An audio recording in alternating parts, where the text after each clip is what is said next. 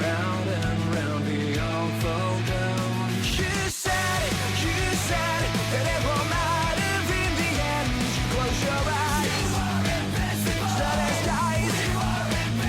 Not a trace, time and place, no space to make amends. So tell me why you have to go and let it.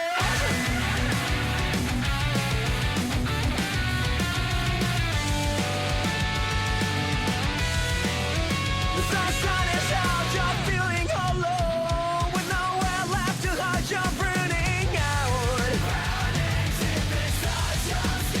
We were the kings of the night, we stood up to fight. Where did you go from your breaking down? It goes round and round, we all fall down. You said that it won't matter in the end. You close your eyes, sun has died. Not a trace, time and place, no space to make amends. So tell me why you have to go and let it.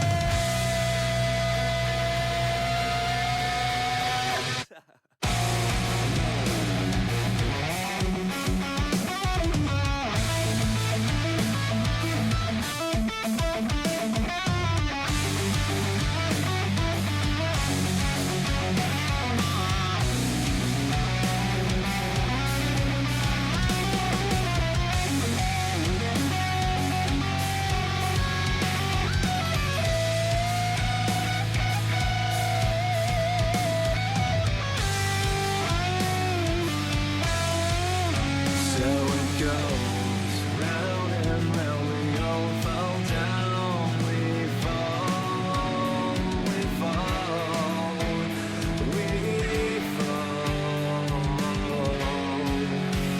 You said that it won't matter in the end. You close your eyes, sun has died. Not a trace, time and place, no space to make amends. So tell me why you have to go and let it die. When you said that it won't matter in the end, you close your eyes, sun has died. Not a trace, time and place, no space to make amends. So tell me why you choose to watch it fall when you were the one who said we'll never let it.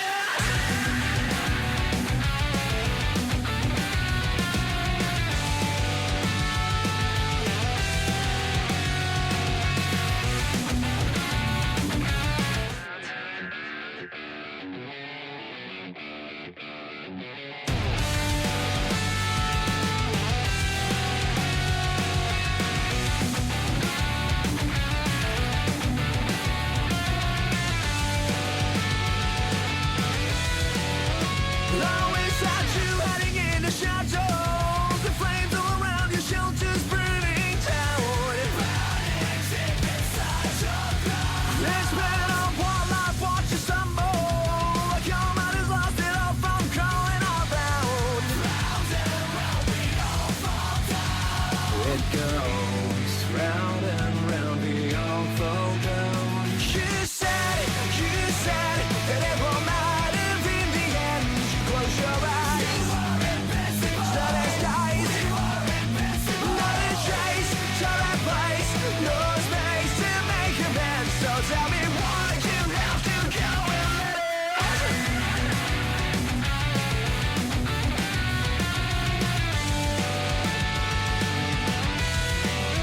The sun is out, you're feeling hollow, with nowhere left to hide, you're burning out. We were the kings of the night, we stood up to fight. Where did you go from your breaking down? It goes round and round, we all fall down. You said that it won't matter in the end. You close your eyes, sun has died. Not a trace, time and place, no space to make amends. So tell me why you have to go.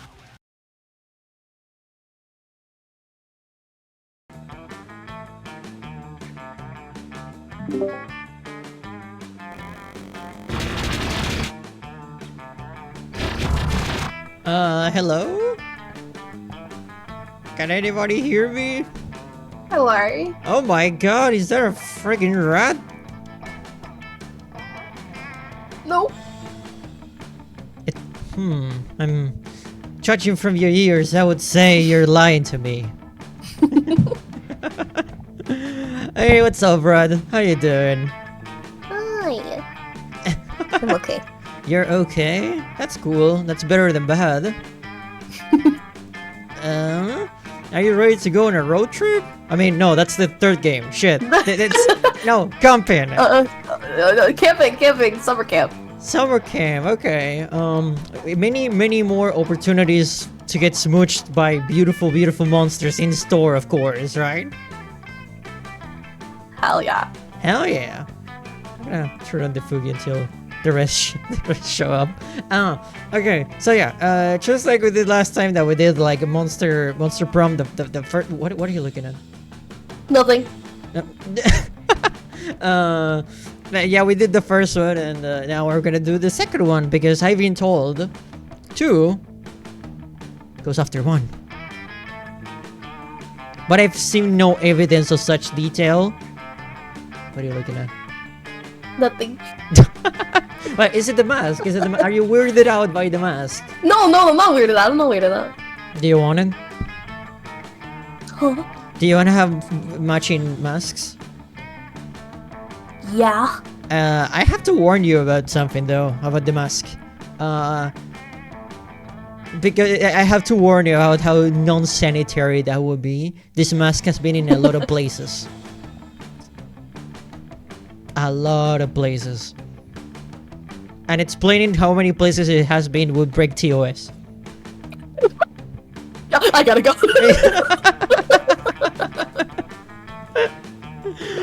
I'm kidding. I'm not kidding. I'm kidding. It's yeah, no, it's fine. It's fine. It's totally fine. Don't worry about it. Anyway, we're gonna play Monster Camp, and I cannot wait to get smooch. But where are you go? What? Get back here! Get back here, you! You know what? That's it. You're gonna get it now. You get to hold this thing, and you cannot eat it. And you cannot eat it. That's your punishment. Please. No, you can't. No, you can't. Until you say sorry. Just kidding, you can have it. Eat. Eat. Eat. Eat.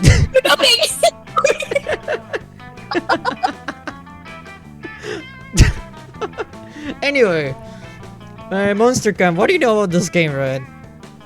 I probably know too much about this game. Okay, so we have the two extremes about the two extremes here. We have the two extremes here. Someone who knows too much and someone who knows too little. Glad that you agree. Anyway, we should introduce ourselves to the people of the world who don't know who the fuck we are. We should do this in a really organized way, Sentai presentation style. My name is Sumi Magenta, also known as Maggie, also known as Max, also known as that bitch who will never get off the counter whenever she goes shopping.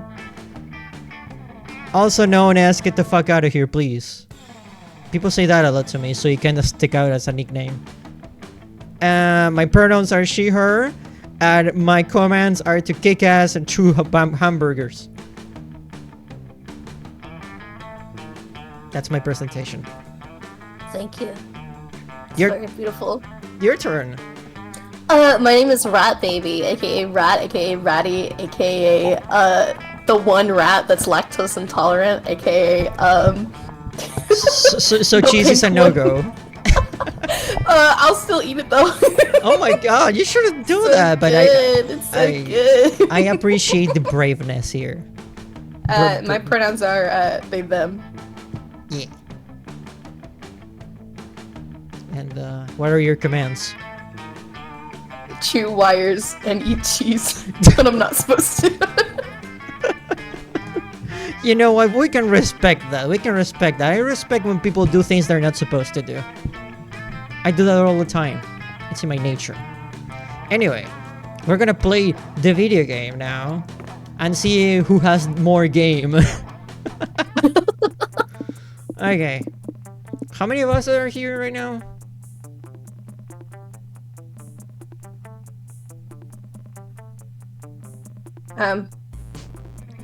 At least one. But what if there's 3 of us? I don't know. What if you count as 2 people? What if you're like 2 rats in a trench coat? No, I checked. Okay. Oh my god, it has 3? The first game had 2. Let's try a medium game in case someone else joins.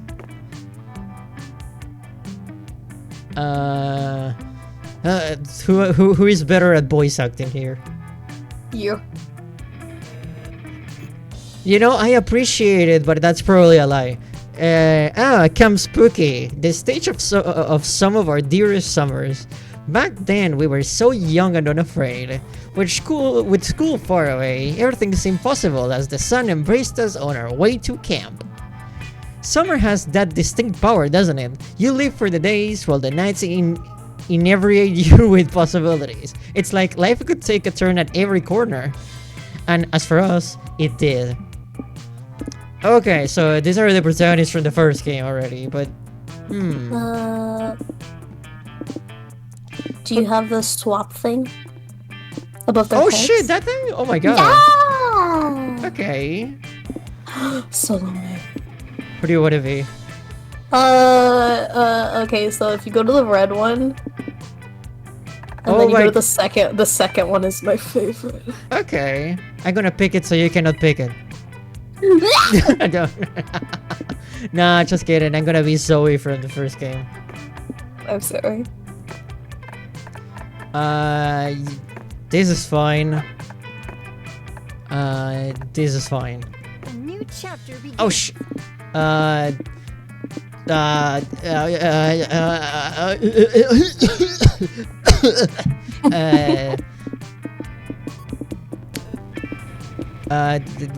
Definitely a sketchbook, so I can draw pictures of people I don't like being eaten by crocodiles. Blade? Oh, I get it. Beyblade. Oh, I see. Okay. Sudoku Rubik's Cube, that's some nerd shit I've ever seen. Some nerd shit. I'm taking the Blade. And the freaking hipster costume. Hell no. Some snacks. Why the hell not? And as for you, you want it to be right here. You want to use the default name? You can just put rat if you like. Okay.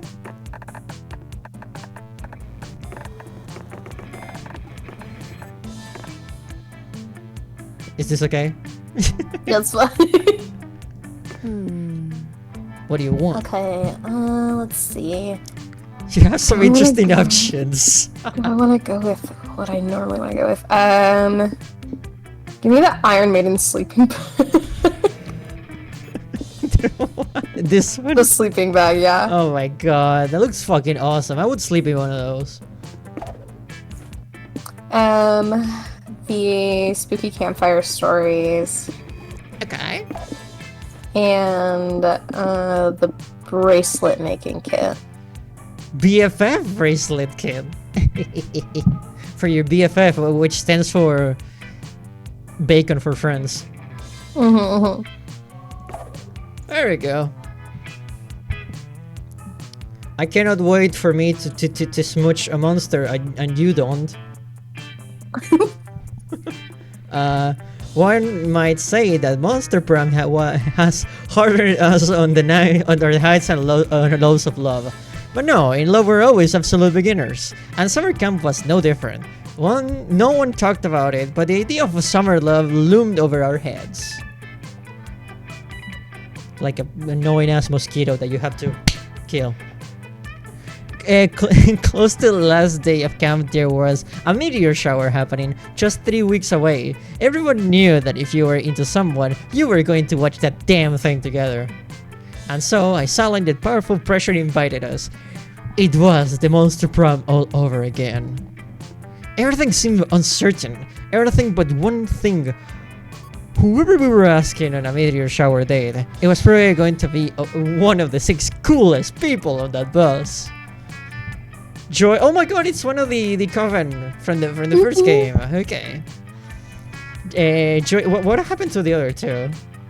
They're still around. Okay. A badass witch who wanted to chill a bit after saving the world countless times and no one takes them seriously. Oh, that's the huntress from the first game. Right? Mm-hmm. It looks like her. Arabi Mishra, 22, a hot-headed adventurer possessed by a curse who had turned out to be the most annoying roommate ever.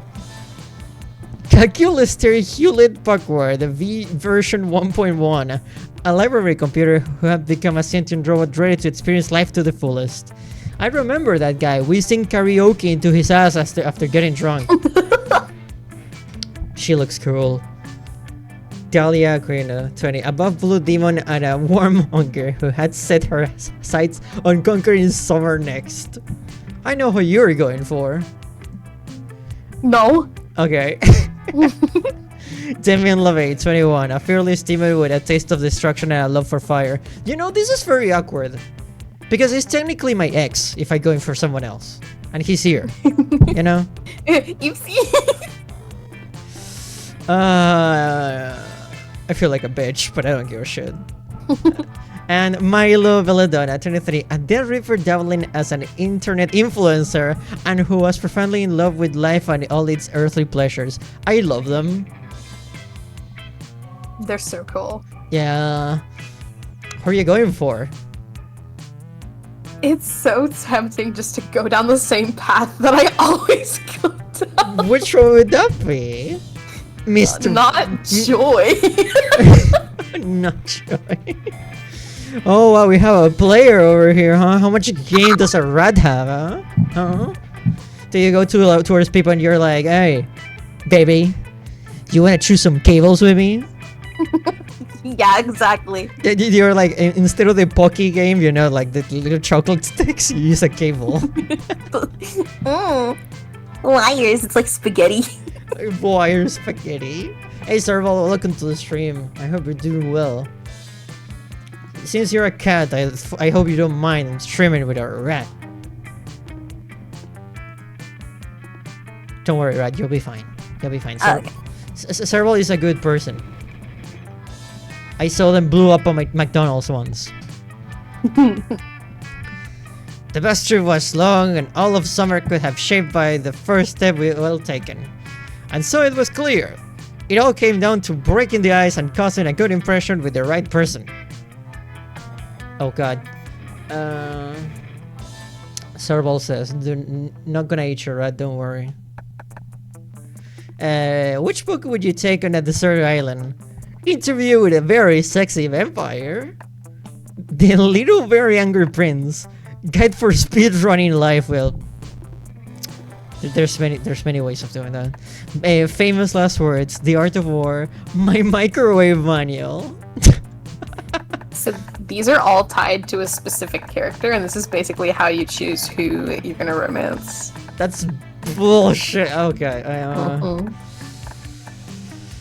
Oh my god. If you want to know, I can tell you, or you can guess. No. No backseating. No backseating. I'll take the L if I have to.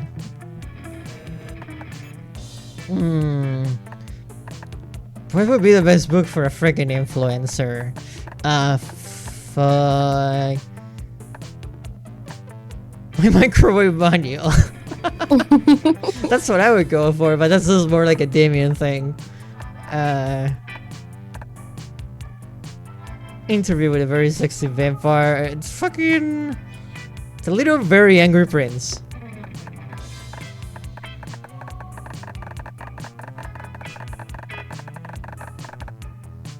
I'm gonna take the interview with the sexy vampire. Okay. fuck! You're drawn to him once again. No! Hey, wait, why am I complaining? This means I'm being faithful. Okay. Oh, Do cool. you want me to? You wanna be Damien? How's your Yeah, Damien say voice? I've got my anime protag voice. How about that? Sure, go for it. Oh, cool. The Very Angry Little Prince was my favorite book growing up. What's your favorite part? I like the bit where the Very Angry Prince met the 6 annoying adults and beat them all to death with a snake. I love him so much. I love him so much. I can't He's say. so dumb. I love him. I love him. We share the same fucking brain cell. I swear. I need him. Jeez. I never have you peg as a little, little Very Angry Prince fan, Zoe. This summer is gonna be rad. Sexual joke about pegging here. Huh. Of course. Oh fucking okay. Oh, you read that interview too? I really enjoyed it. The title left a lot to be desired though. So objectifying. Why not interview with the incredibly intelligent vampire or the exceptionally photogenic vampire? Oh wait, that last one is just more elegant way of saying the same thing, huh? I think I need to reread the interview to think of a different adjective for the very sexy vampire. Rad! Wanna help me?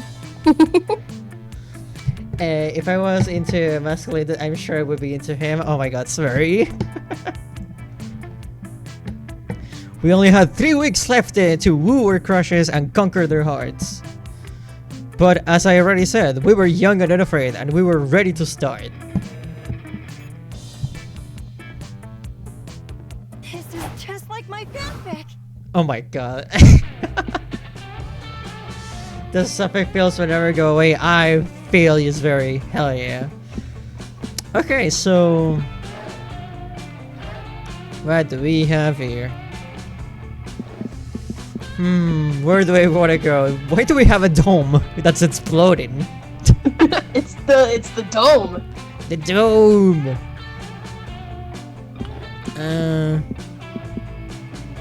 The scouts. That's for fucking nerds. Who wanna go there?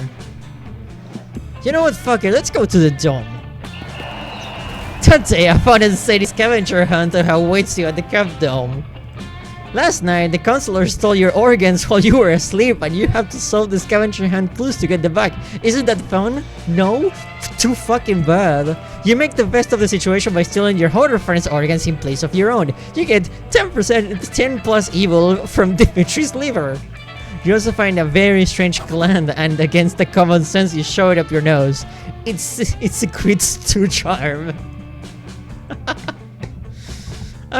After doing whatever you were doing at the location you were at the time, you're intrigued to find Damien seemingly playing with a bunch of sticks. No, I'm not playing with sticks. I'm gathering sticks because I have some high-quality craftsmanship to transform these sticks into, wait for it, pointy sticks. An absolutely essential camping weapon. I can see it for the people impaled in the background. Okay, fine. I don't really need pointy sticks. I just wanted to use this sick new Swiss Army knife my dad's gave me for camp. Check it out. Here's a bottle opener in case we come upon a wild beer bottle haunting these woods. I will drink it. This attachment is a screwdriver, like for maybe if we get lost and we need to build a computer to use Google Maps to find our way back. It's such a fucking idiot. Oh my Then god. there's this toothpick, which, check this out, is not actually for picking teeth out of your fellow campers' mouths while they're sleeping. I learned that the fun way. Do we always learn shit the fun way? Why would you want to learn shit the boring ass nerd shit way? You know? Who would want to do that? If you see something on the floor, just eat it and see what happens.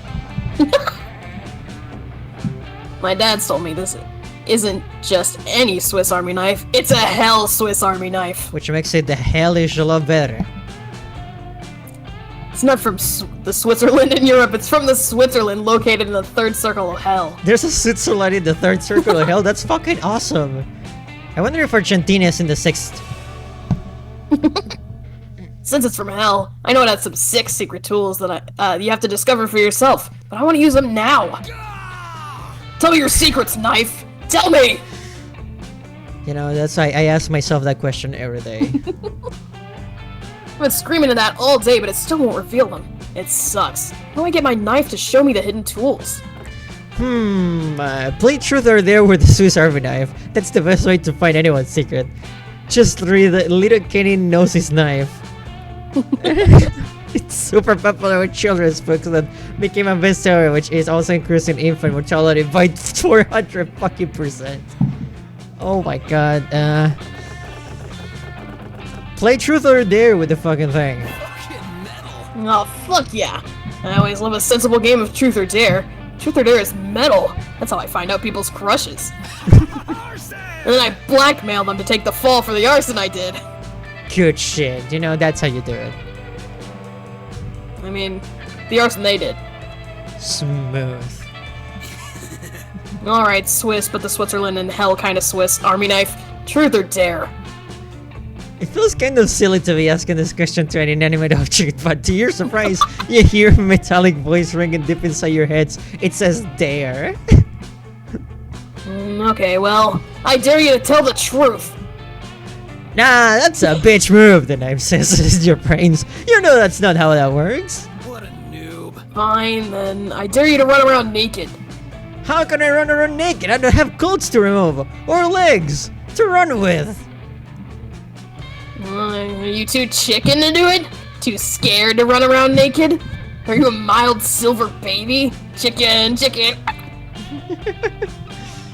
Do it.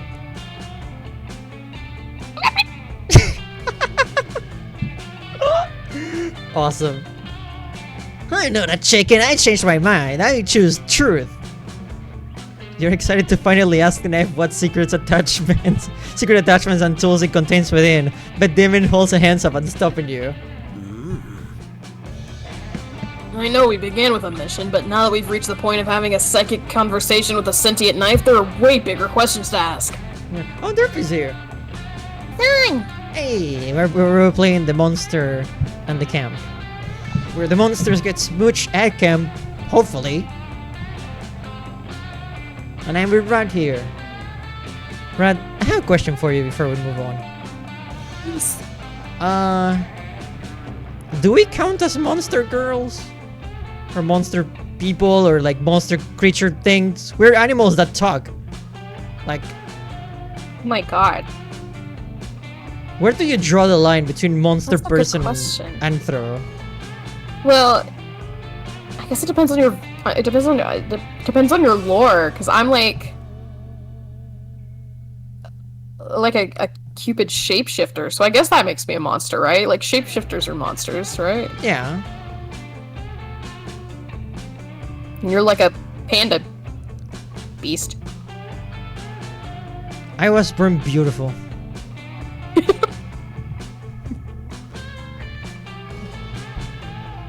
Scott Stump for I guess we are. That's a good question. Now I'm thinking about things. Yeah, so does an echo count as a monster? I guess. Guess so. I mean, yeah, we're technically monster people here. We could guess- be in this game. Yeah. Go for it. Dialogue. Oh shit. So Knife, if that is your real name, tell me this. Huh? Who at camp do you have the biggest crush on? No take backsies this time. The knife is silent for a moment long enough that you almost wonder if the whole thing has been a shared hallucination. But then a voice sheepishly whispers, "Calculus there. He's a sexy piece of metal." Drawing yourselves in the Monster Prom style when I could totally do it. I mean, if you wanted to date me at Monster Prom, what stats would you need? Definitely some boldness and some fun. That's what you would need to date me. I feel like for me you need some creativity, maybe some charm, a little bit of fun is fine. Yeah. You need to have the specific stats if you want to chew cables with Red. Yeah. Yeah. You gotta get creative. Oh my god, the item that you need to buy from the shop is just a bunch of cut cables. There, yeah, no good. Serval, the friggin' charm, fun, and creativity. Hell yes, very. Everything that you have. Damien loves this. You and Damien and the knife and Calculister end up on a double date. What the fuck? The knife and Calculister don't really click romantically. Mostly based on political views. But it's not bad enough to make the date awkward. I can't believe the fucking knife is I don't know. Mention horrible political thing here. Because I think Calculister would be pretty cool. It's a nice evening overall, and then the knife gets tipsy. It starts humble bragging about some of its secret tools, so Damien got the knowledge he wanted after all. So he's so grateful that he promises that when he uses the knife's fire starter tool, he burn down everybody's beds but yours. This knowledge immediately gives you 2 boldness and 1 smarts. That's so funny. Yeah, hell friggin' yeah. So where are you going? Rad.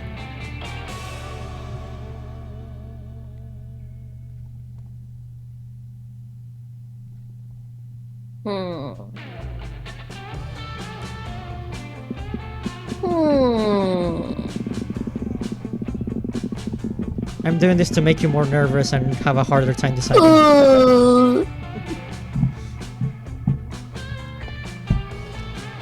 I know sometimes it's really hard to decide what to do. It is really hard. I'm not a decider. Sometimes it's a hard decision between the crack and the strippers. I'll go to the haunted manor. Okay. Wait, what do you mean it's haunted? I mean the regular manor. Okay. Oh wait, there's a little ghost down there. The little ghost fella. Are we gonna see Polly there? I hope so. Do you think Polly is Polly? Probably. That day you venture. Do you wanna be your own narrator or like? It's up to you. Don't make me choose after you say you don't know how to decide. What the fuck? Do you? Okay. How about I'll narrate for you and you narrate for me, and we'll just. Okay. I'll narrate for you next time. Is this the game with Milo? Yes. That day you venture into the haunted manor. Everything is going fine and you're reassured on how brave you are. When suddenly a ghost, or is it just someone wearing a blanket with 2 holes? Call back! So hard to tell the difference. Appears and whispers in your ear. Remember the day. One day, you will be long gone, and no one will remember you. While the struggle you endure to become a better version of yourself, both personal.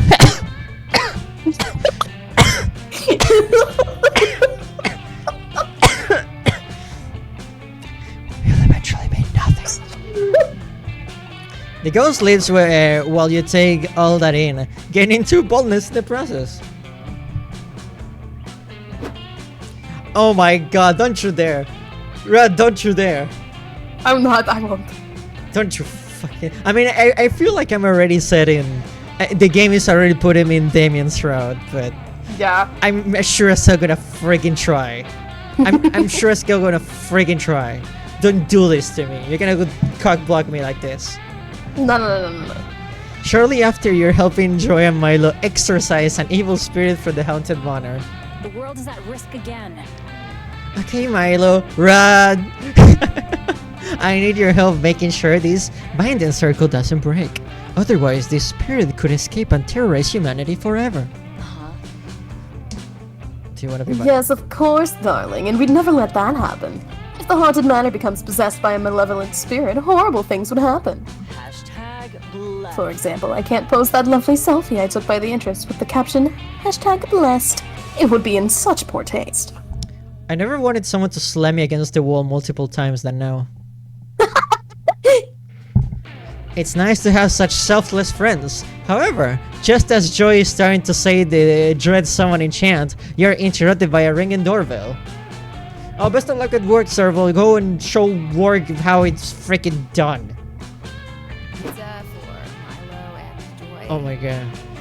Okay, who can between you and me, right? Who can sound the best when it comes to being dead inside? Me, for sure. Okay, go for it. Maggie gets me. Of course I get you. I've got a large pepperoni pizza for you 3, or you 4, I guess. You 3.5. What's with the dude in the middle of the pentagram? Pizza? I never ordered a pizza. I hate delivery food with a passion. That's not vegan friendly.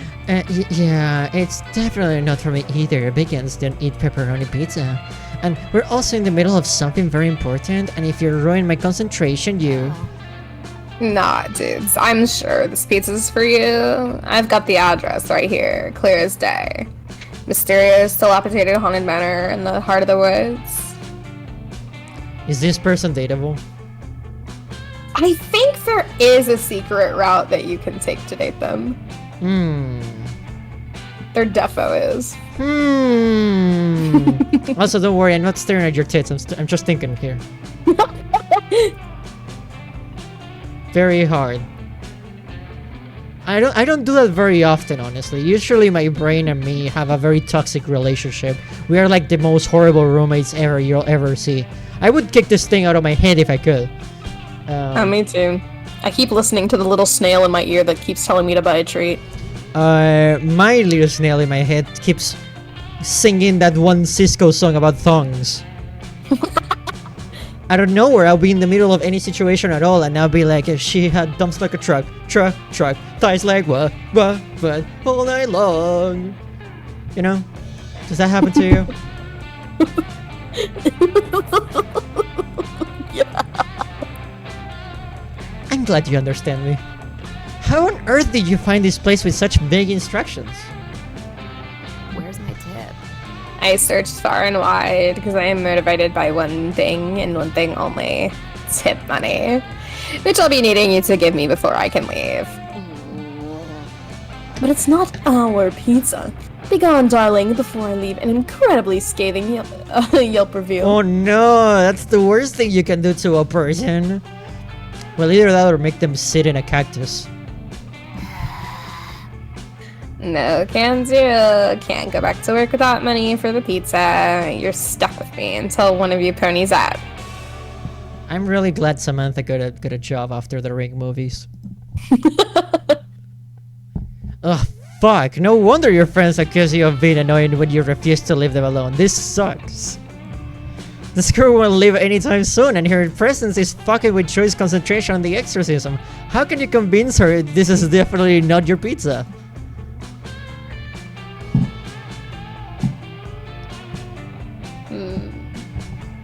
So you can choose. Check the pizza's Facebook profile. The true owner of this pizza will surely be one of its contacts there. Or, the pizza doesn't belong to us, it belongs to the earth. It came from the earth. It should go back to it. Oh shit. This is the part where you have to think very hard. I am thinking very hard and it's not happening. Allow me to beatbox a little for your concentration. This is thinking music. You better think, or you're gonna stink. Take a Maybe shower. the Facebook profile one. Okay. The first one then. Yeah. Honestly? Oh, it was Smarts? It was Smarts? No way. Well, that's just ridiculous. It's Pizza Rat. There's no way that's a... Hey, darling. Please, darling. Everyone has a Facebook profile left over from 2012, even if they don't want to admit it. Okay. Milo liked it. You know what this means, right? No! Do you know what this means, right? Okay, hold on. No, I can save it. Okay. Because if you don't, we're gonna be here throwing live on stream. We're gonna be throwing hands live on stream right now, okay? And you don't know what happens with a panda. I can save it. It's only the first Okay. one. It's the first one. We're fine. Okay.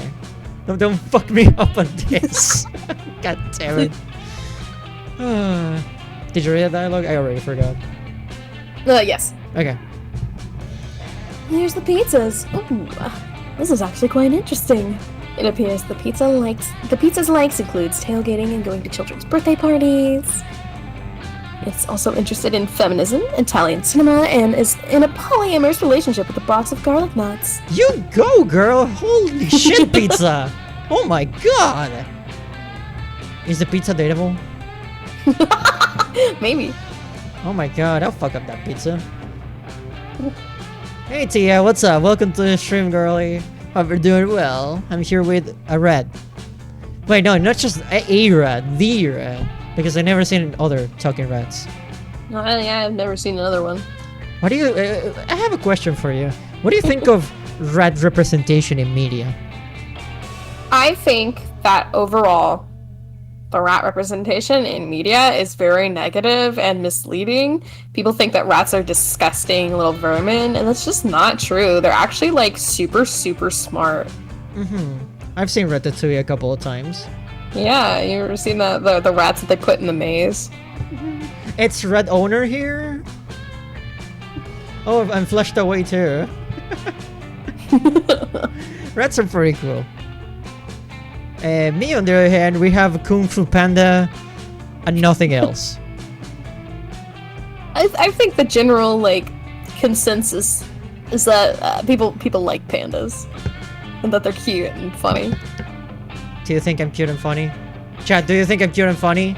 You need to answer this question for my for me to like feel better about myself, because I need the compliments to feel better about myself, to fight my craving insecurities.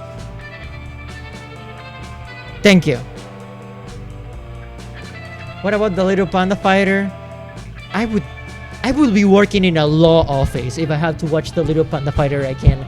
I will be shoving my head in a freaking microwave if I have to watch that thing again. I will be fucking a cactus if I had to watch that thing again. My god. No thank you.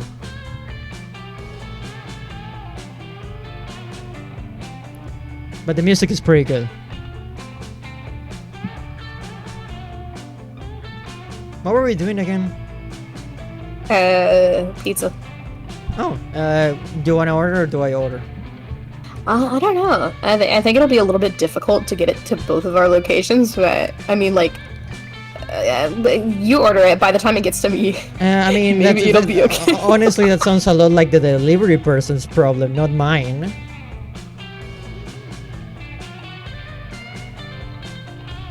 Hope they can swim. Yeah, exactly. Just swim, idiot. What? No way. Oh my goodness, it even has a photo album of its trip to Sicily to New York. Wow, this pizza has lived a really full life. It traveled the world, met Selena Gomez, started a family. Look, it's even gone skydiving. And it spoke at the 2017 UN climate change meeting. This little guy really has done it all. I'm not paid enough for this. Dudes, I don't care about that. If it doesn't say anything about the pizza's owner, it doesn't help me. Oh yeah, I guess that information is disclosed here. Any other ideas, Rad? You're silently scrolling through the pizza's colorful Facebook profile. All of these beautiful memories and life experiences are making you feel hollow. The pizza has had a much richer life than you had. All you have done is thirst after your classmates a bunch. Have you ever truly lived? I like how the music stopped after that. I know, like, what the fuck? Yeah.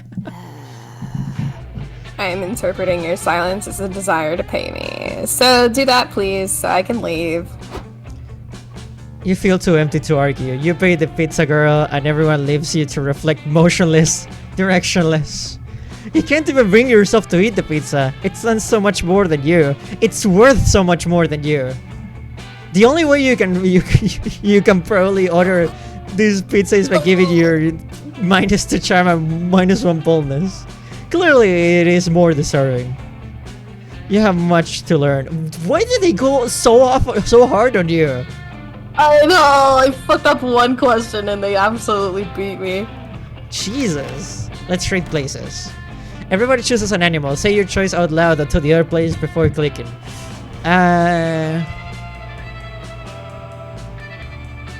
Kiwi.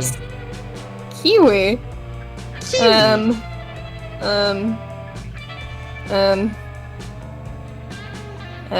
Seal. I had a dream I was riding a kiwi once. I'm small enough to do that. I love them. They're so cool. What was named first? Is the bird named after the fruit, or is the fruit named after the bird? I don't know. Probably the fruit after the bird, right? Maybe, yeah. What grows faster, a bird or a fruit? Probably a bird. Yay. Anyway, seal and kiwi. Players decided based on which animal would be the most dangerous if granted opposable thumbs. I mean... I feel like the seal, like, it's much bigger and it has like big teeth, but at the same time birds might be more agile, you know? Would you rather be attacked by a bunch of seals or a bunch of kiwis with posable thumbs? I'd probably rather be attacked by kiwis. Okay, so in that case, seals are more dangerous. You get to go first. I don't think I could pick up a seal. But you just like pick up a kiwi and just throw it the fuck out. Jesus. I hope this turn goes smoothly. Okay, where are you going? Send me. Let's see.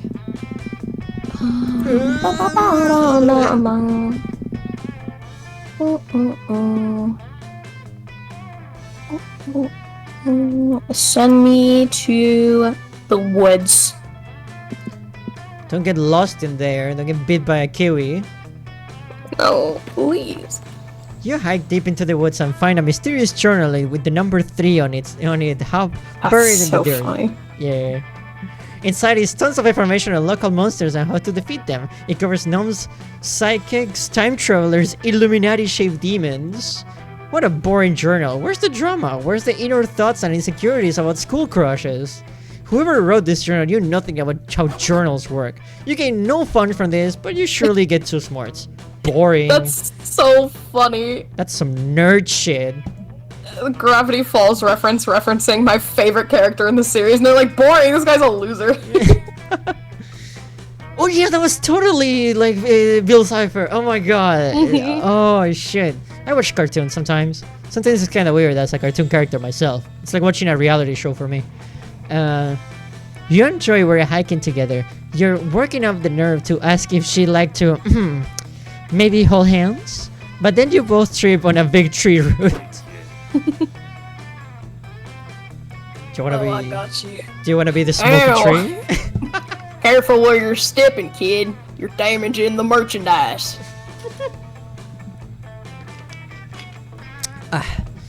Ow! Yeah, I'm so sorry. I gave myself a concussion tripping over your root, which you could have warned me about in the first place, since eventually you could talk. Apology accepted. It's nice to meet you. The name's Mike, the Magic Tree, and you are... I have better things to do. Joy Johnson Jojiva? The witch who does not have time for this. Oh, sorry, it's so capitalized. The witch who does not have time for this. You're the chosen. Hey, that wasn't an opportunity for you to speak. It was a chance for me to tell you that you are the chosen one. What? Oh, cool. I mean, I already knew that, but it's nice that you knew that. I have an important quest. Don't sweat it. Though I've got a quest for you. It's all about saving the environment and being a friend of the trees. Chosen ones love that crap.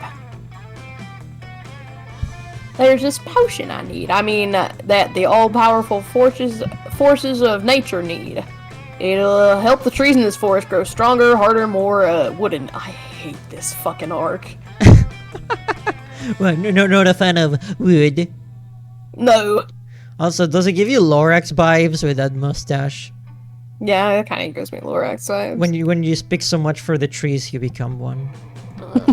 Okay, let me see this recipe. A cup of black root, a pinch of demon horn, and wait, Viagra? Mike, this is a penis enlargement potion. Wrong! It's a penis enlargement potion for trees. So it's gonna be wood hard. Damn. Damn, someone has seen Evil Dead here. Enough of this. Yeah, sorry, no way I'm getting involved in your weird dick ventures. Rad, let's go. Killing the trees. Come on! Ain't you supposed to be a hero to humanity and a friend of the trees? Trees are very insecure about our tiny dicks. How is that even possible? You guys are literally like giant freaking shafts sticking out of the ground and the grass. Jeez. You my tree dick right now, or I'm gonna email every old lady on my to scam list and tell them that you're a stuck-up tree-hating bitch. Oh no, that's the worst fate. Oh my god, someone needs to just shut Mike up. Joy already tried the rational argument to no avail. So it's time for your special move. Fighting nonsense with more nonsense. So your first option is Mike's self-esteem isn't about how big your dick is. It's about the truly important things. Living like having a rat tattoo. Don't be shallow, Mike. True sexiness isn't achieved by enlarging the dick of your body, but enlarging the dick of your mind. So like octopuses? You know how Yeah, maybe they make their brain. they have their brains in their tentacles. That's so weird. Yeah, so like whenever like people who are into like tentacle stuff, it's like fisting someone with your forehead. Cool. Maybe the second one. That seems like smarts. Okay. Ugh. Oh. What do you mean? What was the first one? I'm fumbling. Oh my god. Oh my god, you're gonna go for freaking Viola this right. Oh no. I would have. I thought I was thinking that like getting a tattoo would be like a fun thing. Is it a creativity thing? I'm gonna lose it. I would appreciate it if you didn't compare the noble pursuit of knowledge to getting a boner, but sure. It's kind of the same thing. Something gets hard. This pursuit of knowledge, you say? Is it? Oh. Oh no! I'm gonna cough and skip that one. Oh no! Move your head. The audience can read it themselves.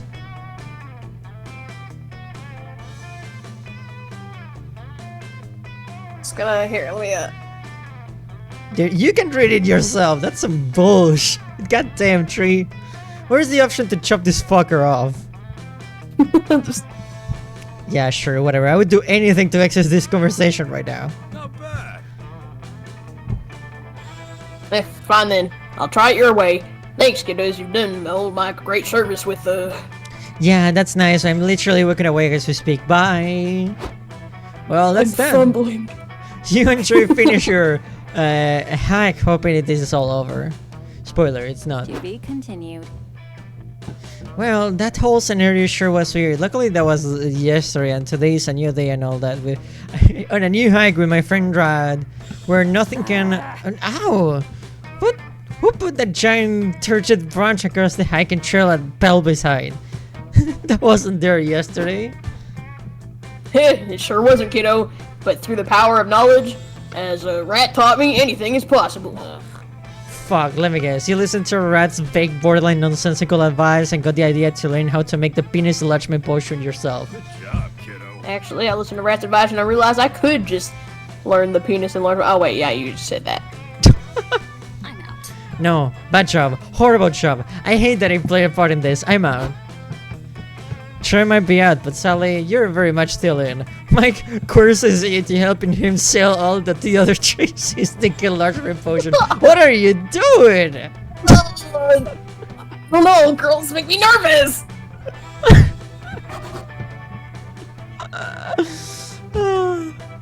From now on, I'm gonna call you Dick Tree Master. No! The whole forest turns into a total sausage party, which makes hiking disgusting and sometimes dangerous affair. And you lose -2 fun, -1 creativity. Oh, Just like my fanfic. I wanna go. Ryan is getting screwed at this level. yeah, they are.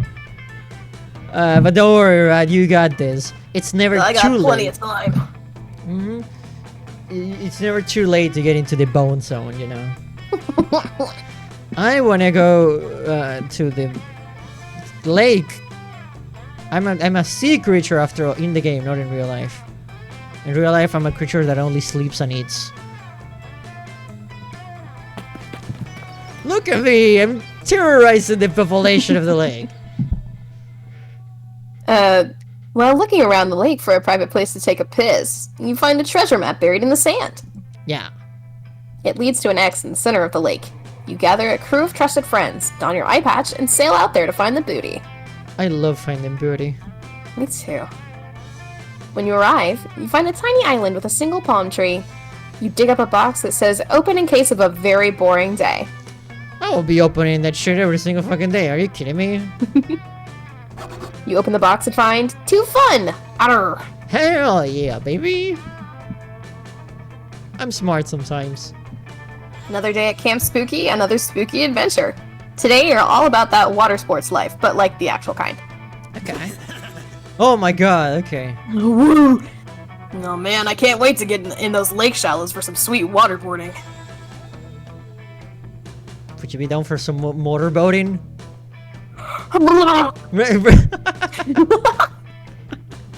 I mean, I like them sometimes with a little bit more muscle, but this is cool too. You're kind of a hottie, Damien. You ask if perhaps he means surfing or even boogie boarding. And I said what I meant, and I meant what I said. Now just to find my shackles. Pass me my bag, will you? Ugh, it's so hard to find things in here. Hiking boots, reflective jacket for night murders, extra underwear, bazooka, sunglasses for day murders. He's really well prepared. Dads! Club, large club, huge club. Wait, I didn't pack this. Ugh, my dads must have snuck this in. They're so worried about me. Where is my Hades mode that replaces Hades with Damien?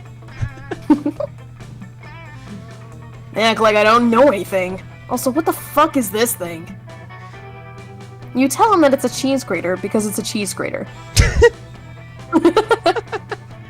Is he blushing? Oh my god. A cheese grater? No, that doesn't make any sense. Why would you grate something that's already grated? My dads are super smart and cool, so if they put it in my bag, it must be for a good reason. I like that he has multiple dads. If someone tells Maybe it's him for, like, if someone tells him like, hey, I fucked your mom, like, he can be like, jokes on you, bozo. I have 2 dads. Maybe it's for bludgeoning a specific type of monster, similar to a bugbear bludgeoner or a kappa bludgeoner. Okay. Oh, after the first game, I don't know. I don't want anything with Kappas. Oh god, yeah. Yo, that guy's an asshole. That guy sucks. Sixth sense for that. Could be for zombies, or Jinn, or Frankenstein's monsters, or the embodiment of fear itself. I should just hit people in the head until I figure out who it's supposed to bludgeon. Wait, zombie or Digin or Frankenstein or the embodiment of fear itself. Is he describing like the main characters from the first game? Maybe. I think so. Yeah, because zombie is clearly Brian, Frankenstein is Vicky. I don't know what a Digin is, but embodiment of fear, isn't that what like the orange? Like Oz? Yeah. I think so. Who's the Amira? Amira. Amira's not Yeah, a Jinn. Huh. Well, we were close. We were close. Oh no. No. Maybe you should suggest an alternate use for the cheese grater that isn't bludgeoning you, but also isn't grating cheese? It's a very aggressive back scratcher to get those frisky itches spots of your back that are hard to reach. It's an Astral Mother Art for use in case of an Astral Mother Art emergency. They're making it very easy for me and very hard for you. I know! Oh shit, really? Those mosquitoes here have been eating me alive. Literally. I seldom get some tiny knives and forks out. That's pretty much how it feels. I fucking hate mosquitoes. Seriously. Every single creature that eats mosquitoes eats other things too. We would literally lose nothing if the mosquitoes just disappear. I fucking hate mosquitoes, and I hate not being able to scratch my back. Thank goodness my dads were looking out for me. Damien takes the cheese grater and begins using it as a back scratcher. Ugh, that's metal. Literally. Oh yeah, this feels amazing. The itch is so satisfied. Now I'm bleeding everywhere. I'm a pro camper. Thank fuck, I had way too much blood in my body. That's why the mosquitoes were always after me. I guess that works. I have to try it out. Rod, would you scratch my back with a friggin' cheese grater?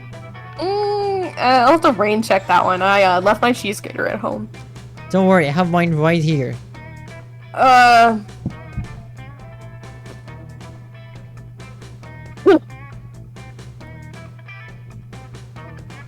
What are you waiting for? Just kidding. Just kidding. Then we cannot do that live. That's against TOS. It's illegal to scratch your back on stream. Yeah, that's true. Now that some of the blood has been removed, I'll be less of a target. And the mosquitoes can drink out of these open wounds, so I don't have to deal with their itchy bites. That's very fucking graphic. So stupid. The sound of Boopal's classic bop Call Me Monster fills the air. It's Damien's ringtone. Wow. Did you grab that? My hands are full with this back scratcher. Also flakes of skin in my blood. Oh my god. You answer the phone on speaker, and then it's his dad's. Hi, sweetheart, says the King of Hell. We're on a break from shoving spiders down people's throats and thought we'd check in on you. Such a considerate father. We wanted to make sure you saw the surprise we put in your bag. It's your very own cheese grater. We know how much you love grated cheese on your pasta, says the other King of Hell, so we wanted to make sure you can have it even if the camp chef is incompetent, in which case we can also come rip his eyelids off, my darling. Oh my god. Hey Nerf, welcome to the stream. I'm here with my friend Rad. They are here to make sure I don't fumble the bag as bad. As bad as me. By fumbling the bag even harder. You see? Yes. That's what a supportive friend does. I'm a homie. Being a supportive friend is not about fixing other people's fuck-ups. Being a good friend is fucking up even harder so the other person doesn't feel as bad. You know? Remember that whenever you want to get into a healthy relationship.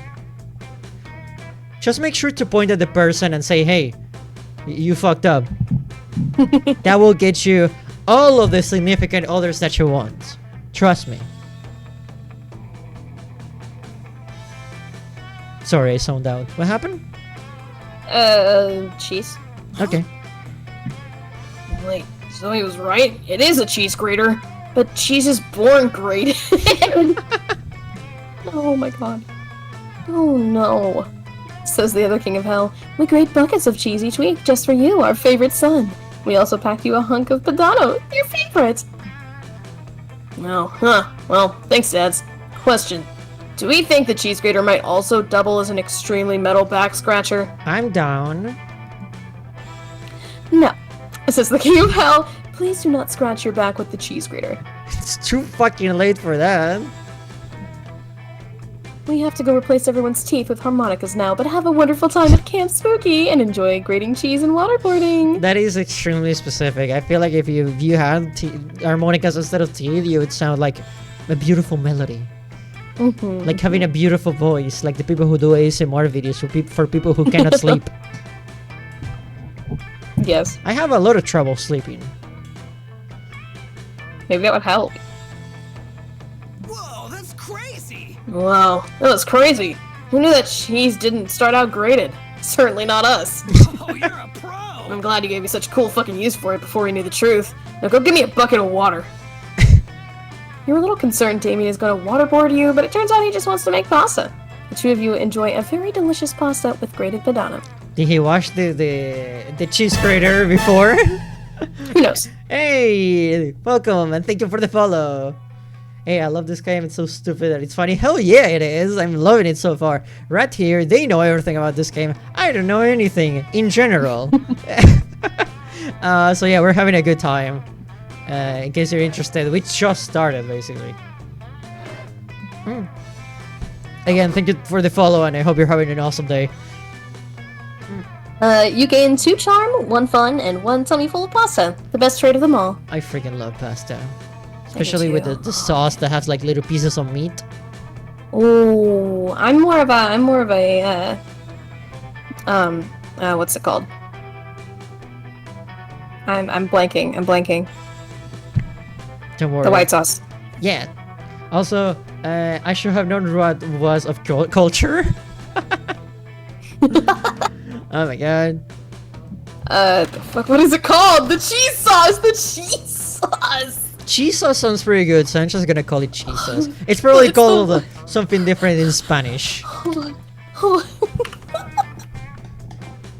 Cheese. Everybody chooses a food, there you go. This is perfect. Sauce. What is it called? It's on the tip of my tongue. Oh. Just like the Where's the pasta. white pasta here? No, that's not it. Alfredo sauce. There you go, but cheese sauce sounds much more badass if you ask me. Yeah, that's true. Like, if there was a percentage of how badass that food sounds, I would say at least 20. Anyway, what's your food choice? Oh man. Like, what do I want right now? Taco!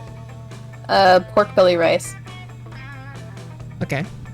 Players decide based on which one would destroy prehistoric humans' digestive system if we're back in time. Start debating now.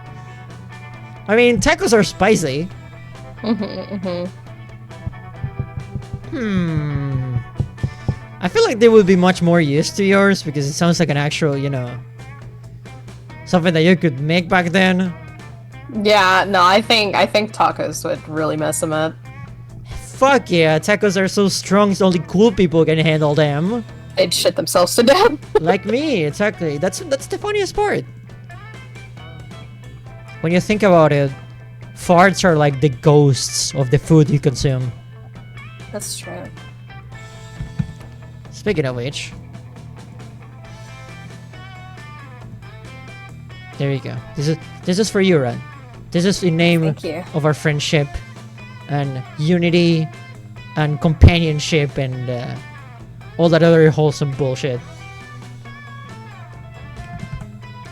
Are you happy with your taco? Yes, I'm very hungry. There we go. I'm gonna have one too. Also, I get to go first. Hell yeah. Night one. I love a slow burn. Oh shit, you know what? Freshly grilled over the fire of friendship. Friendship is like a fire. Sometimes it goes out of control and it burns you and you have to say, get the hell away from me. Who's that? It's Moss Man. Okay. I'm sorry. I need to do it. You should. You and Milo are debating whether or not the human personification of apple pie would be an ENFP or an ISFJ, while Dahlia comes crashing in on your conversation. Okay. Okay, who can make the best Oni boys? I can try. Yeah. Okay. I'm gonna need some water for this. Thank God I brought like 20 water bottles. They're all stuck on top of each other in the shape of a little horse. Ah, much better. It's better when the throat is not dry, you know? Okay. Milo, sorry, I need your help with something. But I don't want to do helping right now. I just had a stressful day reaping the soul of a sobbing child's beloved dog, and I totally broke a nail swiping left on the haters earlier. But I have to go to this event that'll be filled with celebrities and aristocrats, and I have to spend an exorbitant amount of money on a useless trinket to present to the host. Well, you got me. Spending an exorbitant amount of money on a useless trinket to bring a socialite event is sort of my specialty. Spill the tea, girl. So, the king and queen of the fourth circle of hell just died in a mysterious acid breath related accident. Their son, Acid Breath Aaron, is having his coronation ceremony next week. Gee, I wonder what the hell happened to them. Oh man, that's so weird. Okay, seems legit. Every demon who's any demon is gonna be there giving gifts to the young king. It's my big chance to impress a potential ally that I can one day brutally betray. But I don't really know what a murderous boy king like. This is an opportunity to grow. Have you thought about giving him a scented candle that smells like the spiritual concept of beige? No. See, this is exactly the way it came to you, Milo. I would have never thought of something like that in a million years. Yeah, and neither would any other sane person. Luckily, you know the perfect gift for the little regicidal maniac. The gift of music. Compose him a catchy theme song for the fourth circle of hell. A rock, but like a really cool rock. That's so funny. Oh my god, it's clear which one is for Milo here. Definitely the music one, I assume. Also, it's really fucked up my voice doing her voice. Oh god. I swear on the exposed leg of my outfit, if I fuck this up, I'm gonna go sit in a cactus. Hashtag. Yeah. Oh, yes. How delightfully quaint. The best gift you could possibly give is a gift that comes from the heart. Oh, so like I should give him a steel beating heart I pull out of somebody's chest? No. You should do the music thing that Zoe suggested. I'll be... Ah, fine, but these have better work. Are you guys gonna help me write the songs at least? Hey, darling. Of course we are, darling. Come on, Zoe. Let's compose a symphony so beautiful it'll move both heaven and hell. Hell.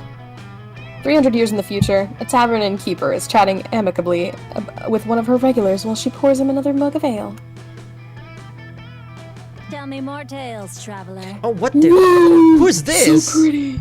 Who's this? And then, after all that, the bug-eyed creep left without even paying his tab. You really do meet all kinds when you run this little inn. Who's this beautiful living creature? So pretty. She's cool. Oh my god. I dropped my mask out of being shocked. Yeah, it's a long story. You said it. Why, I've met even crazier characters amidst my travels. I once spent an evening being relegated with tales from an old peddler from the fourth circle. Really? I've always wanted to visit the fourth circle. I've heard it's quite a prosperous place. Indeed it is, and its prosperity can be traced all the way back to King Aaron the Artistic, who reigned 300 years ago. His kingship would probably have been remembered for his bloodthirstiness, were it not for his legacy in creating the Fourth Circle's lovely national anthem. Let's see, I used to know the words, "All hail Aaron, you won't be sharing your crown with your father anytime soon." Glory to Aaron, where else rhymes to Aaron? We'll keep carrying for you the whole night through. The rest of the anthem is a 30-minute drum solo that usually ends with an impromptu decapitation. I've got a drum set in the back and a dishwasher I've been meaning to fire anyway. Let's have a round on the house and sing all night. Oh my god. Meanwhile, present. Oh my god. Blaren, Glarian, Neosporin. What else rhymes with Aaron? I need at least like 12 more verses. This is so hard. Wait. I can just end the song with an instrumental break. Duh. Never mind. Aren't these easy again because I'm great at everything? Have you ever seen a character you've gone like, wow, literally me? Yeah. Well, that's me right now. When life gives you lemons. These lyrics are certainly something, Dahlia. I can say with full confidence that your gift will make a lasting impression. Excellent! That is the best kind of impression. Well, crew doesn't respond, they just laugh and give you a meaningful look. That prolonged eye contact with them sustains you for days afterwards. Swoon. I love this moonlight. Where are you going? Put me with Joy, I gotta make shit up with her. Yeah, no, you have to fix things. I gotta fix things. You got shit to fix right now. I know. I did not make a good impression on her. You go take your seat next to the two of your of your least bonkers fellow campers, ready for a night of peace and quiet, only to find them engaged in an argument, albeit with less screaming, punching, or arson than the other campers might have employed. I know you don't mean to, Calculister, but when you're dismissive of life's pursuits, it hurts my feelings. I realize you are attempting to. I am not trying to be dismissive, friend Joy. I am merely stating a fact. All magic is science that is simply not yet understood. What witches call love potions, I understand to simply activate powerful hormones and pheromones within an organic body. Draguna Micoides Tricorum Satisti. In that case, watch me conjure a bat from thin air. Impressive, but clearly the bat can travel at the speed of light, so we did not see its approach until its arrival. Okay, fine. I'm going to take my spellbook and make it disappear. I am impressed with your. Friend Joy, that was very good. But it was also obvious that a black hole opened up and sucked the book into it. Then where's the black hole now? Obviously, such an event created a singularity in which the black hole was then sucked into itself. Fucking nerd. What if I bring it back? Boom! Book reconjured. Reconjured. Right? Now what? It would appear that, much like our friend the bat, your book can also fly at the speed of light. Enough of this. It's magic, Calculister! It's science, friend Joy. You're clearly not going to reach an agreement on this. Time to pick a side.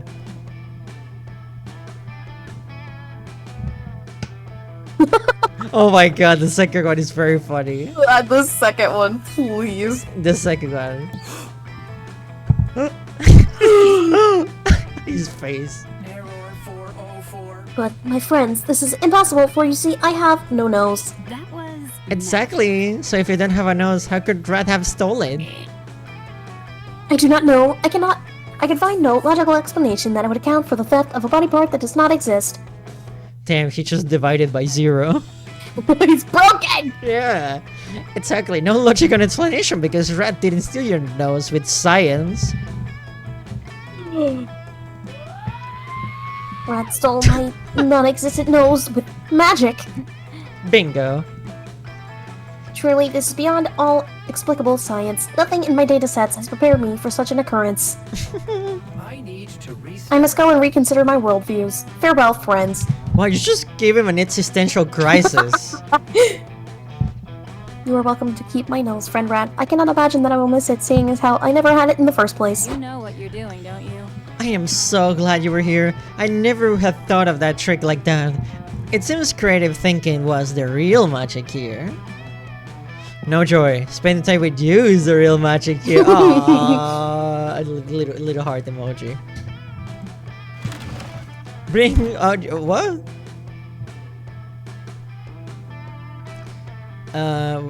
We only have one option here, so. Mm-hmm. Oh, who's this? Is this the magical Juan del Magical Latino cat from the first game? Oh my god. Yes. Can you hear? Don't fret. Let me explain how this works. I will prepare you a drink, the drink of the day. You may choose to drink that one, but if you're not interested, you're lucky. There's a mystery box with a second option. It could be better, it could be worse, but one thing is for sure, it will be mysterious. And these drinks, look, choose whatever you want, but I'm not responsible for whatever you put in your mouth. I'm a wizard in training. For you to test my concoctions in somewhere between kind and reckless. So, get ready and good luck. What do you say? Will you take the drink of the day? I don't think I want to drink a freaking bomb. But also, what do the drinks do, by the way? They affect your stats. Oh my god, it's mandatory, right? Or would you prefer the mystery box?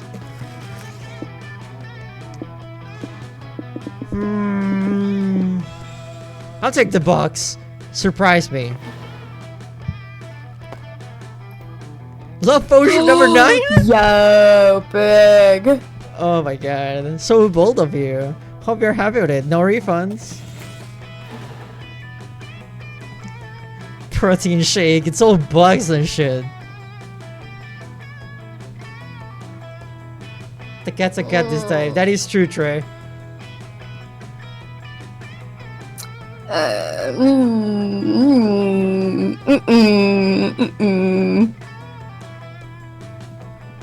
Also, welcome to the stream.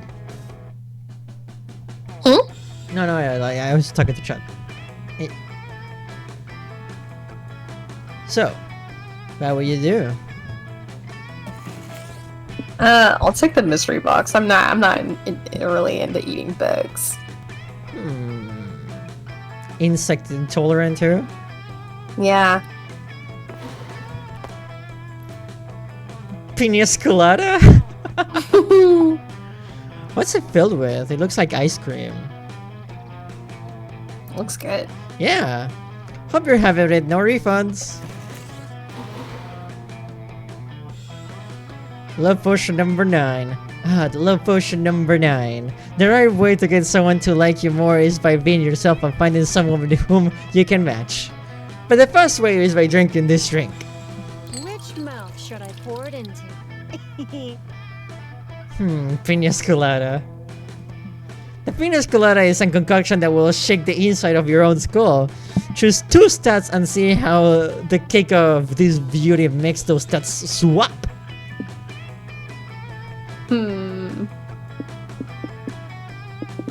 How would you like? Maybe switch my smarts and boldness. So this one, right? And this one. Yeah. These 2. Yes. There you go. This is the part where I leave before you puke all over me. Ciao. Let's trade places. Everyone chooses a color. Say your choice out loud to the other players before clicking. Orange. Pink. Of course you chose pink. What if I chose magenta? Are they like similar enough? You know, I'm gonna choose green. So it's like a little bit more different from yours. Players decided based on which color would be the most concerning color for your tongue to sorely be. Definitely green. Yeah. I mean, your tongue is already pink. I mean, look. Can you see it? I'm really concerned if it's any other color other than pink. My tongue was blue once. Funny. It's because I ate one of those like candies that give you like different colored tongue. Okay, so how do I use the potion, by the way? It already worked. You drink it once he gives it to you, and the love potion number 9 just gives you a bonus affection with the person that you're romancing. Okay. Awesome. What do we have here? I'll go to Scouts HK. I'll go bully those nerds. Oh my god, I didn't have my mask on? Since when? Oh Jesus. This is embarrassing. That day, oh yeah, sorry. That day in Monster Scouts, you all practice writing speeches in preparation for possibly being killed by a bear. You want to get your last words right. I don't want to get killed by a bear. I am the bear. You decide to write a heartfelt poem dedicated to your favorite things in life. Monster Camp, the smell of rain, the bittersweet joy of watching the sun set for the very last time, and chicken tenders. This is all very accurate, like scarily accurate. Oh my god. Everyone is moved by your poem, and you're pretty sure you even make the nearby bears cry. You gain 2 creativity. Yeah. Now, and Damien! God damn it! You and Damien are lounging together, having a surprisingly chill time reading comic books. I wanna be with Philo! I think I'm already, like, the game is already setting me on this course, right? I think I'm... There's still a chance. I'll try. This is gonna sound crazy, but can you pass me that one that doesn't have someone putting his fist through someone else on the cover? Loser. Oh my god. Wait, what's this now? You're going to read actual words that might describe something other than punching? Huh. What? No, who said that? I was just asking for the one without someone punching so that I could, eat it, obviously. Uh-huh, right. What did I say, Dahlia? I told you he's getting soft. But so soft that I won't still come sand strangling and ocean kicking with us tonight, right? Oh, is that your show? Yeah, I just made it. I finally got off work. Oh my god, yeah. Okay, welcome. Hold on, I need to readjust the Fugies. Oh my god, she has a whole high rat. That's I weird. love the sash with the. She's a fucking Girl Scout. Yeah, it's really good. Holy shit. Let me adjust the Fugies here so everyone's visible. There you go. Hi, chat. Okay, so what should we do now? Do you guys want to jump in, or do you guys want to, like, shall we restart and do like a short one maybe? I mean, it's up to you. I've been at this for an hour or so. Yeah. We can restart and do a short one. Yeah. Okay. So yeah, this was like the training round basically. Let's go. Okay, as you can see, there is new stuff here compared to the first game. So far I've seen, and there are some new mechanics so far. So get ready. Okay. Okay. Plus, it's gonna be better now that we're more people to have more people voice acting, because my voice is getting fucked. Hell yeah. Okay. More people getting road. I mean. Hey, whoa. Oh my god. Roadhead. No, that's in the third game. Don't worry. You'll get third game. Excuse me. Yeah, the third one is a like road trip. Yeah, the third one is a road trip. Oh, I thought this was the road trip. No, this is the camp. We're going camping in this one. This one time at band camp. Yeah. Okay. Hey, sure. Do you want to be the narrator? Oh, so they actually have a short game option. All right. Okay. Camp Spooky. The stage of some of our dearest summers. Back then when we were young and unafraid. As I sipped this fresco with the school far away, everything seemed possible as the sun embraced us on our way to camp. Summer has that distinct power, doesn't it? You live for the days while the nights inebriate you with the possibilities. It's like life could take a turn at every corner. And for us, it did. As you can see, we start with the basic 4 characters from the first game, but as you can see, there are some icons on the top of them because we have more options. Oh, yo, make me that. Yeah. Make me the jelly. Wait, there's more. Oh, wow. Oh, cool. Zoe's playable in this one, by the way. I want to be Zoe. Oh god, the shipper is back. Set your sails. Oh my god, a unicorn. What? For Helltank? Are you serious? Yeah. Wow, they actually put the Helltank. Okay. Oh my god. So I'm gonna be Zoe. We get to pick items in this one that we want to carry with us to camp. I'm gonna take the multi-tool, the Hellfire Portable Barbecue, and the Sock Puppet. Oh, so we can buff ourselves. Yeah, you want it to be... No, Sawyer, yeah. Yeah. And your name. Don't worry, I'll spell it with just one A this time. So it doesn't look like everyone is screaming your name. Rat. Yeah. There you go. Everything in order. What are your items? This'll be nice. Okay. Let's see. Vampire sun. Yeah, I'll take the sun hat. Take the can of brains. This one? Yeah. It's a canned brain. Yeah, canned brain. Last time you chose the bracelets too. Let me see that. MC Griffin AP. I'll take the little Satanist kit. Oh, adorable. Okay, what about you two? Random. I'm the jelly. Oh, you wanna be the jelly? Yeah. Okay. Yeah. Your default name is Noodles. You wanna change it? Yeah.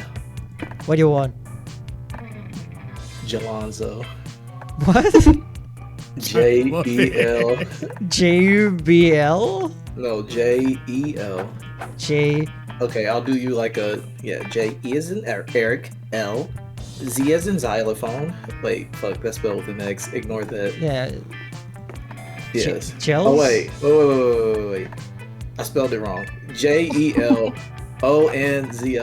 O-N-Z-O. Yeah. Gelonzo? Alright, yeah. Gelonzo. Se llama Gelonzo. Gelonzo. There you go. Gelonzo, mira. Who's the place with the most pizza? Wait, can That's you how you make your say- own pronouns or is it pre-selected Oh, choices? you can make your own. Okay, go back. Oh god, Oh, you shit. can't go back. Don't worry about it. Alright. Okay. I want them those buff ass chicken wings. Wolf Swole floaties. Yeah, give me those swole floaties. Okay. Give me the Hawaiian shirt. And what's that in the middle? Very strong insect repellent. Wait, what's that in the bottom left? Orgy etiquette? Yeah, let's take that. Yeah, give me that. Okay. Oh my god. And wait for Yusha, who you would it be? Okay. Got options here. Yeah. Okay. Fuck. I see you, You know as what? this guy personally. You know what? I'm gonna do something a little out of character, Maggie. Just a little out of character. What would that be? Pick the woman from Helltaker. Really? Yes. Whoa! We're going there. That's Wowzers. that's a giga response, not a show response. Excuse me? Okay, fine. Pick the blob guy. No, I'm gonna choose the one you want. I'm just saying that is indeed out of character. Okay. Gotta keep things unexpected. Okay. Okay, Red. Like We'll this? just name her. Lucy. Shoutouts to Lucy. Short for Lucifer. Lucifera. Okay, what are your pronouns? It doesn't really matter. You can roll with that if you want. Okay. I'll try to keep myself in check. Okay, what we got here? All right, is that a marriage certificate on the top left? Fake noble Okay, title. fake noble title. Okay. Pokemans. Ooh, might have to take that. Definitely not the Trilby in the scarf. Get the fuck out of here with that. Use the costume. As far as I know, Liam is not in this game, or at least we haven't seen him. No, we're good. Let's go with what's at the bottom left? What is that? Pocket therapist. I need one of those. Oh my god. I feel like I would be throwing that at so many people, including myself.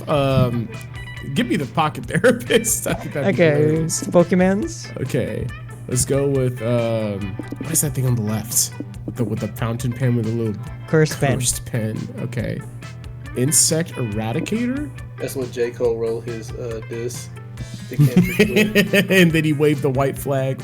The bottom Yeah. right. Yo, let me get the pinata pool toy.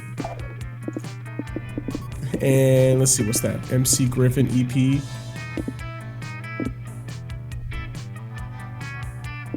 The Sword of R.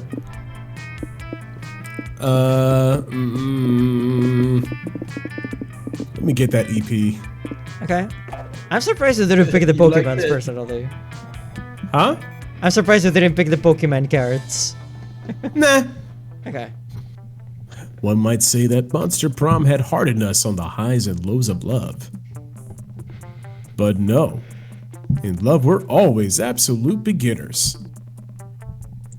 And summer camp was no different. No one talked about it, but the idea of summer love loomed over our heads. Oh, Lord. Here are options, by the way. Close to the last day of camp, there was a meteor shower happening just 2 weeks away. Everyone knew that if you were into someone, you're going to watch that damn thing together. And so, a silent yet powerful pressure invaded us. It was the Monster Prom, all over again. Everything seemed uncertain. Everything but one thing. Whoever we were asking on a meteor shower date, it was probably going to be one of the 6 coolest people on that bus.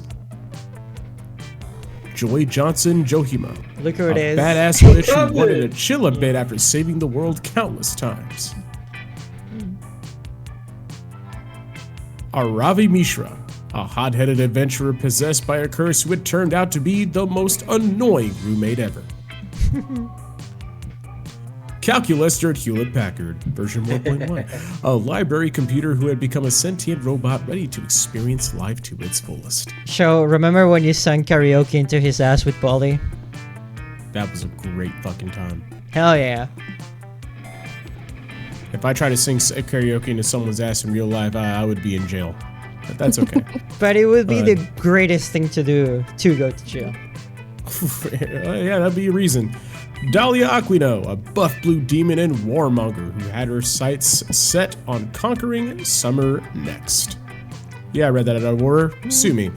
Damien LeVay, a fearsome demon with a taste for destruction and a love of fire. Did you say sue me or sue me? Getting choked by blue demon lady. Yeah.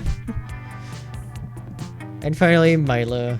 They are the best. And Milo Belladonna, a Death Reaper doubling as an internet influencer who was profoundly in love with life and all of its earthly pleasures. Probably hedonist. The bus trip was long, and all of summer could be shaped by the first step well taken. So it was clear, it all came down to breaking the ice and causing a good impression with the right person. Okay, it's time for the stats thing again. Stats? What are you talking about? I don't know anything about that. Yeah, okay. Which book would you take to a deserted island? Interview with a Very Sexy Vampire, Guide for Speedrunning Life, My Microwave Manual, Famous Last Words, The Little Very Angry Prince, or The Art of War? Oh, I already know your answer. I don't like being predictable, so I'm gonna do something unexpected. Hey, thank you for the follow. Is that a pregnant Pikachu emoji? God damn it, I know them. Oh my god. That's I beg your pardon. I didn't even have to look. As soon as you said the pregnant Pikachu, that's one of Callie's emotes. Oh my god. Pikachu. God damn it. Oh no. Callie's my partner and a streamer, and I hate that emote so much. It's so awful. I love it. Ren. They gotta carry it. Oh my god. I'm gonna go with famous last words because I like to hear those. Or My Microwave Manual. I don't know. Famous last words. Check this out. Watch this. Watch this. Okay, I'm gonna go with The Art of War. Want to see me shoot a firecracker out my ass? Okay. I bet I can pin down that lion. Okay, Red. Shuni, I'm so sorry. I'm gonna go for the little very angry prince. You know what? You're fine. You're fine. You know what? I'm done. Fucking done. I'm fucking done. I can treat him better. I can fix it. Okay. That's what they all say. No, wait. That's not the point. He's hot because he's fucked up. If you're fixing him, you're ruining him. I mean, I could try to fix him, but I'll probably just make him worse. No, yeah, but you know what? Yeah, if you ruin him even more, you have my blessing. You have my blessing. The very little angry prince. You're going for that one? Yeah. Okay. Okay, Trey. The floor is yours. That guy for speed running life. And your show. Oh, yo, give me famous last words. Okay. Fuck! Okay. I was doing her voice before, but if anyone has a better Oni type voice. I don't know. Nice! I love the art of war. Sun Tzu knew what was up. I don't know. I skimmed this book dozens of times. Usually I skip the art stuff and get straight to the war. You've read the whole thing, haven't you, Zoe? Maybe you can't tell me that I've been missing from the artsy fartsy partsy. I mean, Zoe is an artist, so here we go. Opposites attract? I guess. Red.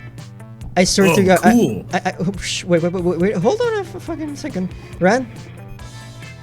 If you're gonna go for him, you gotta go all out. Okay? Listen to me. Listen. My model is looking at yours right now. If you're gonna go for him, you better go all out, okay? You got this. You show him how it's done, okay? You better go for him and just knock his fucking socks off until he says stop. But you don't stop. That's the whole point.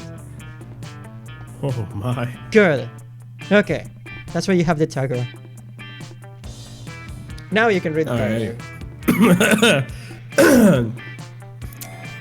Oh, cool. The Little Very Angry Prince was my favorite book growing up. What's your favorite part? I like the bit where the Little Very Angry Prince met the 6 annoying adults and beat them all to death with a snake. I never had you pegged as a Little Very Angry Prince fan, Rat. This summer's gonna be rad. Was that a Crunchy reference? Oh, you're going for the Huntress. God. Oh, her fart makes stinker stink. Okay. Hey, I've read that. Oh, you got it. Okay. Okay. Hey, I've read that book. My therapist recommended it to me to instill some balance in my life. I'll read this. You wanna be the stand? You wanna be the stand? I like that book too, actually. I love reading self-help books. They're filled with so much helpful advice to blatantly ignore. Since you read the book, Alonso, I'm guessing you already know about the cheat code to skip straight into your Married with Kids section of your life. I've been meaning to try it. I wonder how I'm gonna see it when I get there. Hopefully someone else who likes the same books I do. You know, it just occurred to me. You're going for violence. I'm gonna fucking kill you. that means the that means that little smoke thing is gonna watch you during sex. I just realized that.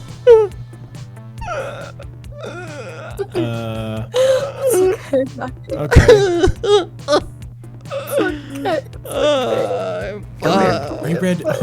You read Famous Last Words too? It's one of my favorites. I'm in so many versions of pain right now.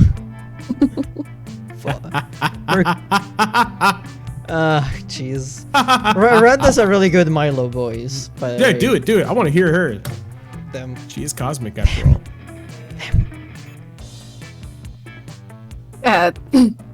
Oh, you've read Famous Last Words too? It's one of my favorites. Oh, she's good. It's them. Just in case. They're good. Okay. I love murder mysteries, ironically. Murders are so much more exciting and intriguing in fiction than they are in real life. I hope there aren't any murders at camp, obviously. But if there were, I'd hope you help me solve it, Lucy. We true crime fanatics need to stick together after all. Not the hoodie. We only had 2 weeks left to. We had only left. That's the dialogue. That's it. That's the dialogue. That's the dialogue. But as I already said, we were young and afraid. And we were ready to start. Because young adults like to fuck. My turn? Okay. I am going to the lake. Oh,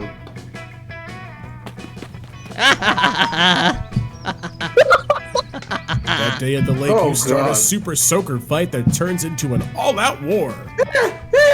The enemy team manages to capture the northern section of the lake, but you take a few of their members hostage and learn their empire's weakness. Fuck yeah, I'm awesome. You lead a full-scale infiltration. Thousands of soldiers get totally soaked. Trademark. It's a bloodbath. After several hours, the enemy team surrenders, and you gain +2 fun from the peace treaty. Yay! Hell yeah. Later, you find Dahlia sitting with her legs crossed and her palms pressed together. Her pose reminds you of meditating, and it can all be very calming. If Dahlia wasn't screaming at the top of her lungs. Oh my god.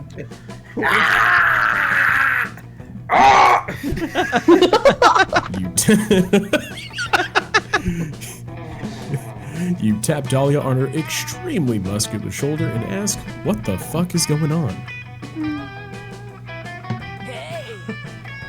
Oh, hey, Zoe. I was just getting into a screaming meditation session. Someone with my raw power can't stop draining, even for a single moment. Missing a training session is one of my biggest fears. But a true warrior has no fears, which is proof that I need even more training. Speaking of which, being at camp actually opens up some unique training opportunities. I saw this documentary the other day about a warrior who was able to harness the power of nature itself. The warrior studied for years with the toads of Mountain... Fuck. And once the toads learned to trust him, they taught him their special juice. What you talking about, Naruto? Yeah. You're camping at Mount Fuck. Yeah. And all that nature training really paid off in the next documentary, where the warrior defeated King Dragon in the Dark Tournament of Heroes. But to be honest, Zoe, I'm kinda struggling to harness nature's power. I can't find a single wise toad. All the toads I found are idiots. You're the saddest This is so frustrating. I'm surrounded by nature right now, but I just can't figure out how to harness it. Suddenly, Dahlia turns away from you and starts shouting at a nearby tree.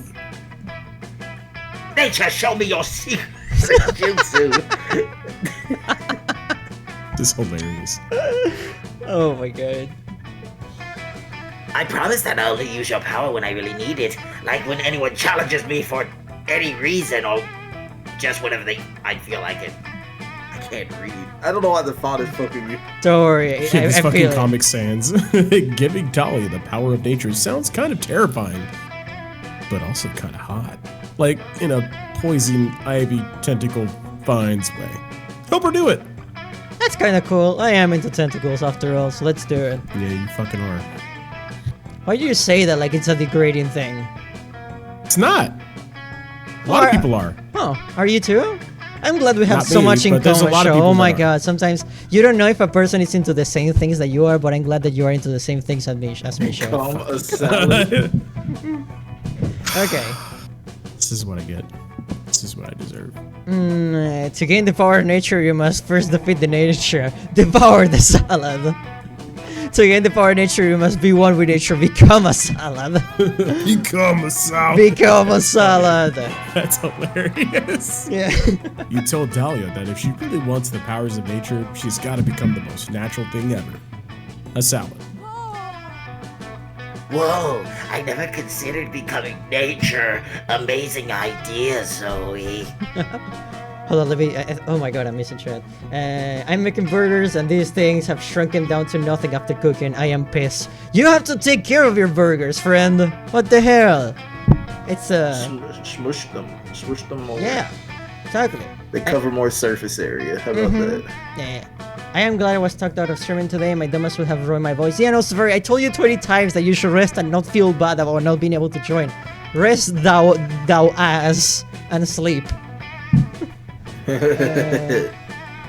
Kitty. Oh, Kitty.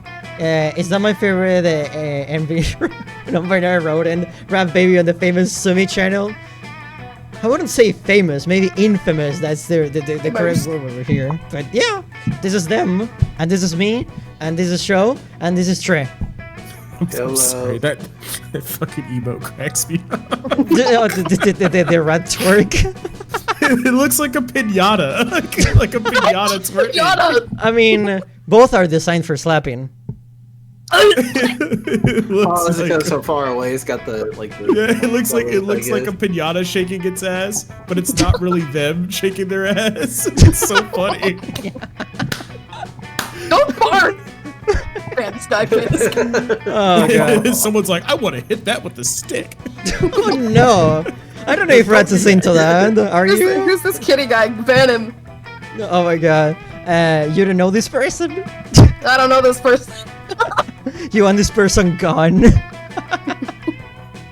I want them dead. Oh, you want them dead? Okay, here, I'll get them dead for 10 seconds. No, you actually didn't.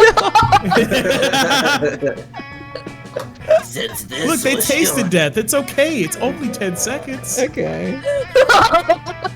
Look, I have a sword. I have to use it. Right? That is you true. You don't use it, you lose it. Is that what they say? That is true. Right? Is that how it works? Beautiful.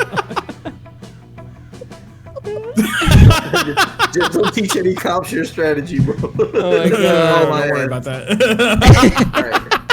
Since this was your idea, it's only fair that you get my salad bowl and a bunch of salad ingredients. Lettuce and onions, beans, greens, potatoes, tomatoes, and batteries maybe. I don't eat a lot of salads. Okay. I love that reference you just did there. Oh my god. You follow Dahlia's instructions and get all the classic salad stuff. A bowl, lettuce, onions, batteries, tuna, farts, and of course Windex for salad dressing. I farted on her salad for the extra power. Yeah. Dahlia sits in the salad bowl and you pour all the ingredients on top of her. You can't tell if salad sitting is a new fetish of yours, or if you just have a crush on Dahlia. Maybe both. Maybe we can salad roleplay when we're a couple. Now, here's my question. When does it get tossed?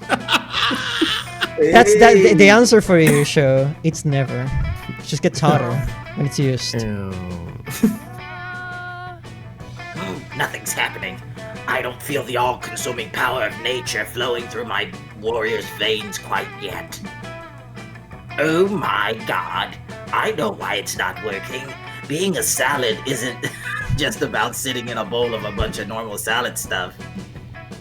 Salads are meant to be eaten.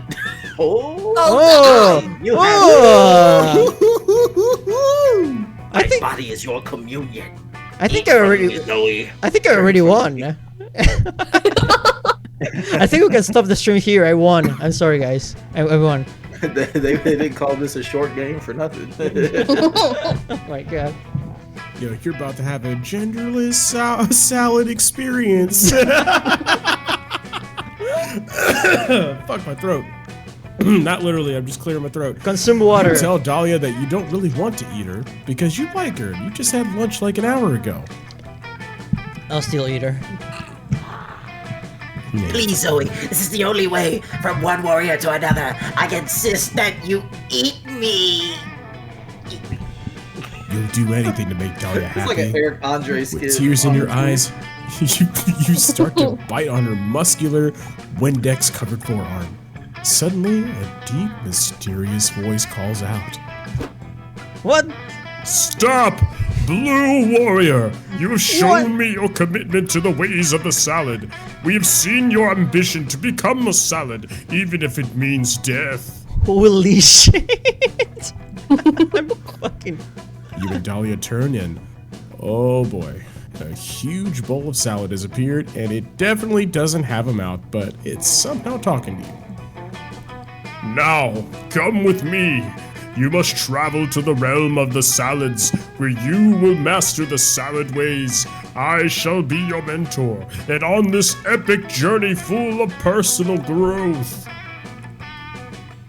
You and Dahlia travel to the realm of salads. It's actually not that different from Earth. Except everyone is a salad and they achieved world peace like 150 years ago. Wow, damn. The salad mentor was right though. This is the perfect place for Dahlia to train. You two take on strange challenges by an ancient cryptic master. Tangle with an aging fruit salad rival who pushes Dahlia to become a stronger salad. This is just a shonen anime with salads. And enter an epic salad tournament in which Dahlia wins second place. After about 3 years in the salad realm, you and Dahlia return to camp. Time passes more quickly in the salad realm, so it's only been about 40 minutes in camp time. I can't thank you enough, Zoe. I feel different now. Wiser, stronger, salader. Better. You changed my life forever.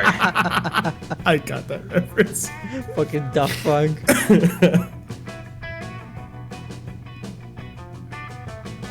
Yay! You helped Dahlia's harness nature's power. You also got a kick-ass mango lime salad dressing recipe, +2 boldness and +1 smarts. Okay.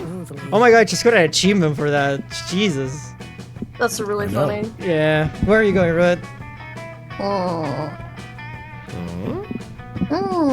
Send me to the dome. The dome? Okay. Dome. That day you play competitive spin the bottle. Holy shit. You must kiss a camper from the camp rival camp. It's a long, intense kiss in which your tongues wrestle mercilessly. Oh my god. I think we both won. I love Camp Rival Camp. This one time at Camp Rival Camp, you apply some unexpected biting, since that's currently very high on the menu, while holding the back of their head to prevent an untimely escape. You win at kissing. It goes without saying you've earned +2 charm. Hell yeah. You return to your tent for some alone time after all the drama, but you should have known drama would follow you to your tent. You see Damien punching everything. Ah! Fucking mosquitoes! Why don't you suck the blood out of my fists? Literally. The mosquitoes, which now realize that are what Damien is actually trying to punch, seem more than happy to oblige. They swarm all over Damien's furious hands. You have mosquito face now. And all over everything else, including your attractive face, which immediately gets punched by Damien. Oh no! Damn! Whoa! Is someone there? My punch sense is tingling! Hey, noob. Oh. It's you, Rat. I didn't see you there because I was blinded by my rage at these stupid mosquitoes! Seriously, I hate these little fuck buttons. They think they could just come over here and steal my blood. And I didn't think they had fists, but it looks like one of them just punched you in the face. So not only are they stealing my blood, they're stealing my whole thing! You know, the worst part is, I can't even do anything about them. Camp director Miss Weaving confiscated my mosquito-killing machine gun because it exceeded the max number of machine guns allowed at camp. All I have left is this stupid mosquito spray, but it turns out it's mosquito sun spray, which just made them immune to skin cancer. Mosquitoes that immune to cancer sounds stupidly OP. I hate it. I can't stand it. Or maybe it wasn't the spray. Maybe the mosquitoes are in league with the sun. I should have killed that solar son of a bitch when I had the chance. Maybe I can kill them by shooting blood out of my eyes. Or shooting harpoons out of my harpoon gun. Or shooting harpoons out of my eyes. Oh dear. Looks like Damien's discovered an experimental new level of murderous rage. You better find a way to get rid of those mosquitoes because you're the only one who should be able to take a bite out of that spicy red skin. Oh, damn.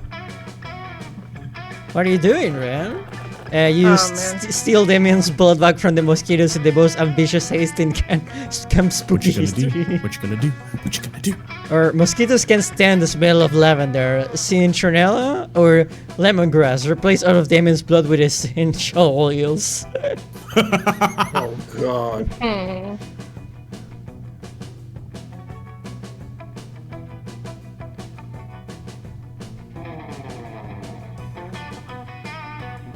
Let's see.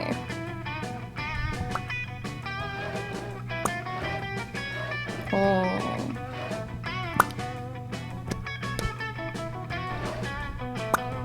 I want to say the heist is probably boldness, right? Yeah, I think you would like that more, honestly.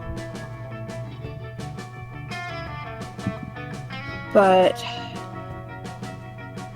do you think the essential oils things is like a creativity thing or a smarts thing? I don't know. I just think you would like the first one better because you're committing robbery.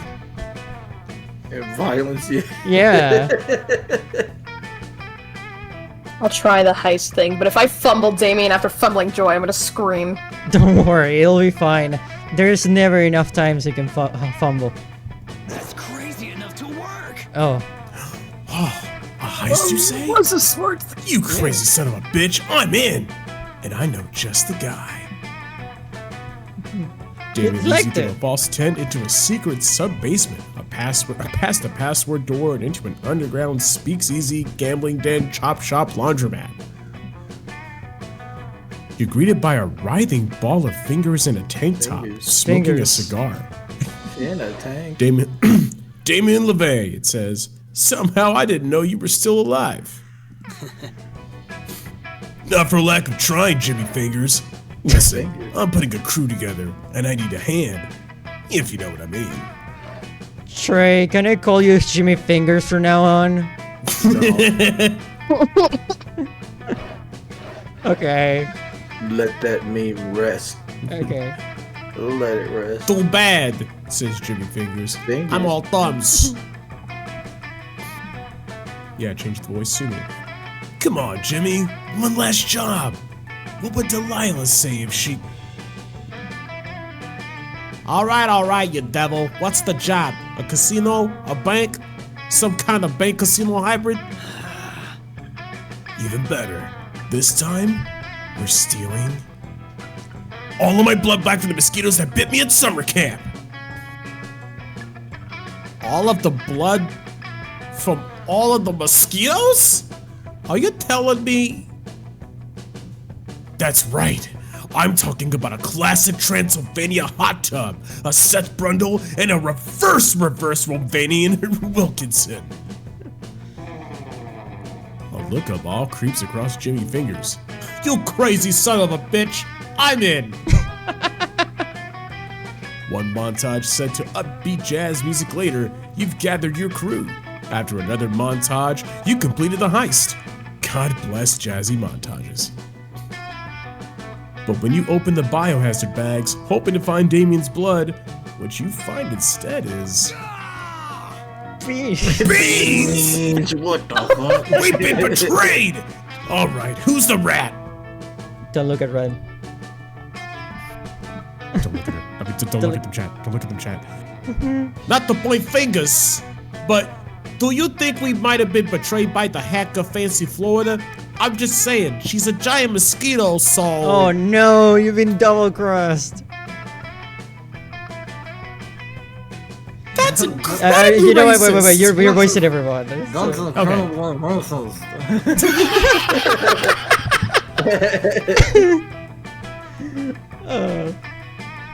Passes Fancy Florida. Her proboscis? Her proboscis. Innocently siphoning blood from Damien's neck. What about the road and Ralph? The thing fucker. This is an natural rent person. Oh, I'm so confused. I don't know who it could be. The only person obviously at fault here is Rat. for suggesting that stupid heist in the first place.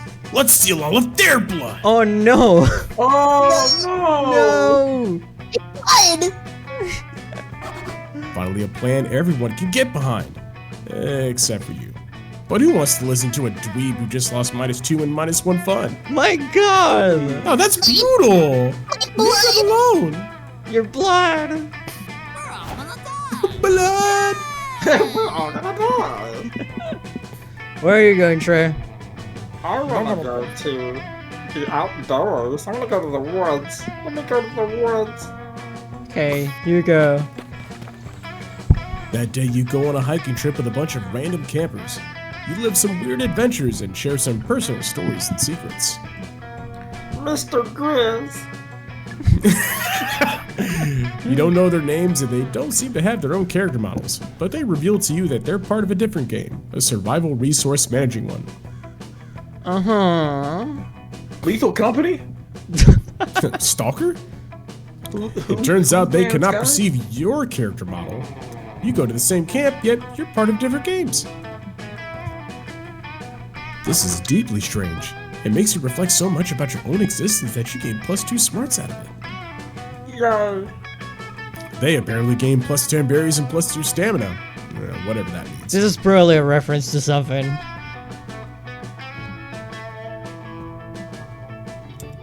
You're hoping to run into your local gal out review, but so far she hasn't been in any of the places you'd expect. The mines, the dungeons, the forest. You heard Camp Spooky was doing an arts and crafts pop-up session, so you go over there to pass the time. And are shocked to find Aravi already there. Oh, you're the stunt, Trey. I forgot what voice I gave him already. Oh my I was god. like, It's what? Yes, this slump molten earthenware masterpiece will be one of my finest works yet. Oh, hello there, Jalonzo. Welcome to my purgatory of boredom and suffering. You mean your craftatory of potdom and creating? No, I mean what I said the first time. In that case, can we make no complaining our next rule of compromise because you're harsh in my pottery buzz? You see what I have to put up with? Hits get super into random activity they see on TV and immediately wants to go out and try it. Unbelievable! They watched a documentary on Mesopotamia and all they took away from it was pot and immediately threw themselves into an obnoxious new hobby. They've been leaving little curse-shaped clay prints all over my nice adventuring gear. Which you've been wearing because I graciously agreed to accompany you on quests. Just like you graciously indulge in my hobbies too. See, that's how this give and take works. Well, I want to give you a punch in the face and take all the clay away from you so we can do something less boring. You think watching paint dry is boring? Try watching clay dry. At least a paint is a picture of something. Why can't you let yourself enjoy my newfound love of pottery? Pots are beautiful. The only time I've ever cared about pots is when I can smash them and get rupees. I like you. That may be the only circumstance in which RV cares about pots. But one circumstance is better than no circumstance, and you know just how to use it. Guilt trip. Ask Aravi to make pots to give back to the poor old man whose hundreds of pots has she broken over the last several months. Or First option is the smart option. I don't have good stats in anything. Uh-oh. Oh shit. Rat, they're No, gone. we lost What Rat. happened? Oh shit. Maybe they'll Guilt trip. Guilt trip? First one, yes, that one. I don't have enough in any other stat to do anything else. Okay. Yeah, click it. Oh please, he was asking for it. If that old man didn't want to have his pot smashed, he would have just left them out in the open. Or of his private house. Behind a locked door which I picked. Past the wooden fence I jumped over. Fine, whatever. I'll replace these stupid pots, but I will not enjoy it. That's okay. I will. I will be your instructor in today's pottery lesson since I don't want to waste my valuable supplies on amateurs with no appreciation for the art form. I love this voice change. Jalonzo and Aravi. The two of you can share that pottery wheel and block of clay. Jalonzo, stand behind Aravi and romantically guide her hands. Mommy! That seems pretty contrived. You're not sure if it's Hex's love of pop culture or just the writers being lazy, but either way, you and Arby end up having pretty intimate ghost-style pottery sequence. It's 10 times funnier because of how I look. By the time the pot is finished, Arby's gotten really into it and takes her time painstakingly painting details onto the embellished borders the two of you sculpted. You all head over to the house of the little old man whose pots RV has been smashing, apology pot in tow. Rod was not feeling well, so that's why they left. I told them that it was okay, though. So yeah. Yeah. You knock on the door rather than lockpick it or smash it down. The old man opens it and immediately looks terrified upon seeing Arby. No, wait. I'm here to apologize. I made you these pots to replace all the ones I smashed. I'm going to save up rupees until I have enough to return those too. Sorry for only thinking about myself and my adventures. I'll try to be more considerate in the future. The old man smiles broadly and pats Arby on the head. Don't worry about the rupees, he says. Mostly I was just sad about the pots. Pottery's my favorite hobby. I don't have much reason to get out of the house anymore these days, but walking makes me tired. But I can happily spend hours at my pottery wheel, creating new works of art. I love the feeling of clay between my fingers and the sense of pride I have when I've made... Young lady, are you crying? She is sad. Sad, remorseful tears. The sincere, heartfelt kind you just have to imagine because we spent all the art budget on a floating bowl of salad. We're not accepting criticism at this point. I feel the exact same way about pottery, and I have ever since about 2 hours ago. If I had known the feeling of creating a pot, I never would have destroyed yours. The process of creating beautiful yet functional clay art has more value than all the rupees in the world. I'm just glad you've learned that lesson. Now, why don't you kids come in for a nice day of pot making? I have some great glazes. I'll go grab the laminated cookies I just finished making. Oh, getting glazed and pot? Let's go. Making pots with the old man is just as wholesome as it sounds. It gives you +2 fun and +1 boldness. Plus, you and Arby get a new shared hobby. Hell yeah. Show? Where are you going, mister? Okay, well, I guess I'm going...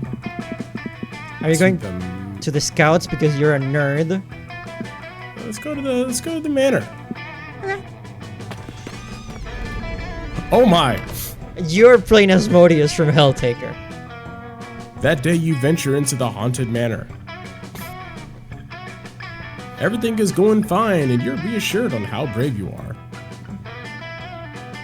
When suddenly a ghost, or is it just someone wearing a blanket with 2 holes like the asshole who played the last time this game was streamed? It's so hard to tell the difference. Suddenly a ghost appears and whispers in your ear. Hey Trey, you wanna be the ghost? One day you will be long gone, and no one will remember you. All of the struggle you endured to become a better version of yourself, both personally and professionally, will eventually mean nothing. That's exactly what my ghost says all the time. That sounds like imposter syndrome. Imposter syndrome's a ghost? Probably. The ghost leaves while you take all that in, gaining +2 boldness in the process. You slip away and link up with Milo. They're reaping a baby koala today, and they told you it would be super cute. There you are, Lucy. Come on, this adorable little soul won't harvest itself. Hello, I'm a fan What? of Milo. Oh, my teenage god, Milo! It's me, your biggest and most youthful fan. I have all your social media albums. Oh, what the fuck am I looking at? Sure you do, honey. Anyway, this koala. Camouflage. I fooled you. It's really me, Counselor Flodge. Your disguised instructor this whole time. I know who you are, darling. I just thought you'd finally see the light and join the My Lovers. My lovers. That's because I fooled you with camouflage, and I'm here to teach you how to do the same. No thank you, my sweet, oblivious lizard person. What kind of monster would I have to be to hide this timeless elegance from the world? You're talking about physical camouflage, but I want you to think outside the box that I hide inside while doing camouflage. I'm talking about digital camouflage. Of everyone at the camp, you're the one who needs it most, and I'm the one to teach it to you. Yeah. Camouflage myself online? Would I ever want to do that? I have millions of devoted fans. All the more people to fool with your incredible online camouflage. Yeah. I'm sorry. Yeah. What is that? That's like Master Roshi constipated. Oh, I shouldn't have ate all that cheese. Oh. I'm sorry, Yum, but yum. Milo Villadona was not born to be invisible. I mean, technically, I wasn't born at all, but you get my idea. What about incognito mode?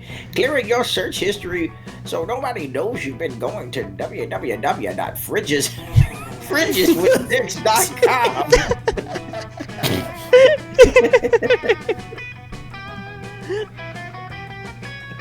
I'm not leaving you alone until you admit that there are at least some situations where disguising yourself online is a good idea.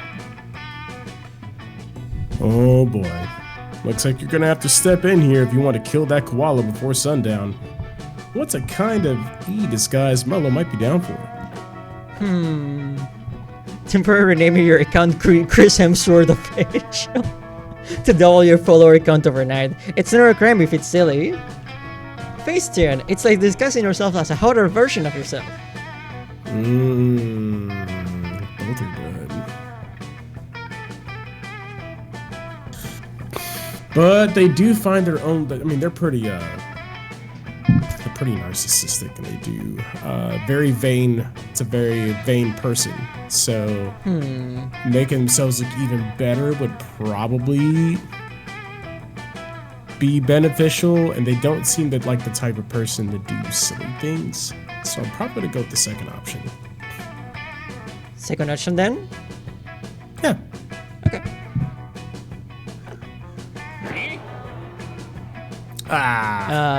Not creative enough. Try. Yeah. Oh, Facetune. I love Facetunes. Finally, a way to upload my favorite MP3 files right into my face. Good guess, Flutch, but that's not what Facetune is at all. It's an app that helps you become your best self by hairbrushing away all the bad parts. Back in my nom days. Oh, that's what it is? I've been tuning my face for years. Yeah, have a look at my dating profile. This isn't my Facetune. You just uploaded scans of Arnold Schwarzenegger's 1980s Nike ads with "That's me" written on them in MS Paint. Enough chit chat. Time to show these two what Facetune is really about. You bust out your phone and get to work on a picture of yourself. After 10 solid minutes of finding Facetuning, you present your masterpiece. Lucy, your tuned face is breathtaking. If you had any breath, it would take it. It really puts your normally underwhelming face into perspective. Damn. I thought I liked you with your numerous blemishes and charming asymmetries, when what I really craved was this flawless airbrush version of you. Fuck.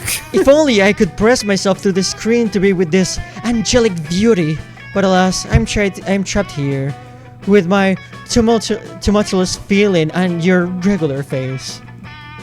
Now that I have seen this perfect visage, all my flesh and blood faces are like ash in my mouth. In my eyes, I mean. Or perhaps in my eye-mouths? And yours is the worst of all, for its very ugliness reminds me of the perfection which I cannot touch. Is this my fate, to wander the world in futile search of beauty as divine as the one in this image, but finding only pale imitations like yours? No, I will not despair, but I will travel always searching for the aesthetic ecstasy I taste here today. Thank you, Lucy. Your weird bad face has started me on the journey of a lifetime. Not exactly the reaction you were hoping for. Milo excitedly paces around camp, comparing your image to everyone's faces, while you quietly lose -2-1 and -1 boldness. I have no chance! You go fuck! Eric chooses a celebrity. Say your choice out loud to the other players before clicking. Will Smith. Bruce Lee. Keanu Reeves.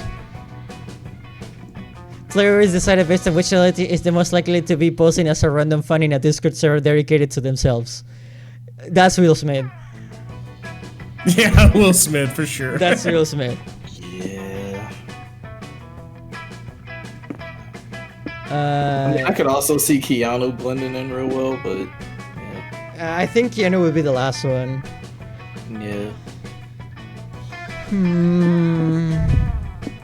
Bruce Lee, you know what? I think Bruce Lee is the most humble one of them all. What do you say? Yeah, Bruce Lee and Keanu Reeves are both on relative, similar wavelengths. Yeah. And as for what if we all play a Rat's route and we try to make it the best possible? Okay. Yeah. We'll give them a second. I'll give myself third because I think Bruce Lee doesn't even know what Discord is. Exactly. This is all an illusion. Okay. Where are you going, Trey? Wait, which one is creativity again? The Scout HQ. Alright, I'm going there.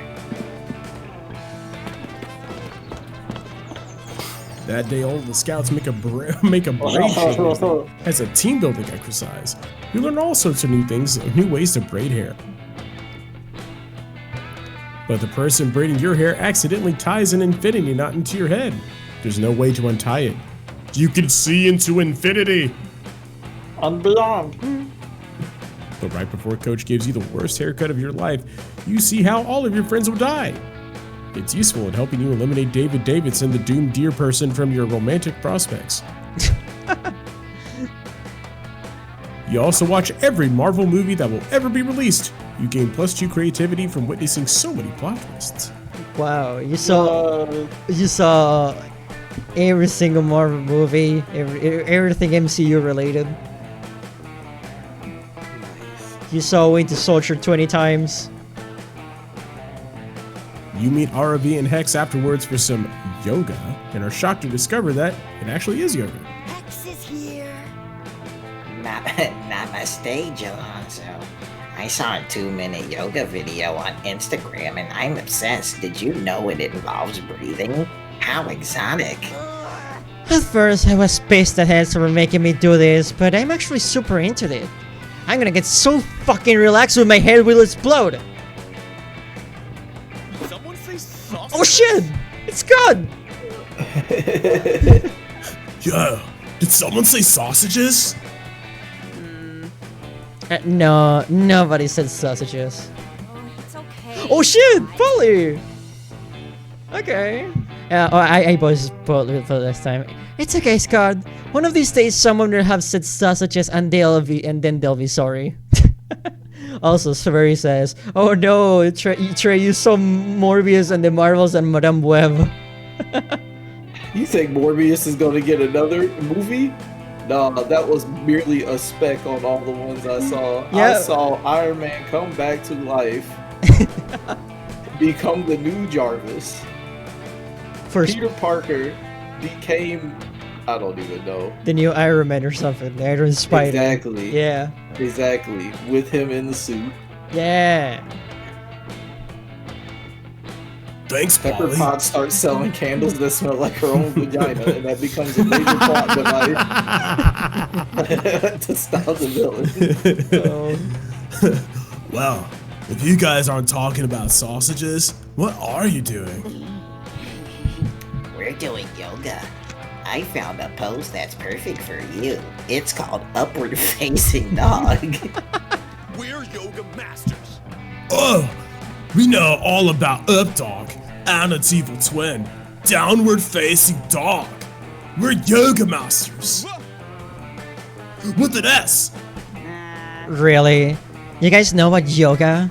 Is that why you're so relaxed all the time? Yep. That's why I'm so relaxed all the time and for no other reason. We discovered yoga a while back and I found it kinda underwhelming, but we stuck with it and made it better, and now we can proudly say that we're the best yogists in the world. Psst, Polly, I think it's yoga's odds. Come on, there's no way you guys are yoga experts. You're right, because we're yoga masters, duh. And no one's ever gonna beat our yoga high score. High score, you say? 200,000 yoga points in a single session. It's unbeatable. No, nothing's unbeatable. I just need the right strategy. But what is it? Oh, this is me. Yeah. Come on, Jolonzo. Yoga puns are all well and good, but to be true yogazoid, you need a set of legendary yoga armor. Is she a dweeb? That's the question.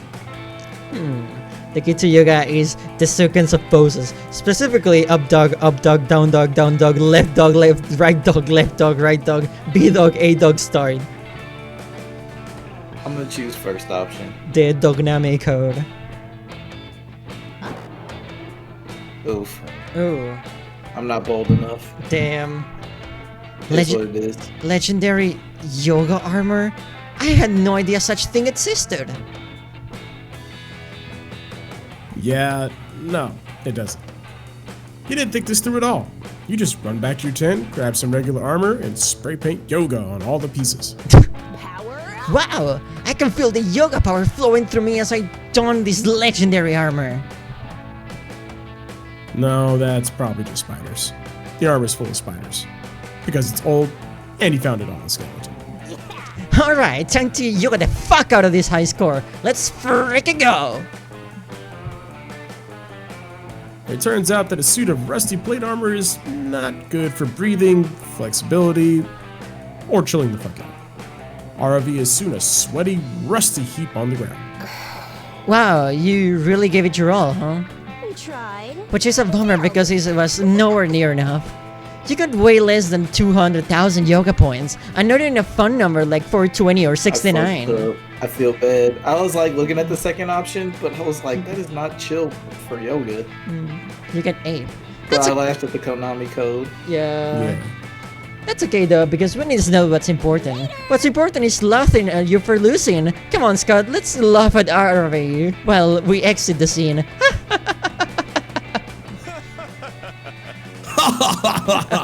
Goodbye, friends. I love you. Please be safe. Farewell. What happened? How could the legendary yoga armor have failed me? Nope.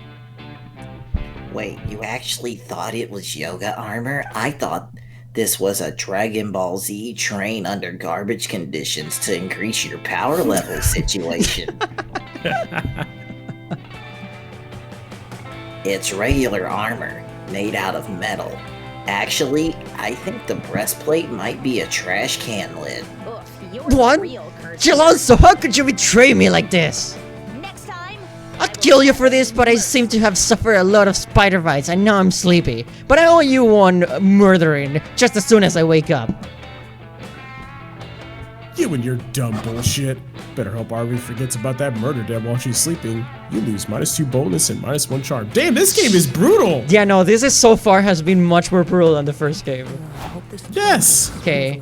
Okay, we're all together for Rat here. Let's go to the lake? Oh, everyone can choose to go to a location that's already been gone to? Oh, wait, no, you can't. Okay. No, unfortunately, no. It's much more meaner than the first one, too. Meaner than Mario Party, that's very sad. Yeah. Let's go to the woods. Because in this, when we're playing as a Rat, we're co-op now. Might as well be at this point. Yeah. No fun. You hike deep into the woods and find a mysterious journal with the number 3 on it, half buried in the dirt.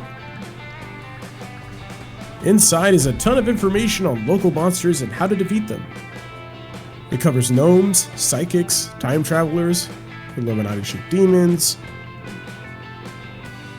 What a boring journal. Where's the drama? Where's the inner thoughts and insecurities about school crushes? Whoever wrote this journal knew that nothing about it. Whoever wrote this journal knew nothing about how journals work. You gain no fun from this, but you surely get +2 smarts. Boring. Nerd. Later, you meet up with Damien for your weekly night fight in the woods. It's romantic, you keep telling yourself. Listen up, noobs! Alright, noob, you know the drill. Back to back, sprint 30 paces away before you throw. First person to lose a hand or cry uncle is a fucking piss baby. And go! Fuck! Ow! Stupid fucking tree root twisted my perfectly princely ankle. Fuck the knife fight, let's chop down this bitch! You're about to advise Damien that cutting down a tree with a kitchen knife would be impossible, but then the offending tree grows a face and speaks. Oh, oh god, this guy again. Hey, Trey, you wanna be the tree? Tree Trey? Or Cho? Trade the tree. Trey the tree. Oh, me? Okay. Yeah. Oh, hey there! Did I see a sucker say something about being a prince? It was me, Maple, fuck. Now do you prefer to die via stabbing or forest fire? Wait, you can't kill me. I was sent here by the squires of... Crap, where did you say you were a prince of again? I didn't say. But it's hell. Right, of course. I was sent there by the squires of hell to let you know that you're the chosen one. Oh, that's never happened to me before. But it makes perfect sense. Cool, glad you think so. Now your first mission, the chosen one, is to plunder a dungeon. It's called the Dungeon of Prison. And you gotta survive 10 years on the inside. Whoa, that's crazy! Whoa! Prison? Sounds metal as fuck! What will I get if I survive? Parole, if you're lucky. Here's the most important part. You gotta go undercover. While you're there, tell everyone your name is Mike the Magic Tree. Magura. Magura. Magura. Magura. Damn, that's so clever. I mean, I'm obviously not a magic tree, which makes it the perfect disguise, so no one will know I'm actually a demon chosen one from hell. Exactly. And you can never let anybody know your true identity, okay? Not even if people try to trick you. It's blowing your cover by saying stuff like Mike is a terrible person who's committed terrible crimes, or whatever. Got it? The only thing you've got is the impression that Damien's getting scammed into doing prison time on this tree's behalf. You tell him so. Wait, so I'm not going to a dungeon called Prison? I'm just going to prison? Lame. Well, that fucking sucks. Why didn't you say something 12 seconds ago before I signed this waiver stating I'm definitely Mike the Magic Tree and let this officer handcuff me? Sorry, kid. Nobody scams old Mike. Let me know how that prison sentence goes. I'll be here catching up on my beauty sleep. Stupid fucking tree. Well, Rat, do you at least have some advice on how to make prisonless bullshit until I can find a way to bust out? Remember to level your toothbrush for cleaning and your toothbrush for shanking. Listen, it would be unhygienic. When choosing which prison gang to join, I always remember to ask if they include dental insurance.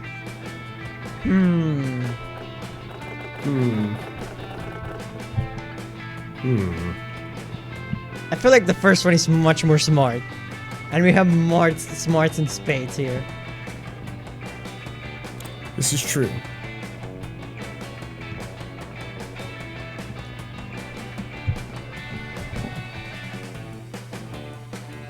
I feel like the first one makes more sense because you gotta shank people in prison anyway. Yeah, exactly. Let's go with that one. You're no survivalist. What the fuck? What the dick? You want me to have a different toothbrush used for stabbing people? No way. That's bullshit. Anybody who separates their shiv toothbrush and their cleaning toothbrush is a little bitch. In fact, my current toothbrush even doubles as a shiv. Damien shows you his toothbrush. Instead of carving the end into a point like a normal shiv, he just removed the bristles and replaced them with razor blades. What do you think of that, noob? Actually, how about I just show you how awesome my all-in-one toothbrush shiv is before you suggest any other stupid fucking ideas. Damien forcibly brushes your teeth with razor blades. It's a real downer. Jesus Christ. The cops hauled Damien off to prison, if not for Mike's crimes, then definitely for the murder he just attempted on your teeth. He's back at camp 2 days later after the prison mysteriously burns down, but he's still pretty annoyed with your bad suggestion. This game is fucking brutal. Holy shit, it is. Yeah. But that's the least of your problems.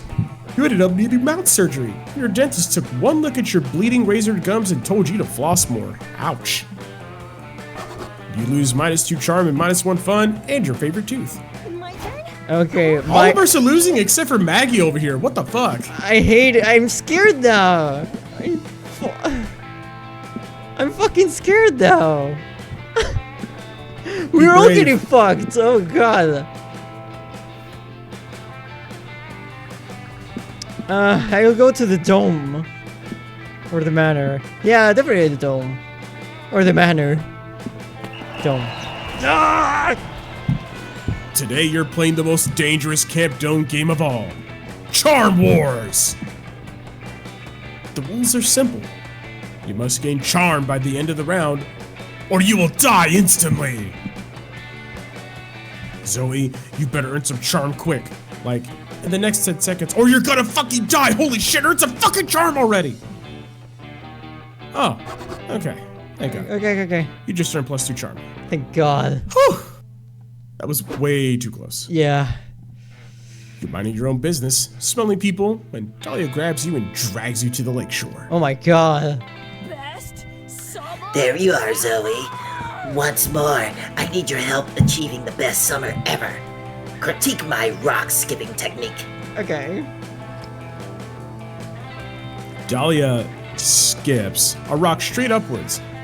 It disappears into space. Moments later, you notice a faint glimmer in the sky. It's not Dahlia's rock, or the satellite Dahlia's rock destroyed. It's a meteor! Oh it god. crashes into the woods on the far side of the lake, turning them into a giant bonfire. Damn, good fuck, Damien. She made a better fire in 1 second.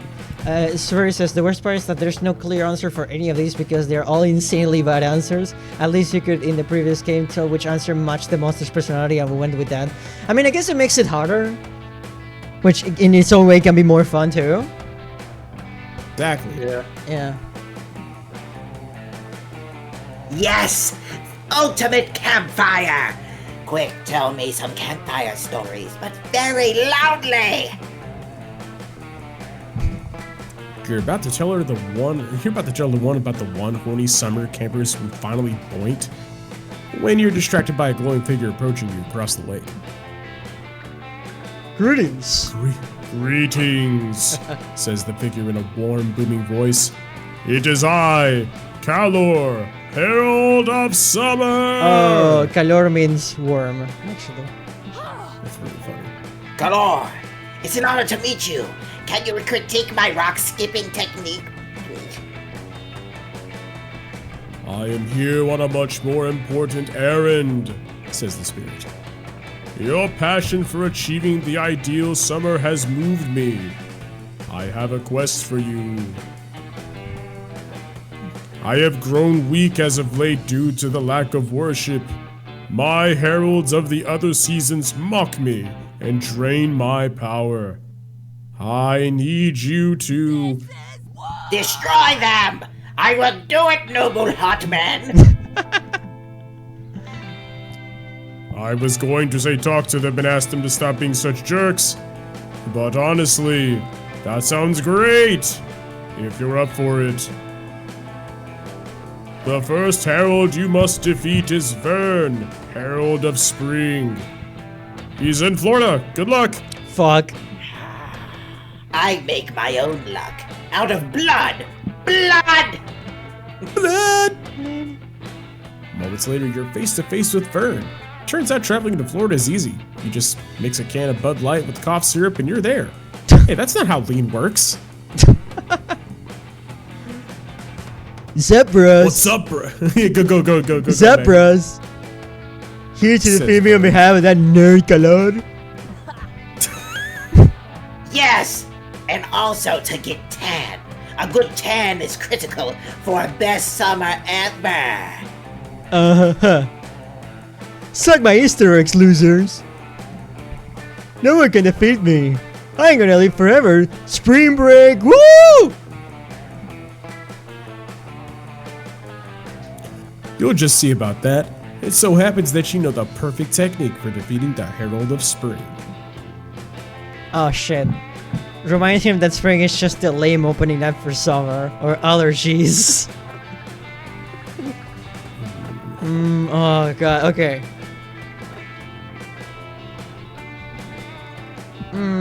I think I'm gonna go with allergies. It's... Okay, oh my god, okay. What? No way! A little pollen isn't enough to destroy the Divinity Spring! Oh yeah? Then how about a lot of pollen? Eat this 50-pound bag of pollen I found. I carry around for exercise/sex reasons. No, I don't want to eat it. I only eat microwave burritos and pussy.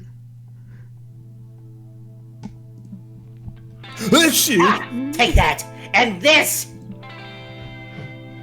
Dahlia whips out an enormous bag of shrimp and peanuts and starts stuffing them down Vern's throat. Oh, stuff that! Spring and Phoenix didn't have anything to do with spring. Spring shrimp, spring season! Ah! It turns out Vern actually is extremely allergic to shrimp. Or maybe it's the peanuts. Or the bees. Or the gallon jug of black fluid labeled Vern poison. Whatever the cause. Vern fucking dies like a loser. And you dance on his stunner shades. Stunner shades! Yes, Stunner yes. shades! Summer is victorious!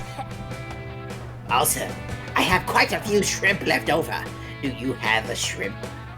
Wait, do you want to have a shrimp puppy?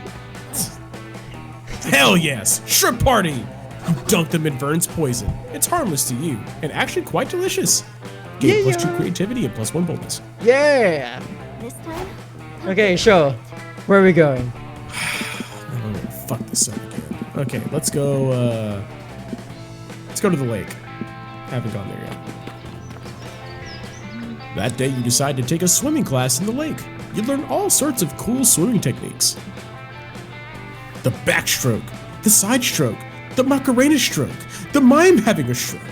Oh, that sounds like all of the techniques that my chiropractic uses. They almost sound like sex positions. But That let's is keep true. going. That is true. They do sound like that, but no, he's a really cool doctor. You should see him someday. He can do, Oh my god. he does a lot of things, you know. So he can be there for whatever oh. you need. He does all types of Oh. jobs, you know. Oh, handyman. Yeah, no, you know that is true. He does a lot of jobs, head jobs, you know, boob jobs, hand jobs. Oh wow. He specializes Very in those job- last ones. Certainly not a jobber. Exactly. Well, technically a jobber because he does all of them. Check and do the job. all those strokes sure are fun, though perhaps a bit medically concerning. You gain +2 fun. I actually went to medical school and asked to learn how to do better hand jobs, and they told me to fuck off.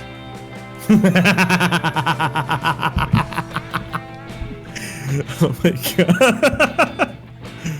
Afterwards, you end up vibing with Milo. You're sharing a hammock, cuddled up close with each other. Aww.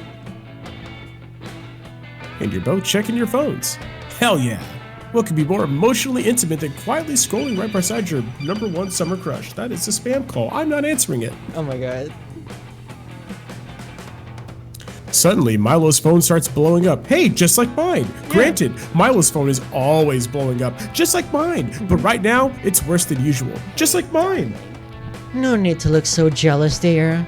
Just a work text.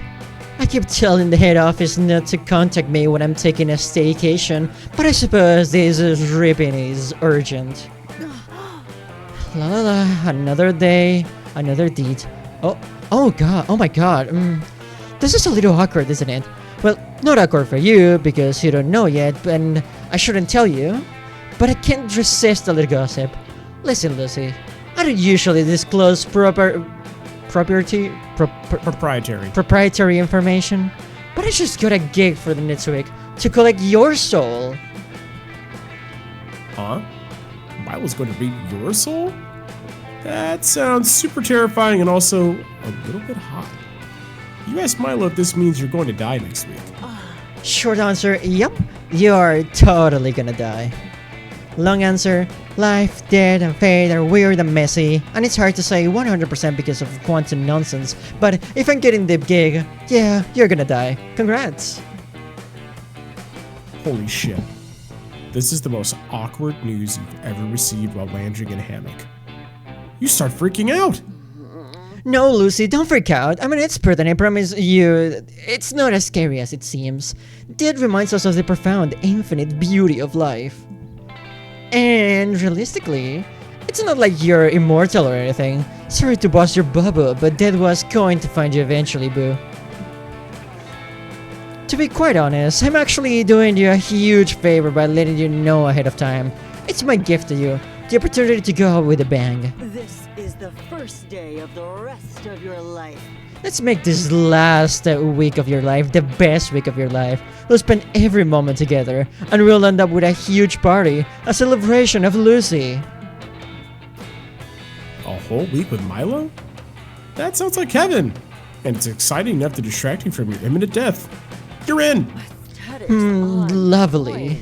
God, you're going to get so many posthumous... What the fuck is that? Posthumous followers. I'm almost jealous. Oh, I wish you start considering the party aesthetics right away. When it's something big and memorable main event at the party, something that'll honor your true essence, Lucy, and Avi, it should be Snapchat friendly. Any ideas? Your time to shine! Quick, what's the perfect way to entertain your party guests, commemorate your entire existence, and impress Milo? Milo. Fuck. Profound carnal medium of interpretive dance. And you have your friends give toast in your honor. It'll be emotionally moving, and everyone will get shit-faced. 2 birds, 1 stone. Absolutely the second option. The second one? Yes. Oh, that's perfect. Fuck this game! It'll be like celebrating your life by intertwining it with the lives of the people you loved. I had no idea where you're super found, Lucy. Boring final typical death. Like, it's an overly saturated market. You gotta think from the mind of a content creator. Hmm. The other option is probably. I didn't think I'd have the chops to do interpretive dance. What the fuck? But you still try. But if I know anything about drunken party toast, we're going to need pre-approval on these speeches. We got no choice but to conduct a rehearsal immediately. You spend the afternoon getting all your friends together and breaking the big news. You're dying next week. Shockingly, they all seem pretty fine with it. You humbly request that they all deliver a toast to you at the party. And no matter what, you tell them that these speeches should come from the heart. Hello, darlings. Alright, lovely people, welcome to the rehearsal for Lucy's elegant end-of-life blowout bash. Let's proceed with the heartfelt elegies. Friend Lucy is an organic being. Organic beings experience death. The news of her impending death has caused me mild sadness. Goodbye, fellow camper. My most recent salient memory of Lucy is when she attempted to make love to an oak tree to pollinate a forest. It was an unsuccessful attempt, but she would do it again. Cheers! Yeah, Lucy will definitely be remembered once they're dead. Not by me though. I'm gonna be fine. I'm tough as shit. But yeah, I'm sure some people will miss her. There's gotta be, like, at least one person. Anyway, pour one out. I guess I'll remember Lucy for being super horny all the time. And other than that, I guess she was really good at choosing between sets of two options. Here's to you, Lucy! Yikes. That did not make you look cool. Or popular. After your friends finish their heartfelt toasts, Milo pulls you aside. I can't be seen with Tough love, babe. So my question is, do we have to take into account the characters themselves that we're playing as? I don't fucking know. I don't think so. I don't think so. The Okay, toasts were... like, they call her, because like, those characters were from the first game. Like, they were from the game that Lucy was an option in. Mhm. And, their reactions were pretty hilarious to you. Yeah. So, I don't know if that was just coincidence or not. Yeah, I think it's a coincidence. I mean, there's horny humor, like, everywhere in this game, so... There really is. Tough love, babe. The toasts were awful and the party is going to be an absolute train wreck. I simply can't be associated with it, brand-wise. You understand. I'm going to call in a few favors and reschedule your death. It'll be completely annoying, but it's better than risking being seen with you. Wait, Milo could reschedule your death this whole time? Why did they do that earlier? You had a good attitude about it, but it's not like you wanted to die. Alright, done. Your death is cancelled, and so is the party. Enjoy taking each day for granted, I suppose. Whatever, bitch. You've learned a valuable lesson from all this. You can never trust your friends to be there for you. You get a little bit meaner. And lose money through creativity. 3 creativity? Yikes. Oh god. This game sucks. Shut up. Everybody's just something bad. Just say your choice. Heroin. High blood pressure. The light's going out when you haven't saved in your art program. You have rebuilt society on a deserted island, and you can totally ban the bad thing from this new society of yours. Play order is deciding what you prefer to ban. I mean, I definitely want to ban high blood pressure. I think that would be awesome, and I could eat what I want again. You know what? Yeah. But I mean, I'm also a creator, and I would also like to ban my programs crashing when I create shit. That is true. And I don't remember what show said. Heroin. Heroin. Yeah. A ban of heroin ain't gonna stop them. They want to do it. Yeah. You know what, Trey? You can go first. I can go second. She can go third. I'll put you right there. Oh god, okay. By the campfire. Where are we good? Yeah, sit me there. Okay. It's dark. So dark. The darkness surrounds you. You are lost to the darkness. Suddenly, you remember that your eyes are closed. That's why it's dark. You open them and see RV and Calculaster hanging by the campfire nearby. Excited for our food truck. Delonzo, I am pleased to see you. We were just brainstorming some ideas for our up-and-coming business venture, a food truck. Yep, between the three of us, we all have the skills required for a food truck. Snack food enthusiasm, ruthless ambition, and the ability to Google recipes. Snacks though? I'm the one bringing the snack food enthusiasm. I've eaten 12,421 different flavors of Pringles in the last week alone. And as usual, I'm the one bringing the ruthless ambition. I'll do whatever it takes to win in any situation or context regardless of it's socially acceptable. Oh, I thought I was the one bringing the ruthless ambition. This is such a relief. Anyway, I still think that our biggest problem is getting the word out. How do we convince people to come to the truck if violence is illegal, marketing tactic, or whatever? You guys, I got the perfect idea. Let's do some kind of fun promo. I'm all about that BOGO life, and I got the coupons to prove it. A promotion is an efficient way to advertise, but they can be risky. For example, Toys R Us was criticized harshly. Fuck further, take a baby, leave a baby sales event. May I chime in? To avoid any possible bad publicity and increase our margins, why don't we have a pay double sale? Customers will get to pay twice as much as normal for their purchases. Meh, how about we do a contest to see who can kill the most goblins while wearing our merch? That way, our merch will be worn by the badasses and goblin victims. You guys just don't get promos. They're supposed to be fun. So let's buy a t-shirt cannon and call it a day. Since each of us owns equal shares in the food truck, the only democratic way to settle this is with a simple vote.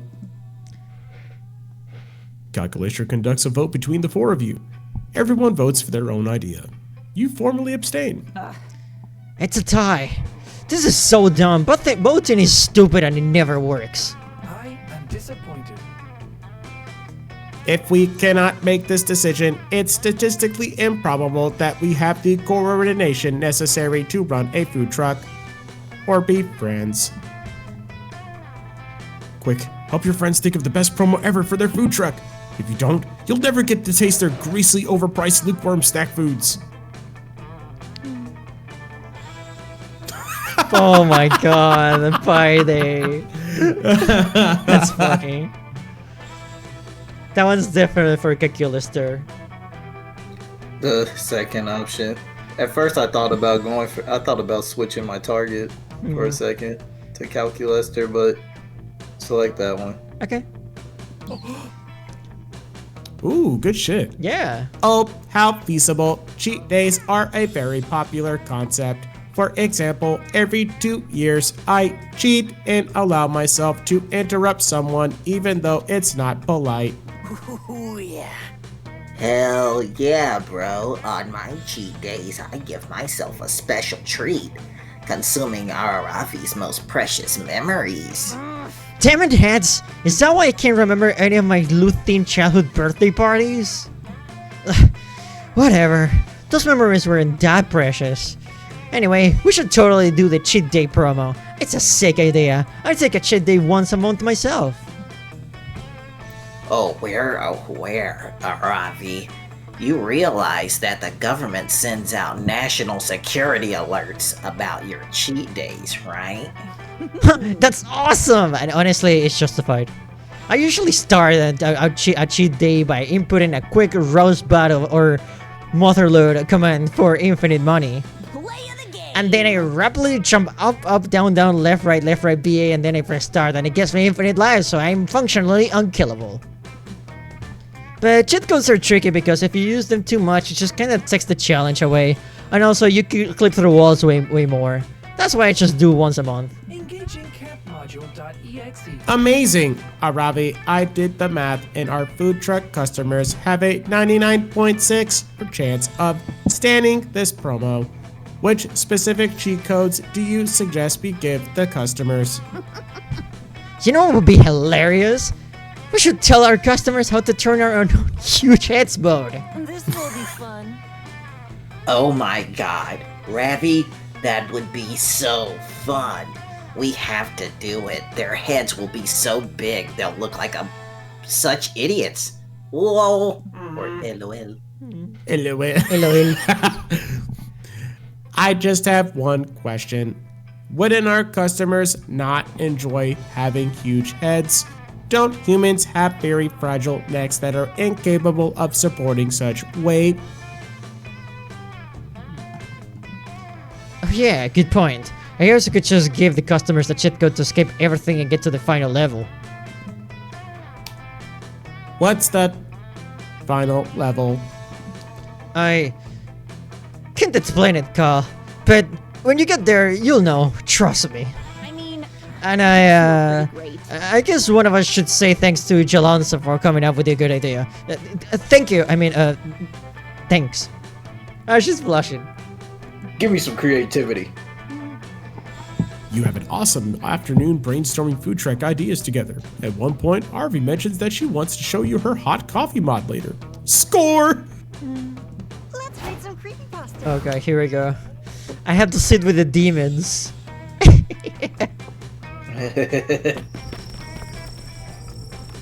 You gather around the campfire to sing a campfire song. CAMPFIR. No, that's not fair and not true. Of course it is. I've known Scott way longer than you have. He and I were at Spooky High together before you were even added. Leave this to the pros. To our roster as a new classmate. You can't just ignore the value of that long-standing history. We have a backlog of misadventures you couldn't even comprehend. Yeah, well, you've never had a match the bonding experience of us going to the gym together, as he gets buff for sports team, and I get buff to destroy you and take back hell. Okay, but I always make sure I bring him freshly baked dog treats from my dad so he knows he's a good boy. Well, I always make sure he's using the strongest, most buff-making gym equipment so he knows he's a gooder boy. And I help him with his homework so he knows he's the goodest boy.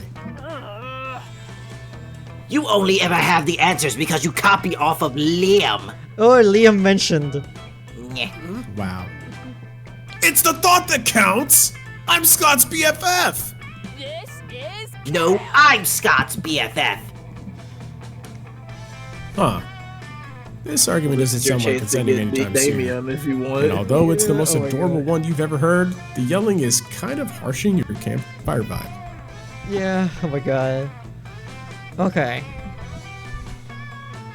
Better give him a solid criteria to prove who's Scott's BFF once for all so you can finish your campfire song! Okay, let's finish that freaking song then. We all love Scott's cheeriness, but a true friend needs to be there not just for the good times, but also truly understands and empathizes when he's feeling blue? Scott needs a friend with a vicious cockatrice that he can unleash at the moment's notice for some fun havoc and mayhem. So that's knowledge of if you played the first game. Yeah, no, that's... Yeah, Damien has a killer cock. Yeah. So I'm guessing the first one. To go with her. Yeah. Yeah. Okay, I see where you're going with this, but I think we all know that feeling blue doesn't mean literally... Oh my god, I'm blue! I'm the perfect friend! You are blue, Trent. I am blue. And you are the perfect friend. That would die. That's up for debate. Well, I'm right. I'm siding on the side that says you're a perfect friend. Alright. I'll take the compliment. Thank you. No! It was about feeling sad! It's that kind of feeling blue! Yes, exactly. And I feel blue all the time because I am blue. Bitch. No, not that kind of blue. Feeling blue can be nice because it's... because if it's a pretty day, then you match the color of the sky. Which makes you feel pretty too. And it helps you blend in if you suddenly need to attack someone. No! So if Scott is ever blue, I'll teach him to blend into the sky and use that to his advantage at sports team practice. God damn it! He's losing his fucking cool. Why did he leave? He's going to miss out on all of my great tips for you if you're ever blue. I can't wait to be useful to my BFF Scott with all of this knowledge. Dahlia practices her pitch to Scott by imparting all her valuable knowledge to you. You enjoy your time with her and also file away all these hot takes for your future audition for the Blue Monster Group. Dabba-dee-dabba-die. And so have I. Well, I'm having a shit fucking time with this thing, so... What the fuck is that thing on the top left corner? I have no idea what that is. You wanna try it? I mean, I kind of do, because I feel like I got no chance with this person at this point. Go for it. You know, it's me next to fucking Richard Gere. Fuck it. Okay. Hello, Lorcy. Thank you for joining me. It's Richard motherfucking Gere! Thought I must ask, why have you chosen to sit with me, Mossman, instead of one of our 6 most charismatic campers whom most of our friends seem to be crushing on? Because I have no fucking chance in this game. I don't know, because you're not a very romance-driven despite this being a dating sim? Or some other chucklefuck took the loud log you wanted before you could sit down? Got some gossip? I see. Well, as long as you're here, would you like to swap scandalizing stories and rumors about people? Yeah, sure. That's fuck it. kind of what we do here on my log, so if you don't like it, you can get off. Well, you're already sitting down and don't feel like getting up, so if it's gossip boss demands, it's gossip you'll get. Oh god. I know you're gonna choose one of these two. What if I picked myself? How does that even work? Listen. He'll tell you things that people are saying. Still mad from last time? Why would I be mad at you? Because I recommended Severi for that one person you were going at. Hey, thank you for reminding me that. I almost forgot. Oh my god. Yeah, pick Jalonzo. I'm petty. Okay. Naruto LARP? Oh my god! Naruto! Yes! Naruto LARP! Naruto LARP! Yes! Is that much more embarrassing than Yogurt Thing Sexcapade? I think yes. No, Naruto LARP. This is gonna hit him way harder. Trust me. I like One Oh my god. Piece. Flat Earther apologies? Okay. Oh yeah, and he's also yeah, Flat Earther apologist. Type a long cylindrical object. Type in a long cylindrical object. Cactus. I don't think that's a cylindrical. Yes, it is. It's got arms It's on not. it. It's got arms on it. You can chop them. I lived in Arizona for 2 years, Maggie. Have you ever titty fucked a cactus? What? Thought so. Excuse me? Just pick an object. Long cylindrical object. A pipe. Pipe. What about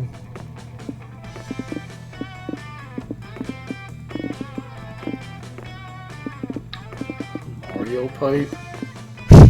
yeah. What the fuck? Unless you just want to go with a pipe. Fuck it. All right. A Mario pipe. It's called a warp pipe, but go. A warp pipe. Yeah, that's the official term for it.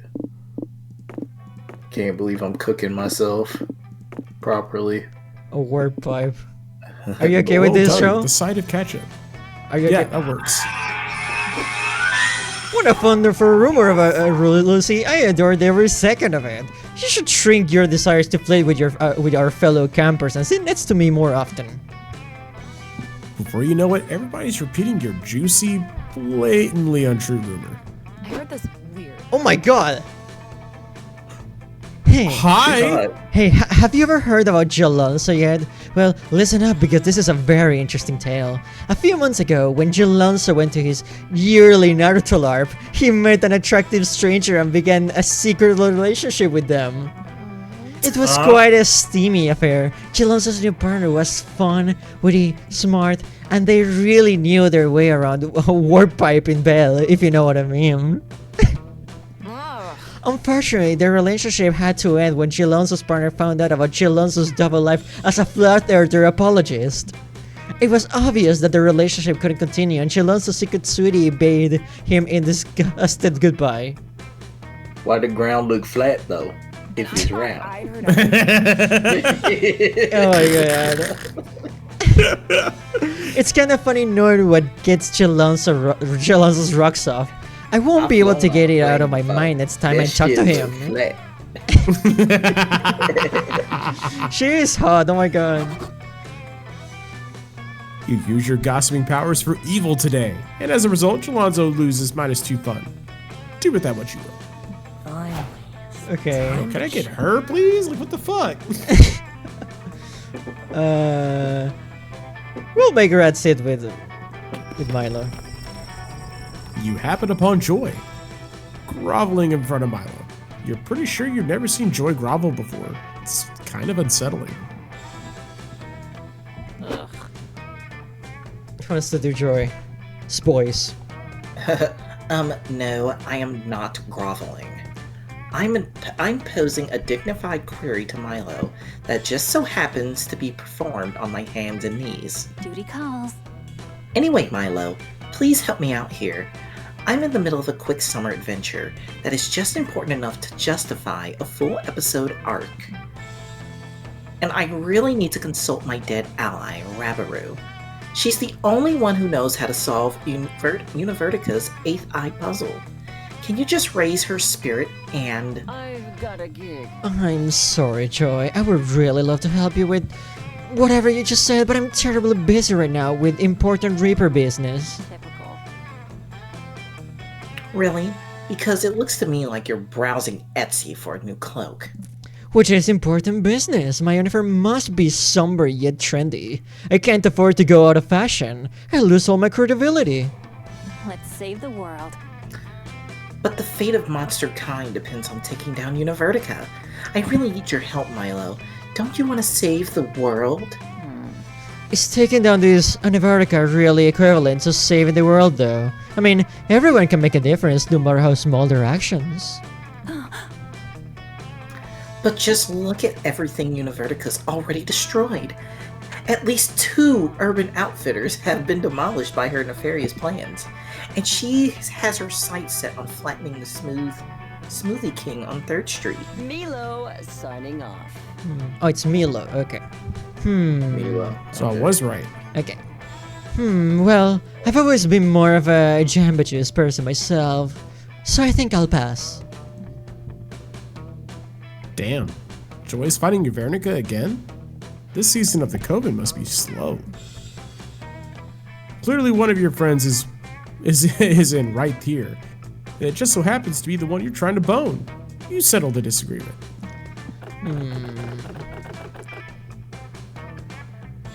Milo, you could turn this into a whole thing, raise rubber spurs and do a live Q&A. Or, Joy, Milo can consult the dead for you if you support them on Patreon. Friendship is never an excuse to work for free.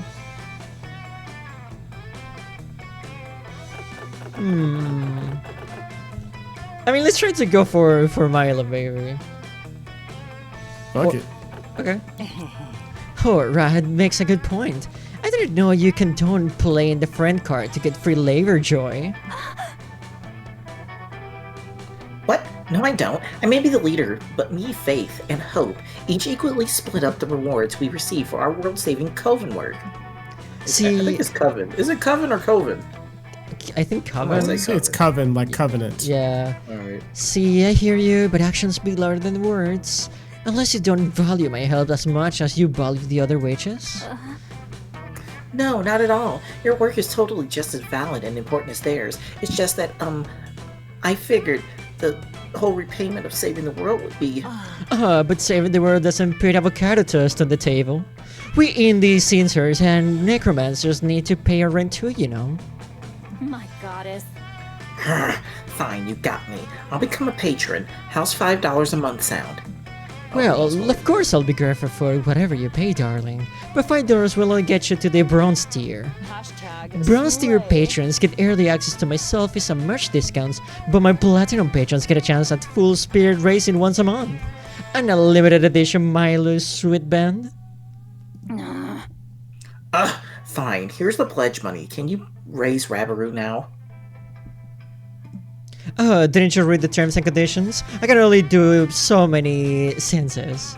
My time is precious, so I limit it to 3 spirit consultations for 3 patrons chosen this at random. motherfucker. Milo? Yes. Oh my god. And it looks like this month's winners are Milo Crackhead 45, X Ghost Fetishes of X, and Joy Johnson Jojima. No way, that's Jojima Joe. My bad. The world is at risk again. What? No fair. The world is at stake here, and I'm your friend. Can't you make an exception for me? Seancers. Okay. Now I'm gonna pronounce it incorrectly just to make you mad. Oh my god. When life closes one door, another opens. Well, that wouldn't be very fair, would it? All of my followers are my friends. I can't play favorites just because you're Sansi. Your Sansu would prevent countless deaths. Show cancelled. Whatever. This has been a waste of my time. I'll just bribe Polly with some distilled spirits and talk to Rabaroo for me. Thanks for nothing. Well, it's just for you and me, Rad, darling. Oh, and X Ghost Fetishes, X Spirit, he once raised. What can I do for you, my darling patron? Oh, it looks like he wants the ghost of Leather Daddy Dome from 1865. I don't feel quite comfortable doing that. Never stop being you.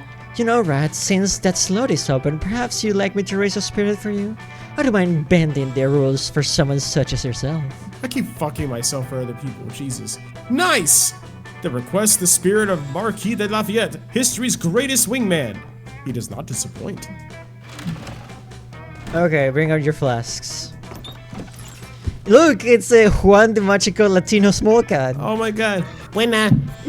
That weekend you visit your good old pal Juan. He knows a thing or two about getting wasted. Bueno. Look who's here. I was just experimenting with these drinks here. I was about to throw them away, but I have a feeling you're reckless enough to give them a try, bueno. What about this one? Oh my god. Gamer Girl Water? ¿Qué dices? Gamer Girl You want to try? You want to take the drink of the day? It's Gamer Girl bathwater. Yes. Mira, lo tiene Felicia, le cubre. Give me Or the would you prefer bath water. Or do you want the mystery Give me the box? bath water. The bath water? Give me that. Did I stutter? Give me. Whoop. Pop the cork. Oh yeah, por cierto, I was testing your common sense. And you passed. Your prize is the drink you choose. Okay. Pina Colada. No idea if I got the recipe right, pero you wanna try? Otherwise, you can always have the mystery box. Fuck. I don't know what that one does. I'll take it. I wanna know what it does. I assume it just gives you more smarts, I assume. I don't know. I chose Gamer Girl Bathwater because I was just like, well, it's clear that my character is literally Link from fucking Legend of Zelda. Yeah. So I might as well just drink that to make me more of a gamer. I'll go for the skull. Oh, por cierto, I was just testing your common sense. Alright, so this is a If dialogue. you passed, your price is the drink you choose. Okay. Sake bomb. Oh yeah, I don't know if I got the recipe right, but you want to try it? You can always hit the mystery box if you think it's shit. What do you want? Now, I've had a sake bomb before in real life and got fucking hammered from having like 4 of those, but that is not a sake bomb. I think it is. I will definitely take the mystery box. Spell shake. Oh, the mystery box. Oh, you're so bold. I hope you're happy with it. No refunds, wait. So I'm gonna assume all the drinks do something to our stats. And as for Rad, we're gonna make them choose the one. What do you say? Do you want to try this drink or do you want the box? Oh yeah, go ahead and choose this one because you're fucking afraid. Okay. Okay, what happens to me? No tiene estones. The piña colada is concoction that I will check in the inside your own skull. Choose 2 stats and see how the kick of this beauty makes those stats swap. Oh my god, okay. But I like my stats. Oh my god. I don't give a shit. You gotta check your fucking stats. You gotta fucking deal with it. You pick the drink. Don't look at me. You could have picked the box. Okay, I'm gonna swap my fucking cat. I'm gonna swap my smarts with my charm. Oh yeah. Which mouth should I pour it into? I don't need smarts. I hope your head feels better. Actually, don't. I don't give a fuck. I'm a fucking cat. Okay. Mira raton. Nothing like drinking spirits, but like literal spirits. Spirits. Let the spiritu inside you and then focus on one stat. And after that, you just build the spirits up onto 2 of your friends, and they will exchange that stat. Oh my god. You can steal magic stats from can be- people?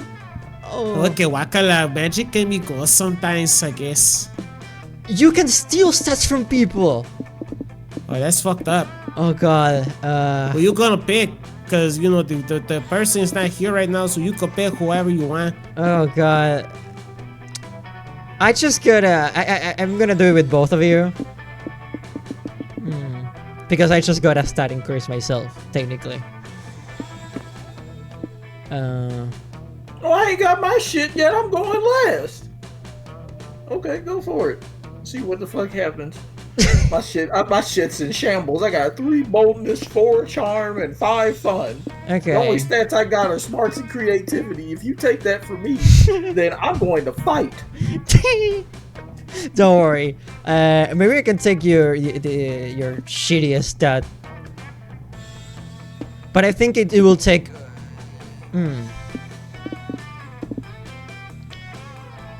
Your weakest stat is boldness. So maybe I can take that one for you. Oye, güey, este gato no tiene mucho tiempo. Vas a. But I picked show Tengo ganas, first. cabrón. Oh my god. I mean, choose what you want. I don't care at this point. I have nothing to lose. I literally chose gamer girl bathwater. Come on, you think I like wearing this fucking hat? Oh my god. You show. Híjole. Spell Oye, mira el check. spell check. The My spell creativity check. is 1 now. Oh god. I just turned the spell of mine into a beverage because, well, I guess because I was bored, aburrido. The spell would change all your stats with the stats of a friend of yours. Oh no. Yeah, you can completely fuck them over. I can only imagine this drink version does exactly the same thing, but it also tastes like passion fruit. Did you fucking dare? That's fun, right? You like passion fruit? Do you like te gusta el pasión? Se llama Lucy del juego Helltaker. Shut the fuck up and choose. Oye, yo soy un gato. Ay, sé que sos un gato, pero elige. Okay. Pick the grape looking one. The one who looks like a grape, the purple grape. You fucking asshole. Pues, ¿por qué no? I hate you. No, you don't. You absolute. Drink it. I need to see what's gonna happen for me. Let's go. I'm in shambles. I have nothing to my name. You took one of my Mira, great it's sets. gamer girl bathwater. Some people find it cringy, but believe me, it's less cringy than the alternative gamer girl birthwater. No quieres tomar esto, está bien guacala. This one just infests your head with an inner music that's way more is gamer. See? This is the part where I leave before you puke all over me. Ciao. Are you fucking kidding me? Everyone got fucked that last round. I'm pissed.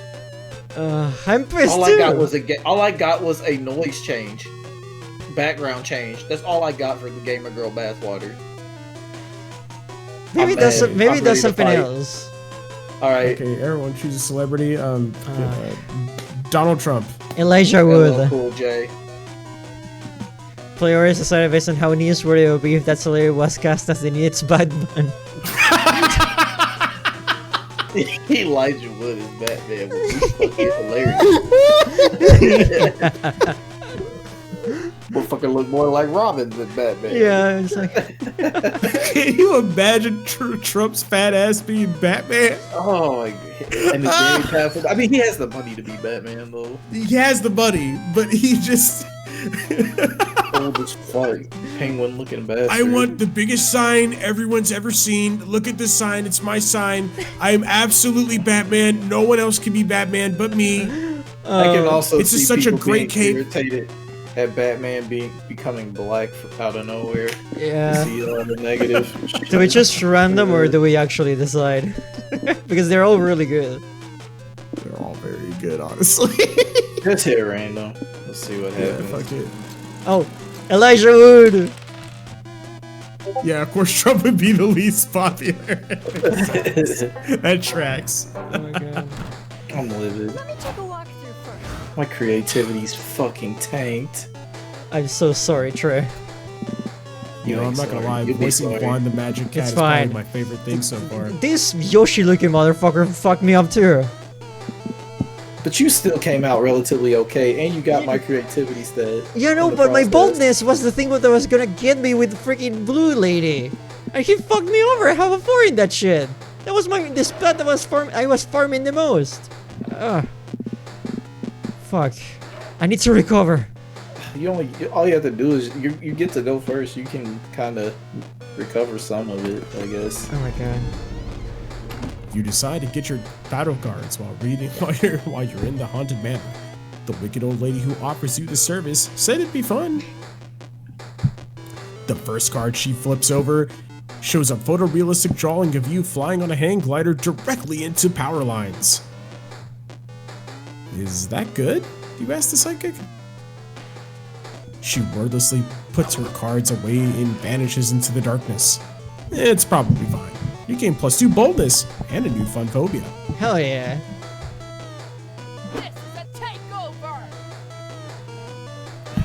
Right. Zoe, hi. What are you doing? Not important. It's time to kill Winter. Oh my I god. tracked her down. Her name is Bruma, and she lives in Alaska, in a palace made of ice and crude oil. Let's go. You hesitate for a moment because Alaska sucks. But Dahlia triggers a travel montage before you can object. One plane, one bus, and one tauntaun ride later, and you stand before the palace of the Herald of Winter. The portcullis opens with a tremendous grating noise. Who dares approach my sanctum? Bellows the Herald, who looks like Elsa from Frozen, but wearing a Christmas sweater emblazoned with the words, This is not copyright infringement. It is I, Dahlia Aquino, and I'm here. I've come on behalf of the Herald of Summer to melt you into fluid. Foolish mortal, says Elsa. I mean Bruma. You cannot defeat the mighty winter. It is far the superior season. Real talk, it is. What? Impossible! Summer has all the best things. Revealing swimsuits, sweating profusely, the Summer Olympics. Indeed, says Bruma. But winter has bitter cold, not being able to go outside, and the Winter Olympics. Kerr says she's right, damn those figure skaters and their sexy ice bikinis. Yes, you cannot stand against me, smiles Bruma. Now run along. I have lunch with Sarah Palin in 1 hour. It's fucking Sarah, I can see Ratchet from my house.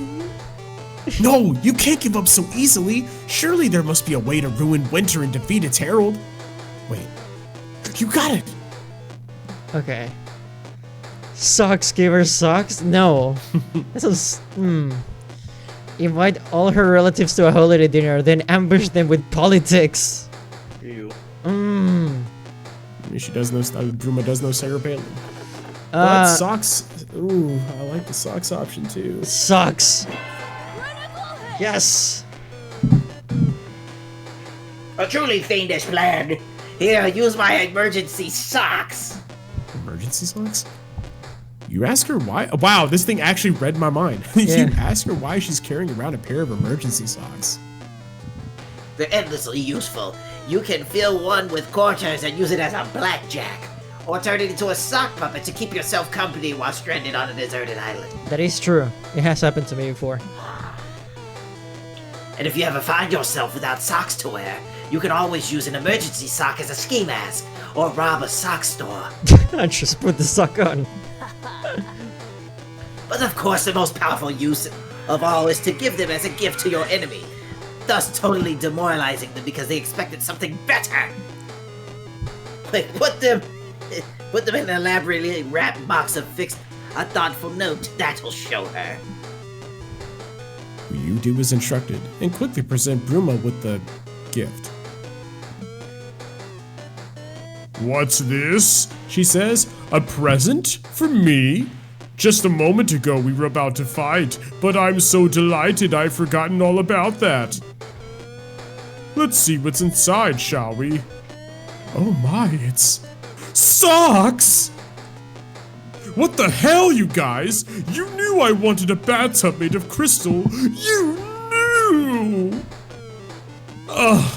I don't even wear socks. I wear leggings. Socks are totally incompatible with my character design.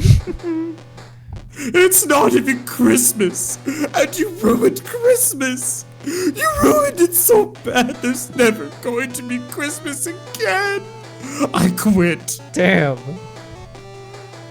Bruma melts into a very annoyed liquid before your eyes. You've done it! Winter is defeated! All the snow in Alaska melts and all the reindeer fucking die! Serves them right. Reindeer suck! What, did we just kill the deer?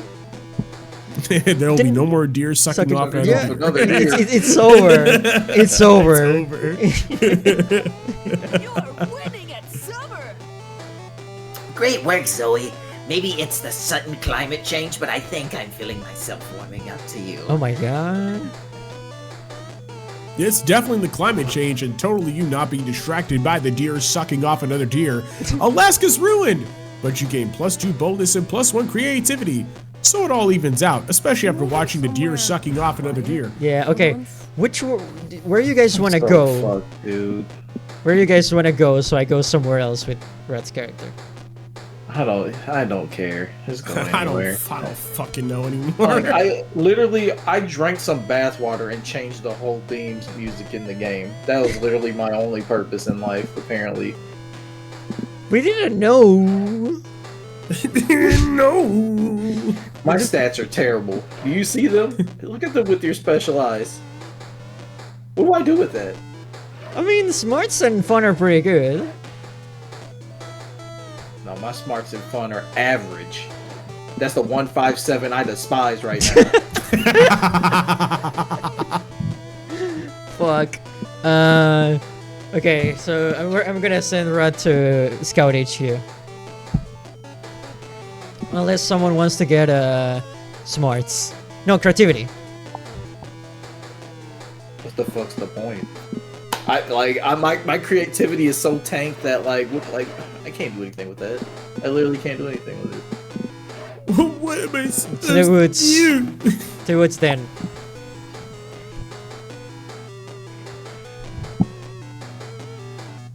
Joe? Like even if I went in on all smarts, like I don't think that like she cares about smarts. I think she cares about boldness. Today you decide to hawk all the way across the woods. You want to see what's on the other side. It's a long, treacherous hike that ends up only taking an hour. I guess these woods aren't that big after all. How do you and your friends get lost in them so often?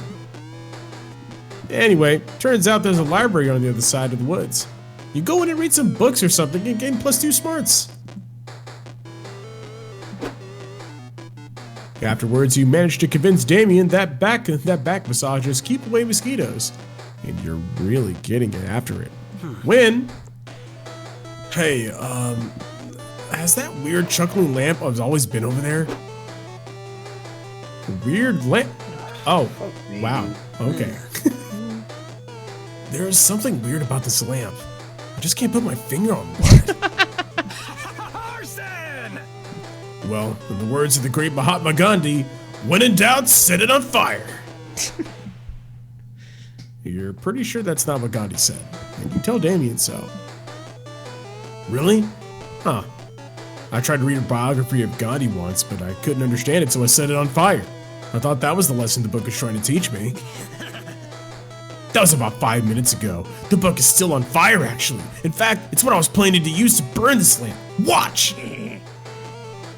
No need, Damien. The only person that's been burned here is you, by my impeccable disguise. Whoa, that's crazy. Whoa! Chancellor Flodge?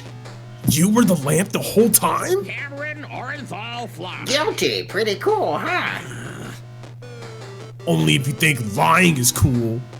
Which I do, but only when I do it, not when people do it to me. I wasn't trying to lie to you, Damien. I was trying to teach you a lesson about the wonders of camouflage. Get real. Camouflages were stupid babies who were too lame to solve their problems with violence. Sneak level 100. Oh, so it's violence you're interested in, eh? I'll have you know that in the heady days of my youth, I disguised myself as a baguette in order to stab the French Prime Minister. But France doesn't have a prime minister. They have a president. Only because I stabbed the Prime Minister. I didn't even know camouflage could be used for stabbing. This changes everything. But I still don't think it's for me. It's pretty hard to blend in when you have such blemishless crimson red skin.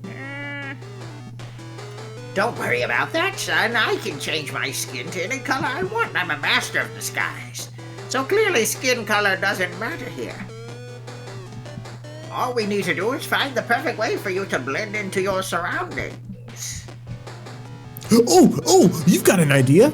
Get a high-powered job in the fashion industry and make red the in color for this season, and the next season, and every other season forever. Hide them in a giant bowl of delicious Hawaiian punch. Oh my god! You don't have fun. You don't have a fun stat. Yeah, no, it's. I guess the knows? first one. Yeah. Stealth mode.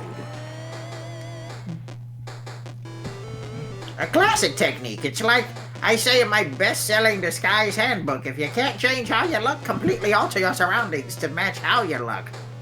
Proud of you. You're a real hero, rat. Volunteering for this dangerous job. Here, I'll help disguise you as a fashion icon. Counselor Flodge disguises you by putting on a beret on your head and dressing you in a trash bag with armholes. Thankfully, all fashion is an elaborate lie. So when you apply for CEO of Vogue, everyone assumes you're too fashionable to even comprehend, and you're hired immediately. Once hired, you discover that Vogue is the most powerful institution in the modern world, controlling not only fashion, but the economy, all world governments, and even people's thoughts. Wow. You declare next issue's theme to be red, and herald it as the most iconic color of all time. Then you make the next 6 months' issues red theme, just to be safe. And just to be extra safe, you use Vogue's vast resources to implant microscopic mind control devices in all the world's water, making red everyone's favorite color. And also destroying their abilities to see other ones. Hooray for fashion! You guys look pretty red right now. Everyone starts wearing red all the time and painting everything red and stabbing each other because they like the way the red blood flows out of their veins. Green is cancelled. Everyone agrees that it's actually just another shade of red. You make plans for red to absorb 2 to 5 more colors in the next fiscal year. Nice work. Jesus fucking Christ. Hey, Rat. Thanks for mind controlling everyone in the entire world to make it easier for me to hide. Now that nobody can tell the difference between red and green, I can blend into the forest and nobody has any idea I'm there. I've stabbed like 18 people. Oh, you're a pro! Also, I've been voted Monster Magazine's sexiest monster alive for forever. You're the best. Hell yeah. You promised to celebrate with Damien in a romantic manner. Just as soon you can tell him apart from the background. Meanwhile, you gain +2 smarts and +1 charm. Does Red have the highest stat out of all of us? They do. Fuck. Rat's the biggest nerd. Yeah. I don't even know what the fuck Fucking to do. nerd. I guess create whatever the creativity option is. Scout HQ. I'm so fucked either way. It's fine, dude. Creativity. Alright, let's go. That day in the Monster Scouts, you all learn how to build scarecrows. That's vaguely nature related, right? You decide to take it a step further, though. You add a magical crystal you found in a cave last month to your scarecrow to turn it into a sentient being. The scarecrow is very grateful to have been made alive. You take your new friend out for soda and have a very pleasant afternoon. Then you're forced to disassemble him so the next group of scouts can use the materials. Your scarecrow begs you not to relinquish your gift of life, but you're a dedicated monster scout first. The scouts appreciate your dedication to the organization. You're awarded +2 creativity. Oh yeah. Making a comeback. You slip away with Arabi to help her train up her dexterity by repeatedly shooting at her with a potato gun. Hex keeps eating the potato bullets, so nobody's learning anything. But you're still having a good time when... Oh. Hey, why is there a lump in the grass over there? And why is it jiggling? Hex is here. Yeah, what's the big idea? I'm only giggling green lump in these parts. Oh no, Heads, don't you see? This must be a wandering monster about to start a random encounter. Quick, let's get the jump on it with knives. You're red. Arabi's just finished rummaging through her inventory for a knife that does double damage against red when the lump unfurls to reveal itself. Ravi, it's me, Hex. Oh no, it's the Stop, don't stab. Don't you recognize me, Ravi? Heads? Wait, this sort of green lump can't be Heads. Heads is right here, attached to my soul like always. Are you sure about that? Maybe it's not Hex, but a bear in disguise. It's been known to happen. I know that. I'm a wildlife expert. There's only one solution here, and it's to stop both of you. Nice. Yeah, that's a great idea. I don't give a shit about being stabbed. Wait, I mean, I fooled you. It was me all along. Unbelievable. Counselor Fludge! You've tricked me again with your mastery of stealth. I'm actually glad to see you though. I've been looking everywhere. Camouflage. But you didn't find me, no matter how much you level up your search skill. Old Counselor Flodge will always be here one step ahead. No other counselor has less accessible to cameras. That's exactly why I wanted to talk to you. I need some disguise advice. You see, I'm planning to video chat with my grandma later and... You want to disguise yourself as her so she'll be impressed by your mastery of the art of disguise. You've come to the right place. No, I have a problem, see? Grandma doesn't know I got a curse and like, I like to keep her not knowing. Yeah, I mean, we're great pals and everything, but we both agree we're not ready to take the next step and meet each other's families. But it's not like I can just stuff it back into the cursed necklace from whence they came. I need a way to hide them in plain sight. Before Counselor Flodge can jump in with some dumb bullshit about changing Hex's skin color to match the environment, you jump in with an excellent suggestion of your own. Act like you're farting all the time. This guy said to I have a better solution than both of those things. Chroma key. Disguise Hex as a new hairstyle that Grandma is too old to understand. And use a spell to confront Grandma's already not so great senses so they won't even notice Hex is there. Like, I don't know what option to go for. My creativity stat's really low. My fun stat's not the best. And I don't know which option is considered to be smarter. Because if I go for Disguise Hex as a new hairstyle, then that requires creativity to style it.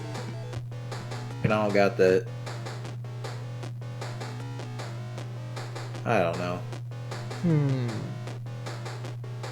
Just choose second option, I guess. Second option? Yeah. Proud of you. Oh, smarts! Now that's thinking outside of the box. I was going to suggest hiding inside a cardboard box. Hey! I didn't know you had such cool magic spells up your sleeve, Jalonzo. Right, yeah. Cool magic spells. You ask Arby to start arranging the call while you do the complex preparation for the arcane magic spell. While she's busy with that, you just fuck with Camp Spooky's Wi-Fi router settings to greatly affect the video call's resolution. Magic! Hi, honey. It's great to see you. What is that coming out of your shoulder? Nothing? Who knows? Everything looks so blurry. Have you checked your Wi-Fi, dear? Yeah, the Wi-Fi is probably blurring your vision, totally. It's definitely not at all a magic spell. Arby turns to wink at you. Hell yeah! You see, smart sometimes works. Not for me, I'm stupid. Magic spell? What are you talking about, Charles? Just check your router or something. Bye. The router, sure, yes, Grandma. It might be that. The call is failing. I'm sorry, love ya, bye! Arby hangs up on her grandma. That was close. I don't believe it. You managed to confound her senses without even using a proper disguise. It was unorthodox, but I must admit it worked. Fuck you, work. Poor Grandma. Wi-Fi, router. Old people just don't understand magic modern spells anymore. I feel a little bad, but it was for a greater good. Dodging her judgment for getting cursed. Or we can just get some bagels. Wait, I got an idea.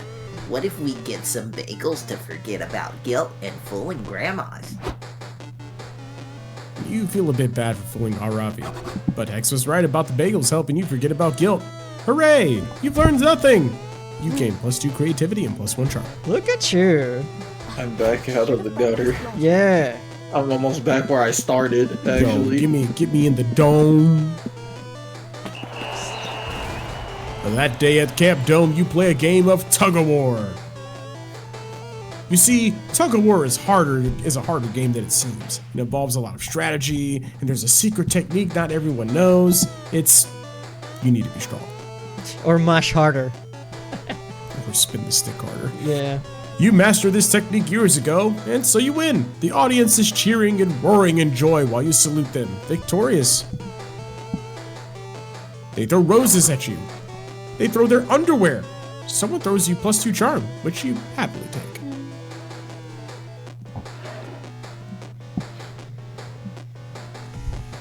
Later, you're wandering through the camp searching for Milo. Your therapist said you need to spend some time contemplating mortality, so hanging out with the Reaper counts. Right? Oh hey, I love to chat, babe, but I got a gig. Actually, why don't you come along? It's a lovely day for reaping, and you get the privilege of watching me at work. Oh, hell yeah. Watching Milo lead a soul into the afterlife? That's gotta count as emotional reflection. You follow Milo to a rotting corpse where the soul awaits. Hello, darling. Hello, little soul, I'm Death, but you can just call me Milo. Here's the bad news, you're dead, but the good news is, I'm going to take you to the afterlife. Let's go. You, Death, you have come for me. But first, you must listen to my tale. 'Tis a tale of woe, of strife, of courtly ambitions. For I was the Grand Maester to the Mer King. Another dead person with a tail. Do you always want to tell you a tale? People just don't respect the Reaper's time nowadays, you know? Ugh. Go ahead, I suppose. I served the venerable Mer King as Grand Maester. Days ago, the Mer King was attacked in his sleep. He survived, but he became obsessed with the idea that the attack had been a coup. He killed me in his paranoia. But I saw the attack with my own eyes. The Mer King was not a victim of a coup d'etat. He was attacked by a vicious beast with the strength of 100 warriors. The beast, it was a doggish thing, and covered in the thickest fur, and it pissed all over the king's chamber. The room was positively drenched. Strangely enough, the beast seemed to be rather enjoying itself, barking and laughing. I heard tell that he was goaded on by a mysterious specter. Oh my god, I know what's going on here. Oh my god, Well, yeah. That's another mystery. It's to this day, I it's wonder Polly. if... It's Polly and Scott. Wait, are you even listening to me? This story is gripping. You should be paying attention. It was totally Scott and Polly. Hey, I was. Of course I wasn't listening. That story was beyond my attention span. I was trying to figure out why I can't download your soul into my soul transporter app. That's weird. What if I change this? Oh no. Oh god, no. This better not be what I think it is. Hey, Grandmaster, Meister, by any chance, did you ever trade your soul to a demon? Trade my soul to a demon? I don't recall. I might have. It sounds like something I would do, but I can't recall the demon. Oh god. That soul belongs to me, baby. Get ready for an eternity of Dahlia. For years ago, I made a deal with the guy. He swore that I could have his soul when he died, for the price of 4 elf-themed pogs. You know, pogs. Remember pogs, you guys? Oh, yes! It's all coming back to me now. Great to see you again, Dahlia. I forgot I traded away my soul. But I never forgot those bitchin' elf pogs. They were so sweet. Such nice pogs. I was entertained by them for like 4 weeks. Then the next trend came and I forgot about them. But it was totally worth trading my soul. OMG, the shenanigans. I can barely cope. Dahlia, I need you to relinquish this soul so I can take it to the afterlife. I refuse to let this affect my rating. Sorry, Milo. I traded 4 whole pogs for that soul. I'm not giving it up unless you give me something better. I'm making a soul army and he's gonna be my first soldier. Shit. It looks like Milo. Looks like Milo needs to wrestle with this soul from Dahlia's demonic grip. Bargain with Dahlia, and get this sexy Reaper the recently deceased soul that they deserve. Psh, why worry about one pathetic little soul when you could trade it for an entire soul album? Or how about 20 Alp Pogs? Make it rain Pogs in here.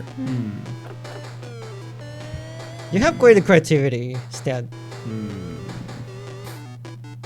It sounds like the second option would definitely convince Dahlia since she's a dumbass. Yeah. You know what? Let's go with the second option. I think that would work.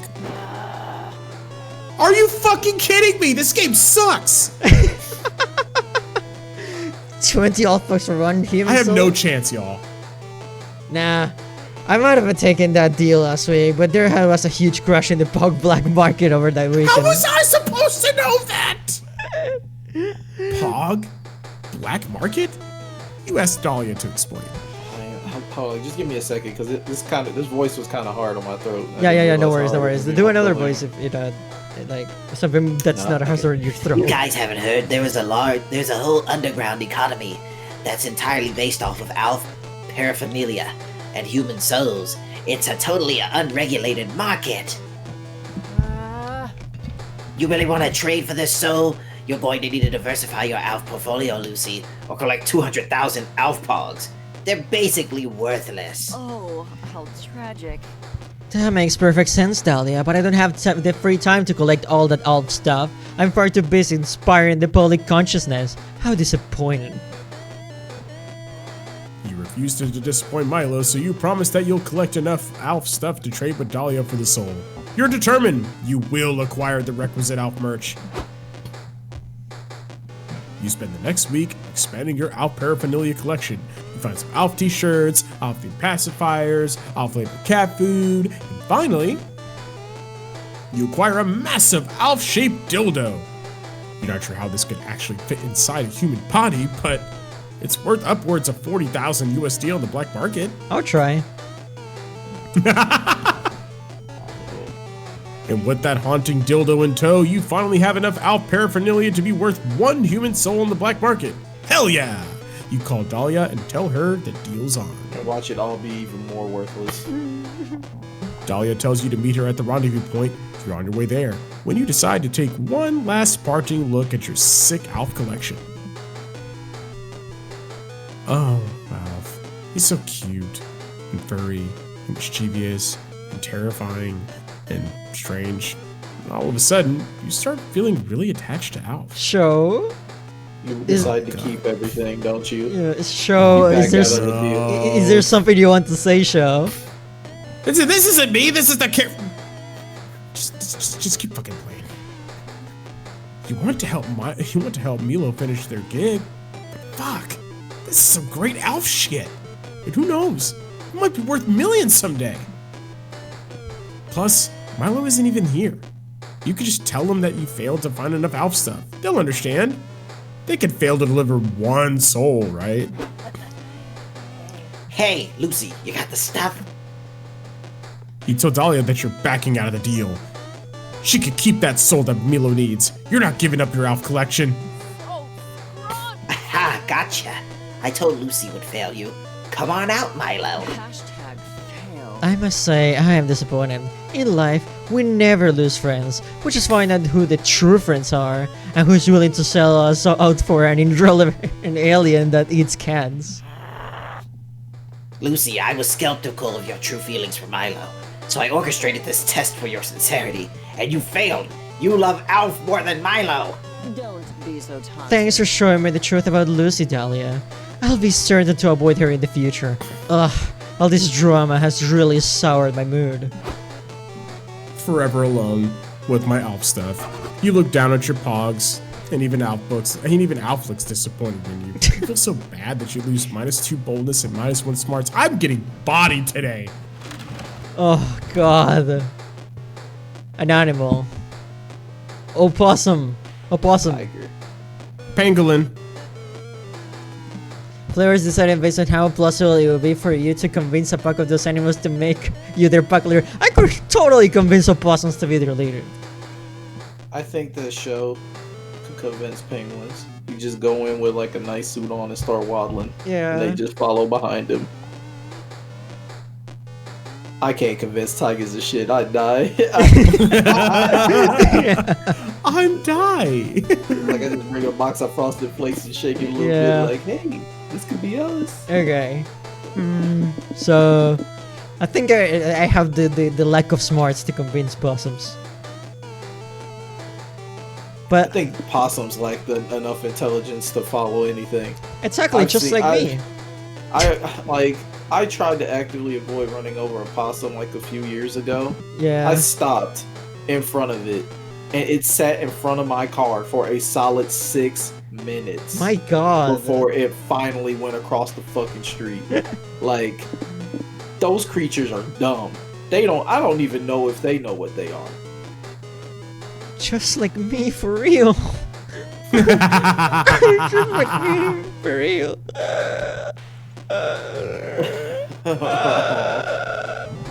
Okay. While you're going through your existential crisis, you'll go second. Okay. And I'll go third. Yeah, just make sure Rat goes last. Yeah, the last day before we get to choose. Where are you going, Sho? Alright, time to fuck myself over again. Let's go Shut to the up. woods. Going to the woods. That day, you get lost hiking in the woods. You use the stars, aka nature's compass, to get back to camp. The stars actually teach you all sorts of things, like how one of the stars in Orion's belt is actually a nebula. The stars also teach you Italian, the quadratic formula, and the true meaning of friendship, which you really needed last time. Yeah. Wow, the stars are so smart, and they give you +2 smarts.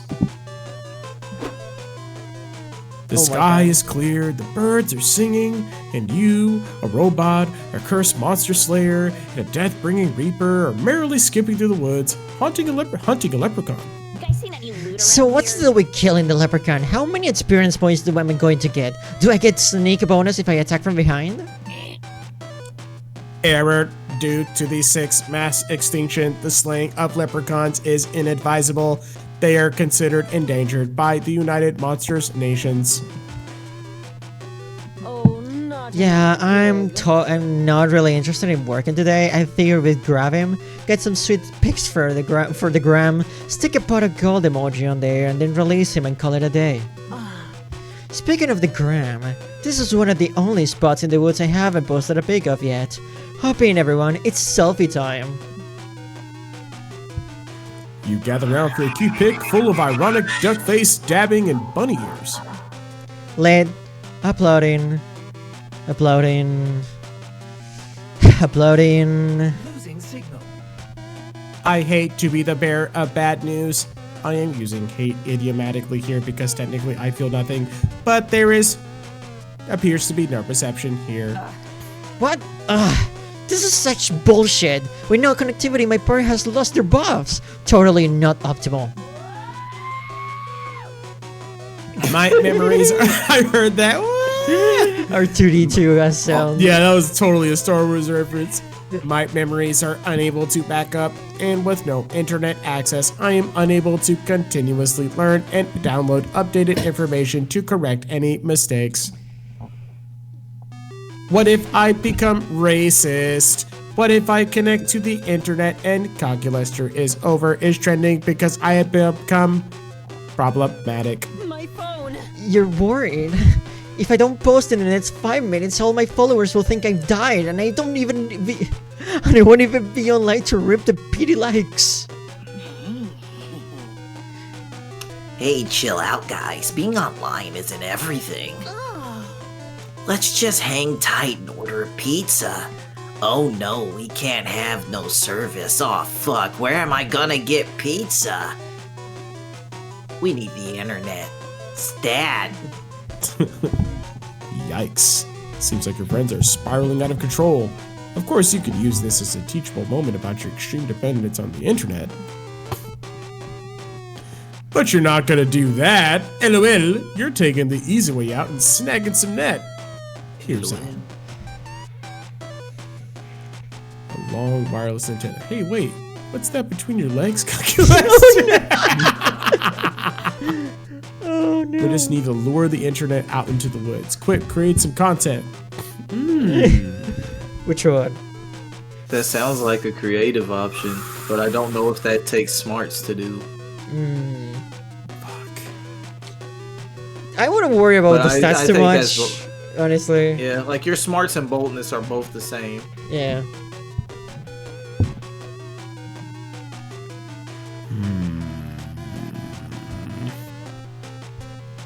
The Calculaster one is very funny. It is very fucking funny. It's very fucking funny. You know what? We're dropping dick off. Oh, fuck. I hate this game. Friend Lucy, would you point that? Why would you point that out? Seriously, don't you know that it's true to talk about what's between someone's legs? What's between my legs is the eggplant of legacy, a powerful artifact that until this moment I have hidden from the evil overlords who seek it to spread sexy chaos. Surely drawing attention to it has alerted them, and I must now journey to cast it into the fires of Dick Pic Mountain. A quest? Sweet! Let's kill a ton of squirrels to along to the way to grind that XP. Magnificent. Dramatic vista shots of top of a mountain? Yes, please. Ravi, will you stand in front of the camera facing away from me, but your hand extended back as if leading me onward through this beautiful remote locale? I don't know. Will you help me slay squirrels? Sure. Then let's get basic as fuck. Hashtag basic as fuck. You start to pitch some more classic vacation shot ideas, but I apologize, friend Lucy, but I don't see how there's any way for us to allow you to join when you were the one who put the eggplant in jeopardy to begin with. If you want to come along on the next quest, try not to be such a fuck up. Milo signing Love the depth of pain in your eyes right now, though. So authentic. I'm going to caption this with a sad poem. See ya when we return triumphant. That'll teach you to make comments about other people's bodies. Theoretically, this lesson should gain you plus smarts, but algorithmically, we have to punish you for mistakes, not reward you for learning. So, like, -2 boldness and -1 fun sound fair for missing out on the quest? Well, that's what you get. You're welcome. Oh god. I'm sorry. It is what it is. It was the funny. It was the funny one. God damn it. It's okay. This game hates me anyway. Don't worry. There's always the part 3. Third time's the charm. Also, I got fucked last time, so. I'll go to the dome.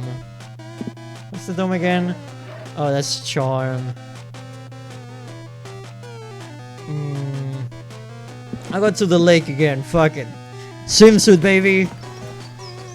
That day, you bring a magazine to read by the lake. The cover story is How to Gain Fun While Camping with Your 6 Hottest, Most Charismatic Friends. Step 1, go to the lake. Step 2, wait. That's it? Then why hasn't that worked for you yet? Oh, wait, you just gained +2 fun. Thanks, Cosmopolitan. Fuck yeah. Hey, quick question.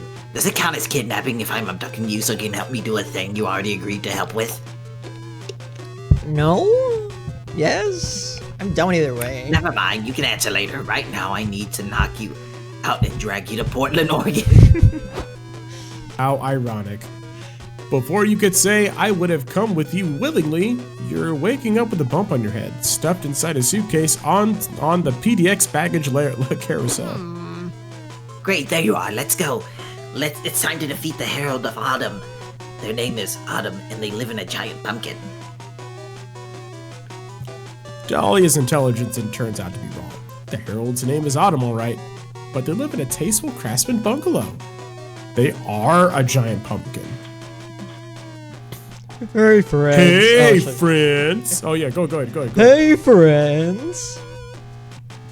Says Autumn, sitting calmly on their porch with a steaming mug of tea. Here to defend me on behalf of the Herald of Summer, etc., etc. That's right. Although I have to say I'm a little surprised that Fall is the final boss of this thing. I'm not surprised that you're surprised. Every quirky person thinks they're the only one who likes Fall. Chill lo-fi simply comes out of nowhere. The thing is, everybody in the entire world thinks of themselves as quirky. Fall is the most popular season by far and will be forever. Not if I have anything to say about it, and I do. What I have to say about it is... No! Talk is cheap, honey. How do you actually plan to defeat me? Well, I'm going to punch you real hard. No. Punching really isn't the vibe right now. What do you mean? Punching is always the vibe. Watch, I'll show you. I can't do it. The vibes are too chill. It's like trying to punch my way out of a warm quilt. Oh no! With Dahlia's greatest weapon out of commission, how will you ever defeat Autumn? Well, you've got one or two ideas. Sunburns ruins summer, allergies. Ruins spring, family drama ruins winter. But fall is ruined by drone attacks. Spring falls various weakness. Offer them pumpkin spice flavored poison.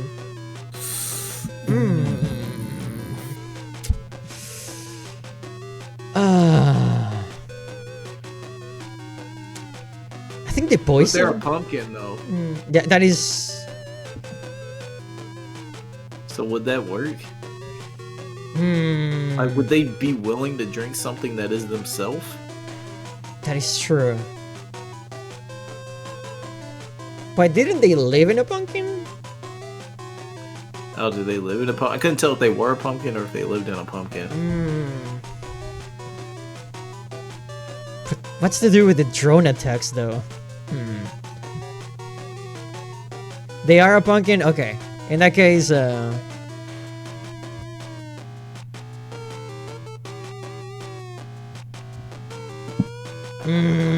don't know. Take an L. Take an L. Take an L. Okay, I'll take an L. I got fucked last time, dude. Oh my god. Fuck it, drones. No, I knew it. It was the poison. God damn it. Autumn laughs. It reminds you of the rustling of wind through dry branches. It does not remind you of someone who's afraid of drone attacks. Take an L. What? Why are you regular laughing instead of fear laughing? You should be fear laughing. Oh dear, it seems you need the lesson on the past decade of drone-monster relations. It's true that the incredibly sweet robot-monster war ended in a truce, and that the truce confined all drone attacks to fall for some reason, but that only means the drones love fall and would never allow anything to happen to it. That's impossible. According to the one-sided propaganda I consumed during the war, drones are incapable of love. Don't believe me? We can ask them. I'll call them on my drone phone. Oh, whoops, I intend to press the button labeled assassinate these pesky interlopers. Looks like a squadron is on their way. Sorry, friends. Drat, looks like our plan to murder all seasons has failed because of drones. This, and not the capacity they create for committing unaccountable atrocities all over the world, which is why drones should be banned. Oh well. At least we took out that how to escape a drone attack seminar back at camp. Crap. You skipped that seminar to attend horny basket weaving. It seems to have way more real-life applications. You turn to Dolly to explain your plight, but she's already escaped, leaving some technique you can only imagine. Damn. You get droned so hard that you lose -2 charm and -1 creativity, and any chance of helping Dalbia win a victory for summer. Damn.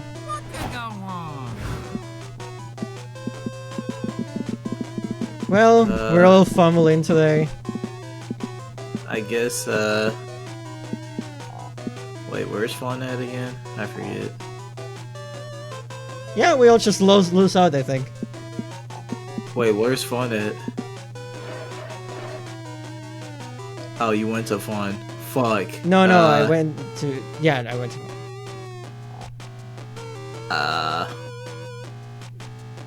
I guess raise my boldness. Just make me 5'7" all around. Okay, manner then. Yeah, let's go.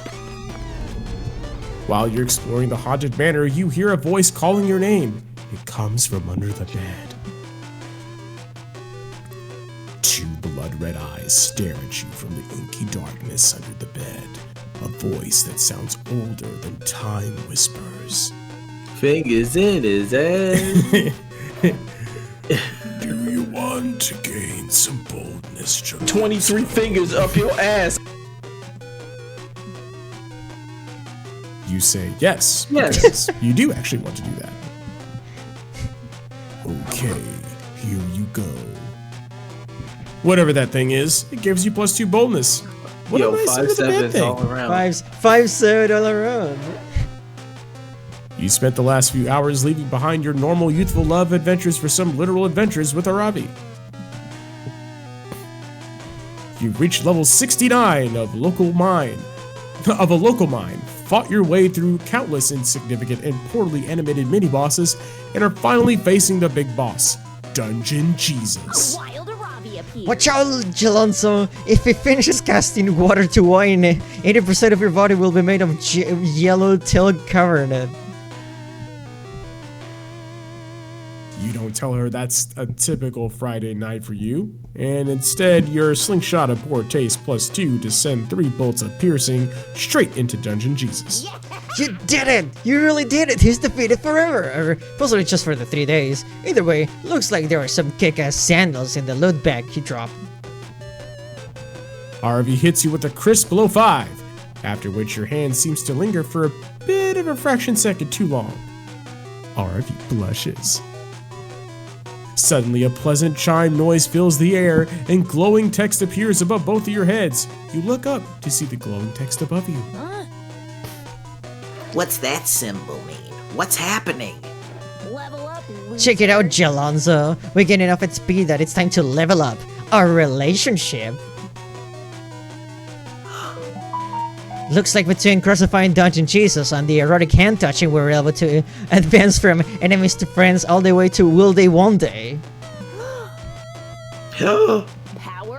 And even better, now you get to unlock a new skill for you from your relationship skill tree. Which one are you going to pick?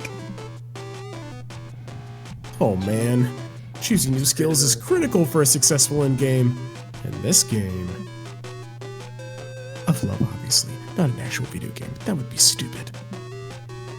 It's no different. Time to pick a skill that was sure to impress RV and take you from will they, won't they to oh, they definitely will. Oh, also known as oh, they fucking.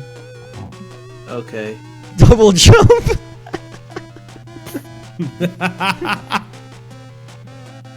Double jump. Double jump. Pick double jump. Pick double jump. What? Why? Why would you choose that? What? Why? This is supposed to be about living up our relationship, and you chose double jump. So your feelings are, Avi. Feelings? What feelings? No one said anything about feelings. It's shut up. It's flushing. Oh no. Oh god. I RV hate may have my had life. feelings for you, and now you're destroying aforementioned hypothetical feelings. You need to get this under control, and quickly. You explained that you could choose it. That you explained that you choose it because it's always so fun in video games, and you just want to share the fun. You demonstrate a lot of super excellent double jumps for her to illustrate your point. Nah, you're just being a show off. Not a good look. No! You double jump even better to prove you weren't just showing off before. Because if you were showing off, why didn't you jump like this? Huh, this is weird as shit. I'm going to record it and post it to TikTok. X is as good as the word, and indeed does exactly this. Almost immediately, the United States Pentagon kidnaps you to study a mysterious question. How are you double jumping? It completely breaks the laws of physics that you are able to jump even higher whilst already mid-air from the first jump, with no additional leverage or outside force of any kind. If they can figure out the mystery behind your double jump, perhaps they can come up with a renewable energy source and save the planet. Don't worry, this is the last day before we all get rejected. By the time they give up on discovering your secret and set you free, they've completely taken away your ability to double jump. In fact, you're so sick of being forced to jump over and over in scientific conditions, you don't even want the regular jump anymore. You kind of just want to lay on the couch for a long, long time. This makes it pretty much useless for adventuring, so you lose -2 fun, -1 charm, and your best excuse to hang with the rock. Farad, we're gonna... Did we all go already? Or... No. Oh yeah, we did. Okay, so any of these work. Okay, so let's just. You spend all day trying to learn how to use the North Star to know your location and never get lost. It's a fierce challenge and everyone gets, like, super lost. You say fuck it and try to text the North Star to ask for directions. Maybe no one ever asked? Of course, this achieves nothing. It's a star, and you should stop trying to resort to sheer absurdity to solve your problems. You get no badge. No one does. It's all a trick test and it wasn't even nighttime. But Coach awards you with +2 creativity for your lateral thinking. The counselors had the poor judgment to leave you alone with Damien, Milo, and Arvi, Hex, and a whole bunch of macaroni. Milo's using the macaroni for its intended purpose, painting a selfie, while Hex is eating it raw. Damien is trying to kill it, and Arvi is looking up its stats online. Oh my god. It's this. It's fucking the chameleon again. Macaroni, that won't help you at all in a bear attack. What the fuck? Hey, Cage, it's me, Cole. That's right, campers. It is I, your delightful and overbearing tiger coach, here to teach you yet another lesson about bear avoidance. Remember, there's no being bear except when there is. That's the kind of thing that I, coach, say all the time. You guys are doing a really shitty job at avoiding bears if you're here with me. Yeah, I know, right? Alright, coach, let's get this over with. What's today's bear lesson? You just got flodged. Hi, I fooled you. It was me, Counselor Flodge, this whole time. Huh? Whoa, really? Even when you said, "It is I, your delightful and overbearing tiger coach"? Especially then. I am never more myself than I am when I'm in disguise. Unbelievable. Your camouflage skills are all this world, Counselor Flodge. I have so much to learn from you, from you about these subtle arts. When it comes to subtlety, Ravi, you have a lot to learn from a basket of hand grenades. Basket of hand grenades? Where? I'm going to a gift exchange later, and I want to bring something that's going to represent my personality. Camouflage. Oh, you gotta be fucking kidding me. I brought nothing that will, like, enhance my relationship with this girl. I have no gift. You kids are a little far from the point. Probably because I camouflaged it so effectively. And what exactly is the point then? The point is that everything Coach has told you about bears is a load of horsehooey. You shouldn't be afraid of bears. You should be learning from them, I guess. And I'm sure you know bears are the only animals who are more skilled than chameleons in the art of camouflage. This is true. Stealth mode. One of you could be a bear right now, and the rest of you wouldn't even know. In fact, one of you is. That's right, I secretly replaced one of you with a bear while no one was looking to teach you a valuable lesson about the art of disguise. How would you guys react if I turn off my totally not a VTuber model and it turns out that it was Markiplier all this time? Markiplier's a bear? That's the point, it's a disguise. Wait. Oh, fuck! I don't have time for this ridiculous charade. I'm supposed to be serving looks at the soup kitchen right now. Poor people deserve spiritual nourishment too. It's Milo. Yeah, I was gonna say Milo's definitely a bear. Obviously. Who else would just show up here at camp during the summer, despite never having been around at Spooky High? Well, you... No one, and I will haunt anyone who disagrees with me. Oh, jeez. This is getting kinda heated. You're pretty sure Milo's not a bear. They're way too hairless. But who could say that that'll prove it to the others? No, look, Milo's verified on Instagram. That process was specifically designed to ensure that your favorite e-celebs are not secret bears. I am never getting verified. You're bearified. Very fine. So what if they are a bear? They're all monsters, right? Shouldn't we accept Melo for who they are, regardless of species? What about the whole like Instagram thing? That sounds funnier. I mean, that sounds like something that would be, yeah. Yeah, there we go. Is that true? As true as a butterfly is charisma, darling. Not many people know this, but Instagram used to be a huge bear problem. And not the good kind. So many impressionable teens were being mauled by bears impersonating their favorite selves on Instagram had to step in to stop these dangerous bearity accounts. Look, here's an example of what Instagram looked like pre-verification. That's not Instagram. That's a picture of a 40 bears mauling a child. Oh, I get it. Wait, why'd they stop that? Kids getting mauled is awesome! Ignoring Damien's bullshit for a second, how did they separate the bears from the non-bears? Oh, that's easy. You just have to send a video of yourself not mauling anyone for more than 40 seconds. Bears just can't help themselves. Wow, that easy? Maybe bears aren't such masters of disguise after all, huh, Counselor Flutch? Counselor Flutch? Oh shit! Whoa, that's crazy! Oh shit, it wasn't Counselor Flodge! He was the bear! Where's the basket of grenades? You're trending, darling. A bear disguised itself as our disguised instructor disguised as our bear safety instructor? Wow, that's good content.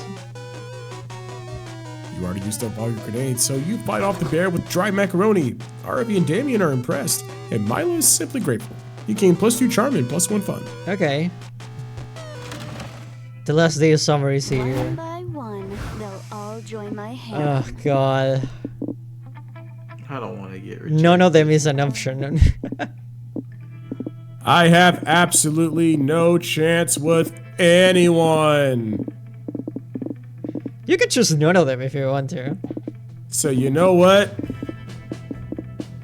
I'm gonna say fuck everybody. No one. One by one, they'll all join my harem. Are you sure? Positive. Yes. New chapter begins. God. At least I want to see one ending. Jeez. Even if it's a bad one.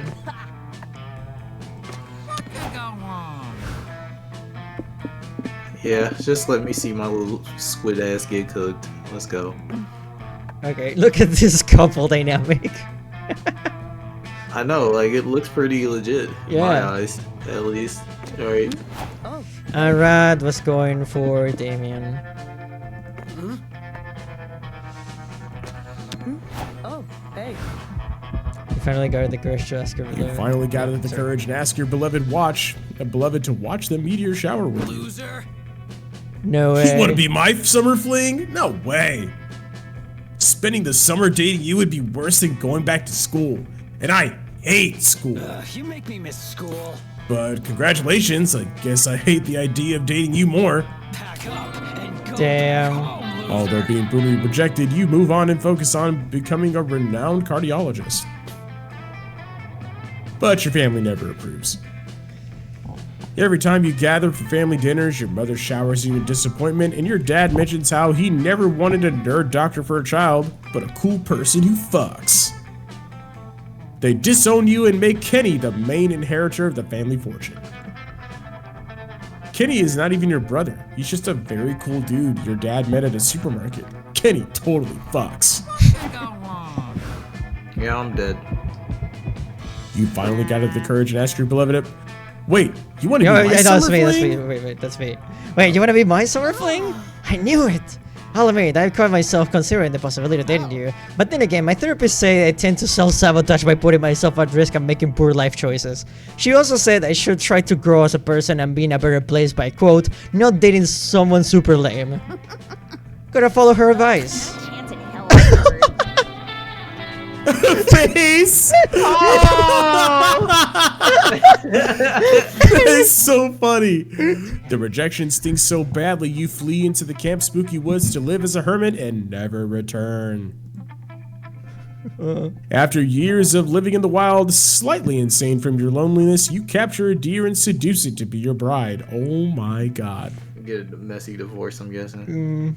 Your dear wife lives with you, and you two make it work for some time, but she grows tired of you eventually. Something about you crying every night about how you got rejected at summer camp.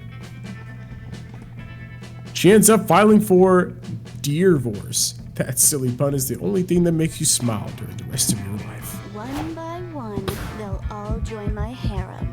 You asked none of them. Why? That You're makes you unsure. feel nice inside. But this mystery gets solved when later that day when you get a call from your mother. She wants to know how you're doing. You tell her about how sad you are you're going to the meteor shower alone. Oh, honey, I think it's the time has come to tell you that you have a strange disease that stops you from asking anyone for a date. It's called utter fear of rejection. I'm sorry to be the one breaking the news to you, but remember to eat your vegetables. Oh no! This was all just a waste of my time. You spend the meteor shower alone. Your mom calls Your mom calls you. She's like your best friend. And hey, we think having a good relationship with your parents is healthy and good. But here is this coded as having failed, you loser. New chapter begins. And I'm cooked too. You finally okay. Best. Oh fuck! Oh fuck! Yes. Oh You my. succeeded. Oh I my. can't Oh believe my it. god. I'm mad. Oh my god. mad. Oh my god. Yeah. Hey, I got fucked last time. Let me have this. Oh god. Good catch, Zoe. Let's have something off my list together. Oh. Oh my god. The last day of camp was awesome. Dahlia designed a sexy weightlifting regimen to do together. It focused a lot on strengthening the glutes and pelvis. I'm down for this. Oh my god. Hey, Trey won last time. I win this time. I have not won yet. Hey, there's still Get one more. me out of here. Get me out of here. Before we knew it, those weeks were long gone. I would have won if I had more creativity and didn't pick double jump. Now I'm gonna For see like a hot double. I'm minute. gonna see double jump on like any roguelite, and I'm just gonna skip over that shit now. Yeah. It felt like a hot minute, and it felt like an entire lifetime. Oh my That god. night, as we saw summer coming to an end, we all wondered what would come next for us. Felt like the end of something big. I don't need to wonder. Little know what did we happened to know, life still had many wonders and misadventures in store for us. Yeah. Hey, listen, Trey. Last time you got not only a good ending, but a secret fucking ending where Vera was taking her clothes I off. had to buy it. You got. Why are you crying? You got the fucking bare ass my ending. stats didn't matter. My stats didn't matter. They Yeah, I didn't struck even out matter. twice. What you crying about? I was a crony. I got laid out of obligation. But it worked. You got to see bare I could ass. see Hey, jeez. how those years became the foundation of the mythology of our lives. Jeez. Broken hearts turn Now the tragedies sung woods for get the centuries, deer forest wild while nights I become think about- epics treasured forever. While I think about my successful tampon purchase. Yeah, buying a If the tampon kiss got you the laugh is now a W. constellation we'll always find while gazing into a starry night, no matter how many years go by. Honestly, the blame is on us for not buying it first to screw you The over. only person who has not won between the four of us is me. There's still one more game, don't you worry. I don't know, y'all. I don't know. I don't have a lot of faith right now. Oh, animated ending? We're all my friends around a campfire, so young and unafraid, and so ready to start. Look at you, Show. It's you from the last game. That also got completely fucked.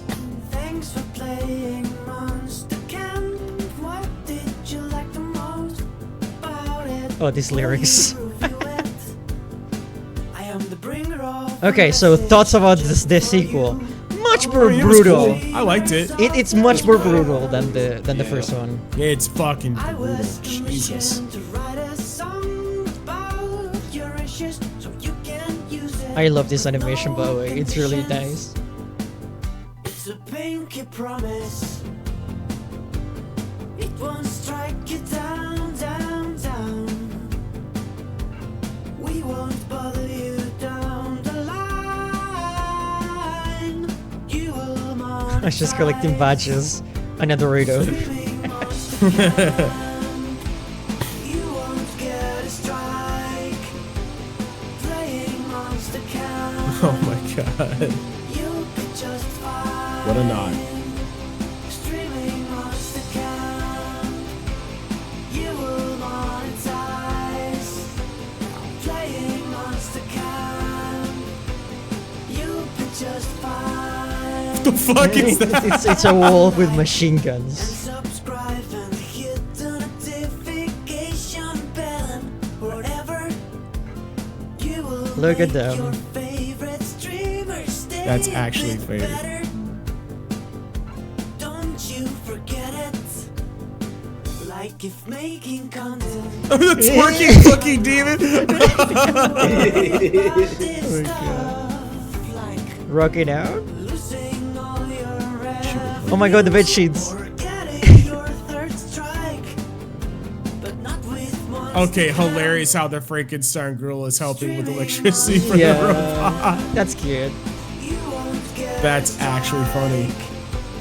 Playing Monster Camp. You'll be just fine. So now that we're here. Yo, mira Juan, tienen los Mira, Juan. bebidas, wey. Yay, vamos Juan. That's my real favorite character. I made most of the music for the game. What did you think of it? Blood punch. Come on, just go and buy Build your golem? What the fuck? Build your own golem? writing songs for Pentagram and they will let me go until we sell 1 million copies. Streaming Monster Camp. You won't get a strike. Playing Monster Camp. Thank you You for. won't get a strike playing streaming monster. Thank you. Camp. Thank you for letting me That's know. fucking funny. I fucking know. That's why they made their own song. That's Yeah, fucking hilarious. I like that. You won't get a strike. Streaming monster camp. That was a nice detail. Yeah, go fuck yourselves, DMCA. Yeah. Okay. That was fun. I had fun. I had fun. I got fucked, but I did have fun. That's the point of I did enjoy fucking. the game. Yeah. Listen, y'all, we need to make it a mission. I have to win this next Yeah, one. no. The last episode. The last episode Gotta of get Monster at least Marathon. one. The last episode of Monster Marathon. Monster Road Trip, aka How do Monster I Prom get 3. with people in real life, but can't get with people in a fucking video game? Like, how does that work? People in a video game, but not get. Wait, hold on, I'm not exposing. Oh my god. We can see all the variations. This is the best That's one. my favorite. This is the That's best the one. Next Wednesday's very. Don't you worry. You'll have your chance. Whoa. What was that with the bees on them? Oh, the plague because it's like Egyptian theme. Okay. Oh, good. All the rejection ones. All the endings. Oh my god. This one's very cute. I like this one. Squidward's funny.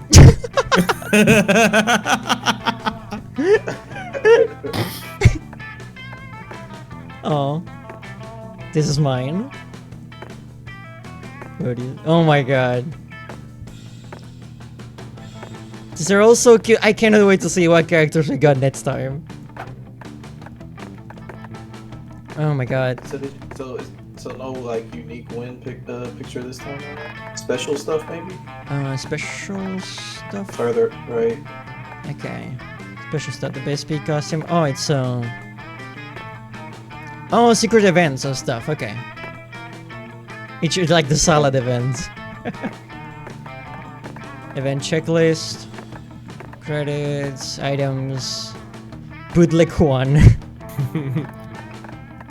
Drinks. Oh, you can unlock. There's a lot of them.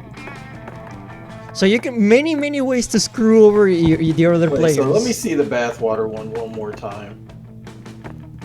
Because, like, did it really do nothing but just change the game's music? Screenshot the name all you want, but if it triggers the music on your head, it will be way more gamers. Yeah, it's just a music change. Just make sure to swap your brains, but also swap to your stats. Okay, but there's many drinks. Like, playing this with different people and doing different things that way, I feel like it will be very fun. Because there's a lot to see in this game. There's a lot of endings, a lot of events. Look at all this luck shit. There's a lot to see. But we are going game by game, and I'm not sure if these guys maybe will like any repeats. So next time is gonna be the last episode of Monster Marathon, Monster Thong, Monster Thong, Monster Fuck, Monster Fox, Monstars. Monstar PROM. That'll be fun. But yeah. Which game do you guys like the most so far? Is 2 or 1? Well, the first game was definitely easier. The second game is a lot harder to tell. But like, I think the drinks are, at least for a short game, they're really fucking powerful. Yeah, for a long game. I had my best stat turned into my worst stat. Yeah. I feel like, yeah, for a long game, you have more time to recover. Yeah, long games you have more time to recover, for sure. Yeah. But anyway, I'll see you all, everybody, next Wednesday when we play, of course, promoted right here. Monster PROM 3 Monster Road Trip. We'll see how that goes. I have no idea how that's gonna go, but I'm happy I won 1 in the marathons. Oh my god. Yeah, good stuff. Oh my god. You did it. I won 1. Just wanted to 1. I want to go with for Milo, honestly, but hey. So yeah, fuck that up. Yeah, no worries. We'll see how it goes in the next one. So thank you too for joining. You should all like check out Show, who's back with streaming once again after a long hiatus. You should totally check him out and stuff. And Trey here, it's oh my god, you need to tune on to Trey streams. They're a fucking blast. Whether it be Mario Party, whether it be Lethal Company, or yesterday you streamed freaking the Princess Peach game, Showtime, right? How's that thing? I played that game. It's pretty fun. Hell yeah. Pretty fun game. If you don't show up to Trey's stream, I'm gonna shove an uncountable amount of hog shit up your down your throat. Yeah. So yeah. They have told me that like threats of violence usually work. So if you see your like subscriber count like skyrocket in the next 5 minutes, you're welcome. I know it'll be my own doing because I threaten violence every stream. Hey, that case we have something in common, Trey. You know. Yeah. Oh yeah. Anyway. Fingers up your ass. Yeah. Fuck yeah. Lethal Company should be fun since the mods work now. They didn't work or something? I don't know. I don't play Lethal Company. I don't play games that make me shit the pants that I don't wear. Well, then that means you have nothing to worry about. You should be playing these games more then. Yeah, but then it gets stinky. But I would give it a try if it's with you guys. It seems like the type of game that I would totally play with friends and never alone. Sometimes you are alone in the facility though, so yeah. It will happen. Oh my god. It's still fun. It's still fun though. I think it's fun. It's fun slapstick. Yeah. Half the people who see like the clip, like with clips you see are just like it is what it is. Like after you like, you know, get your fate ran by a few monsters, like it stops being as scary. Do you get to date those monsters like in this game? Hell no. Oh. I would not want to. I'm not dating any of them. Not a single monster in there is one I want to date. When you said period. Like loneliness, that made me think that you just gave me a very intense flashback right now of when I was 1 week and a half old. Well, I mean, ultimately, like, you'll probably not be too alone but it definitely, if you don't have a decent sense of direction, you will get lost in the facility really quick. I always get lost when I go in there. I'm fucked. I'm fucked, everybody. I not in a fun, consensual way.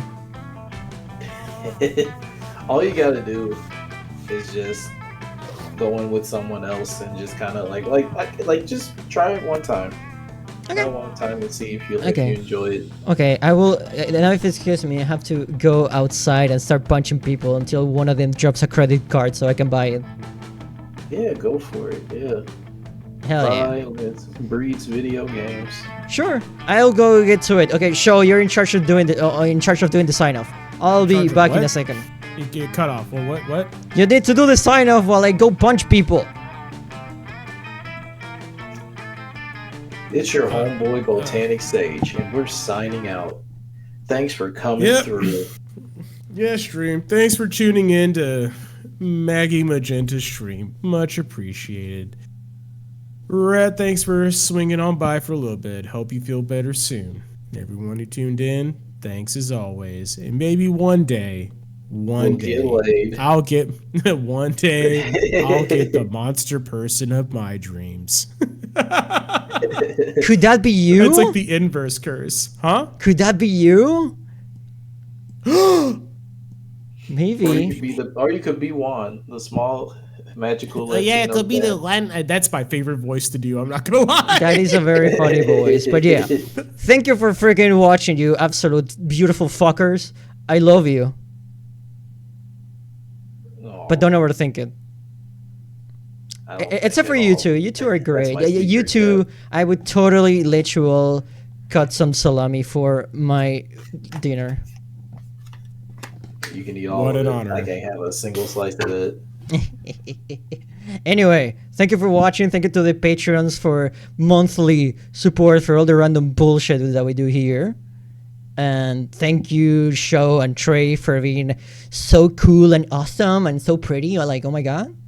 And oh my god, can I fucking fetch? Oh my god, Trey, can I spray paint your mushroom head with really pretty pictures of ponies? Of course, and make sure to give them big shiny horns, because I fucking love horses with big shiny fucking horns on them and wings. You got sparkles. Flutter with a fan of Rainbow Dash, I see. I was always more of a Applejack type of girl. No, I'm a fucking fan of Rarity. She's the baddest bitch of them all. Rarity's a very bad bitch. Oh my god. Fucking the greatest there fucking ever was. Oh my I god. way you fucking said love that bitch. slut. Yeah. It reminded me of that dog pushing the buttons. Treat. Bitch. Please, bitch.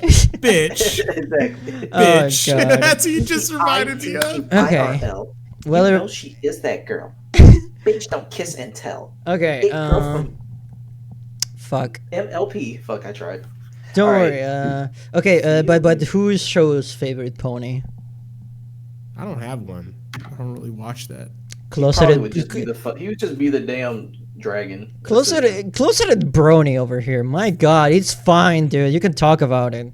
Exactly. You can crush, kill, destroy swag all in this bitch. Enjoy it. Bitch. Your favorite was Rarity. It's very. It would be her. Oh my god. Anyway, I am playing the ending. Thank you for watching. Have a good dinner, or I'll eat it for you. You absolute buffoon. See you, Space Cowboy Bang. Get the fuck out of here. Get the fuck out of here. Get out of here. I don't even want you here. Get out. Get out. You're smelly. You're stinky. You're awful. You have bad taste in gaming and your music sucks.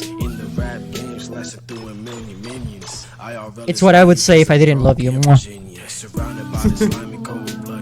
Everyone is hearing this. We're talking on top of the ending, by the way. It seems today that all you see is Cyan, Maggie, and the yellow one. TV. And TV. But where are those good old-fashioned video games on which we used to rely? Lucky is the Sylvian show. Lucky is the pandas who positively can do all the things that make us like to stream. And subscribe, please. family, girls. We play games that are totally gay because everyone wishes to get laid. Yes. I'm Botanic Sage, and I'm here to say I like to be on stream with the girl Maggie. Hey, I like that. Hey. Hey, hey, hey. Good shit, everybody. Good shit. Good night. Good night. Thanks for watching.